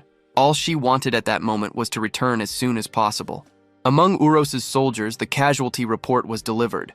Out of a total of 583 men, 82 had been wounded, and 1 had died in combat. Uros reacted with immediate orders. The creatures' bodies were to be burned, the wounded sent back to the castle, and the advance was not to be halted. Soon after, one of the soldiers called out to a man just behind them, ordering him to continue guiding the group. Bandit walked at the front with a crooked smile on his face, reflecting in silence. What he had witnessed confirmed his suspicions. The power of the Royal Knights was on an entirely different level from that of the so-called Bandits of Scream. Even so, there was something inside him that refused to accept that difference. To him, those who called themselves legendary were nothing more than targets yet to be surpassed. The scene shifts once again, revealing Rhea and Leon walking through the interior of a forest already claimed by night. Between the silence and the sound of footsteps, a voice questions where exactly they are at that moment. Rhea halts mid-step as she hears it. The tone is far too familiar. Confused, she calls out Ji-hoon's name in her thoughts, certain that she just heard his voice. Leon watches, unable to understand her sudden reaction, immediately senses that something is wrong. Rhea then explains that she heard Ji-hoon's voice, even though she knows it makes no sense. Elsewhere, Ji-hoon watches a floating system window with focused attention. To him, sending a global message seems like the most efficient option. There is a quiet sense of satisfaction as he notices how many new functions have appeared since existence was granted to him. With a simple motion, Ji-hoon reaches out and adjusts the volume icon on the system interface. Ji-hoon races forward at high speed, riding atop one of the giant lizards of the lizard folk. Even while in motion, his presence dominates the surroundings, and his voice spreads clearly and unmistakably, reaching everyone nearby as if it were being transmitted directly into their minds. Beside him, Rainiers flinches as the voice suddenly echoes inside her head. The sensation feels unnatural, as though the village chief's words are flowing straight into her ears, leading her to suspect that this can only be some form of magic. Far away from there, Leon, traveling alongside Rhea, also notices the phenomenon. He reflects on the possibility that it might be a form of mental waves, wondering whether Ji-hoon is truly capable of using telepathy. Ji-hoon's voice asserts itself once more, now making it clear that the strategy will be explained immediately. The scene then transitions to the sunrise emerging between the mountains, bathing the landscape in soft hues. Nearby, slime creatures with eyes and mouths move in an orderly fashion. They carry logs of wood in their mouths, forming a line that leads into the depths of a cave. One of them signals that the load should also be taken to the village, while another confirms the instruction without hesitation. Not long after, Rhea and Leon burst out of the forest at a run. Both urgently call out to the Bullman Tour, who stands holding an axe with unwavering grip. Upon seeing her, Tour reacts with surprise, instantly recognizing Rhea. The scene shifts again, now showing Lord Uros, Bianca, and Lib positioned at the front of the army. All of them watch the horizon intently. In the distance, it is possible to make out a village hidden within the mountain itself. Uros evaluates the remaining time, estimating that 2 more hours will be sufficient. His orders are clear and decisive. The vanguard is to be assembled, the troops spread into a wide formation, advancing while completely surrounding the mountain. There will be no survivors. The objective is total annihilation. In response to these orders, a system interface appears, indicating that 100 knights have assembled. The mission is listed as the protection of Warren, accompanied by a countdown beginning at 1 hour and 59 minutes. The promised reward is a random S-rank item. The scene returns to Ji-hoon, who continues advancing while analyzing the situation. He realizes that their speed has dropped. At the current pace, it would take at least another half day to reach Warren. In silence, Ji-hoon reaches out mentally to Rhea and Belle, placing his hopes in them to accomplish what must be done. Beyond the forest, the mountains once again dominate the landscape, and a thought takes shape in his mind. questioning whether this was truly the village chief's strategy. The focus then shifts back to Rhea, Leon, and Tor. The three remain alert when someone suddenly bursts out of the forest, running in desperation and shouting that the enemies are spreading out and advancing from all directions. As they grasp the severity of the situation, Tar and Rhea freeze in place. The reality is unavoidable. They have run out of time.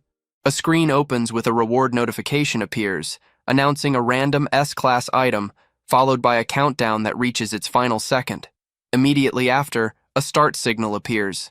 The scene then shifts to the army positioned behind Lib, Uros, the leader of the thieves, and Bianca, all facing the massive entrance of a rocky cave stretching out before them. The opening seemed even larger than before, which immediately unsettled Uros. He felt as though the cave had somehow expanded over time. That impression led him to question whether a hidden village truly existed inside. The thieves' leader, visibly tense, confirmed that there was indeed a village within the cave. He emphasized that the place had always been filled with traps, and that after so much time, new defenses had certainly been added. In response, Uros slipped a hand into his pocket and pulled out one of the cards he carried with him. The card displayed the symbol of a lightning bolt above the figure of a bull. As he looked at it, he frowned, irritated by the bad luck of drawing that particular card. He then turned to Lieb and ordered her to advance with the 50 Zubenli knights he had brought, assigning them as the front line. Lib accepted the command without hesitation. The thieves' leader reacted with concern, surprised that only 50 men would be sent forward. He questioned whether it would not be wiser to attack with the full force available. Uros, however, made it clear that this unit would serve only as a vanguard, sent to test the terrain and gauge the enemy's response before any larger advance. Uros remarked to Bianca that His Majesty might have overestimated the monsters, suggesting that if he was correct, the vanguard alone would be enough to eliminate them. Bianca, watching Lib draw closer and closer to the cave's entrance, considered that to be the best possible outcome. She stepped toward the blonde woman and gently placed a hand on her back, causing Lib to turn her face slightly. In her thoughts, Bianca wished for her safe return. At the moment of contact, a black shadow was silently conjured. Shortly afterward, Lib turned to the thieves' leader and ordered him to guide them. Completely caught off guard at being required to go along, the man twisted with nervous tension, yet ultimately agreed, despite his clear reluctance. Inside the cave, the scene revealed massive winding rocks surrounded by pools of water that reflected the faint light available. The terrain was uneven and treacherous, demanding caution with every step. The leader of the thieves warned the group to move carefully. Lib advanced at the front beside him, while the guards followed close behind. Some carried torches, their flames casting trembling shadows along the cave walls and lighting the narrow path ahead. The bandit kept his eyes on the ground, uneasy as he recalled a section of the floor that once had a different color. Now, that mark was gone. The absence only increased his tension, because in his thoughts it made no sense that all the traps could have simply disappeared. At that very moment, the ground suddenly gave way, collapsing beneath their feet. The group began to plummet into the void. As he fell, the bandit felt his worst suspicion confirmed. He had known something was there. The drop was absurdly deep, and to make matters worse, sharp stakes waited at the bottom. Lib remained completely composed, even as she fell. She turned her attention to Shamari, who was beside her and already understood exactly what needed to be done. With an amused smile, Shamari pointed her sword toward the ground below. In her mind, she focused on the idea of reshaping the earth. Sand and small stones began to stir and spin around her, responding to her will. She then fixed her thoughts on forming a mound of earth, molding the terrain to stop their imminent fall. The ground, filled with massive spikes, was almost entirely covered by the shaped earth, creating a safe surface. At the front, Lib surveyed the remaining path stretching deeper into the cave and signaled for the group to keep moving forward. Still surrounded by the dust stirred up by the shifting soil, the bandit clenched his teeth, stunned at how easily that trap had been neutralized. Now walking behind the others, he froze when he noticed a crater opening in the ceiling of the cave, chunks of rock beginning to fall from above. Shocked, he realized that no such trap had ever existed there before. Beside Lib, Shamari lifted her gaze toward the falling rocks and took control of the situation. In response, a massive arm made of stone erupted from the ground and stretched up to the ceiling, sealing the crater completely. The bandit was left speechless, paralyzed as he witnessed the absurd scene unfold before his eyes.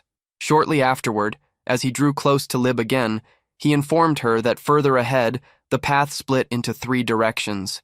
Even so, in his thoughts, he concluded that such information might no longer matter in the face of the power he had just witnessed. They soon noticed an intense light shining from one of the openings.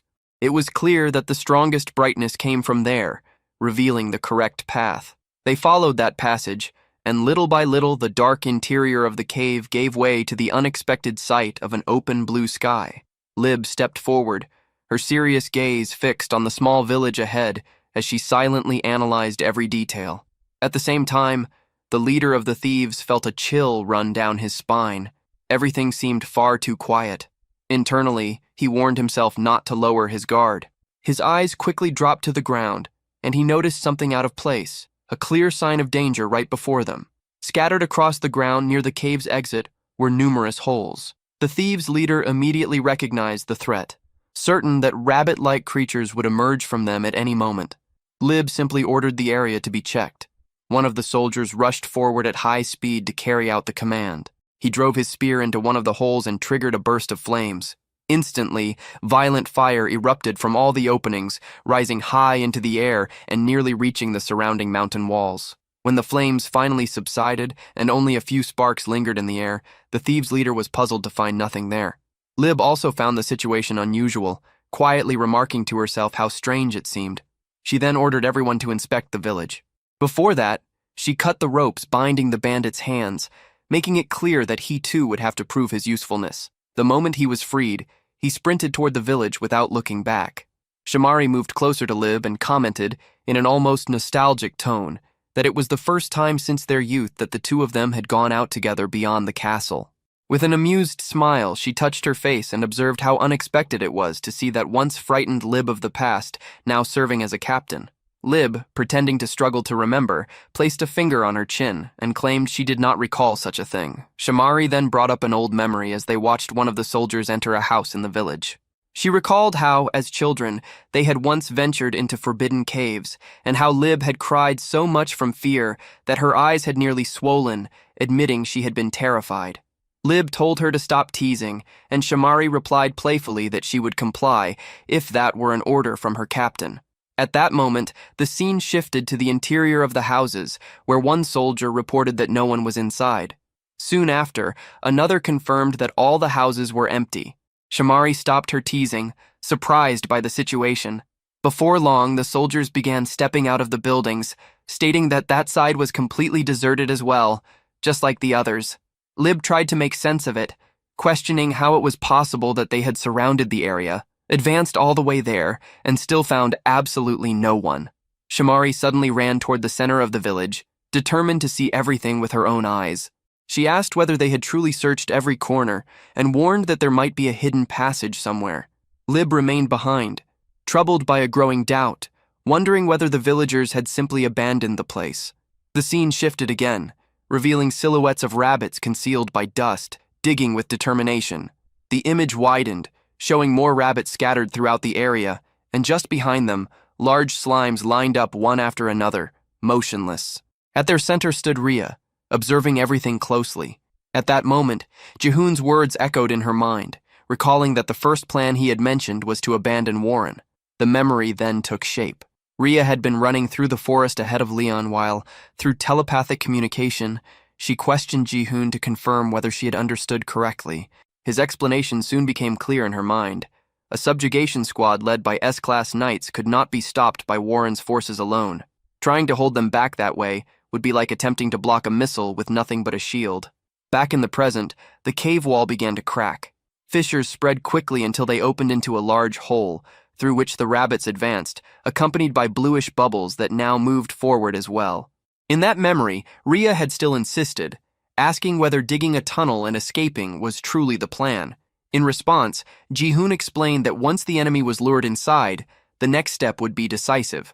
Returning to the present once more, something began to happen right behind Lib. A cloud of dust suddenly rose, causing her hair to flutter in the unexpected current of air. Lib turned her head toward the source of the movement, murmuring as she realized it was coming from the cave's entrance.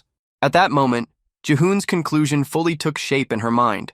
The village had been turned into a prison meant to trap the enemy. The dust slowly settled, revealing that the cave passage through which Lib and the others had entered was now completely sealed by massive boulders, blocking any route of escape. Out of the corner of her eye, Lib caught sight of something wrapped in a greenish cloak, moving too fast to be clearly identified.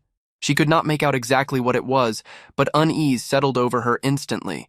Soon after, shouts echoed through the village as alarmed soldiers announced that it was a dark elf and that he was fleeing in that direction. Moments later, a soldier ran up to her and urgently reported that they had found a hole. There was another passage leading out of the village. Lib's expression hardened completely. The realization formed quickly and bitterly in her mind. The enemy had known the army was coming and had chosen to flee. Sealing the main route had only served to buy time. However, for such a swift and precisely executed escape, the most important exit being discovered so easily could only mean one thing. That, too, was part of the enemy's plan. The dark elf sprinted at full speed, pushing forward through flames and unleashed powers cast by the soldiers, none of which managed to strike him. Among the troops, someone shouted for him to stop, but the next moment showed the dark elf continuing ahead, driven by unwavering determination. Lib's reasoning deepened. If the dark elf who had supposedly failed to escape had remained behind on purpose, then everything might have been deliberate. Her eyes widened as suspicion surged through her. Perhaps this was all a trap. She quickly turned to the soldier beside her and demanded to know where the other escape route was. When she was told that the passage lay behind them, near the cemetery, she did not hesitate. Stepping forward with her sword in hand, she summoned her technique. The dance of the Sword of Light manifested around her, surrounding her body with shimmering golden sparks, while one of her eyes took on a completely golden glow. In the same instant, she launched forward at full speed. Her speed was so great that, as she cut through the air, she left behind a straight line of shimmering golden light, marked across the sky like the trail of lightning. Meanwhile, the dark elf suddenly stopped running and turned to face the soldiers pursuing him from a distance. After judging the space between them, he decided that it was far enough. Within the group, Shamari found it strange that the target had abruptly halted, wondering in surprise why he had stopped so suddenly. Black shadows swirled around Leon as he raised his weapon above his body, wrapped in a dense and oppressive aura. That weapon had been given to him by Ji-hoon, who had explained that its ability reached maximum efficiency when enemies were aligned in a straight line, which was why he had entrusted Leon with it. It was the Screaming Awl, a B-class weapon capable of drastically amplifying both physical attack power and magical attack power. Facing the soldiers in the distance, Leon silently acknowledged how much stronger he had become. Then he unleashed his skill, a dark slash that tore through the air and surged violently toward the squad. The soldiers tried to reposition themselves to respond, but the sheer pressure of the attack paralyzed them. Some could barely believe what they were seeing. It was a dark attribute strike on a level comparable to Lady Bianca herself. Others immediately understood that there was no way to block it. Amid the purplish dust rising from the impending impact, Shamari stood frozen, her eyes wide, unable to react. Instinctively, she called out for Lib. As if she had heard her, Lib appeared in that very instant, enveloped in light. Using the dance of the Sword of Light, she crossed the field like a golden flash of lightning, passing Shamari in the blink of an eye. Her flash strike collided directly with Leon's dark attack, and the darkness was torn apart by an intense burst of brilliance as light and shadow clashed in a blinding explosion. Without hesitation, Lib pressed forward, sword in hand, charging straight at Leon, who barely had time to conceal his shock at the overwhelming power before him. The attack came immediately, forcing him to raise his weapon to block the blow. The scene settled on the absolute contrast between the two blades. Leon's black sword, wrapped in dense shadows, and Lib's blade, radiant with golden light. Leon clenched his teeth as he finally faced the blonde warrior head-on. In that instant, he understood that she was exactly the person Ji-hoon had spoken about, the strongest among the knights.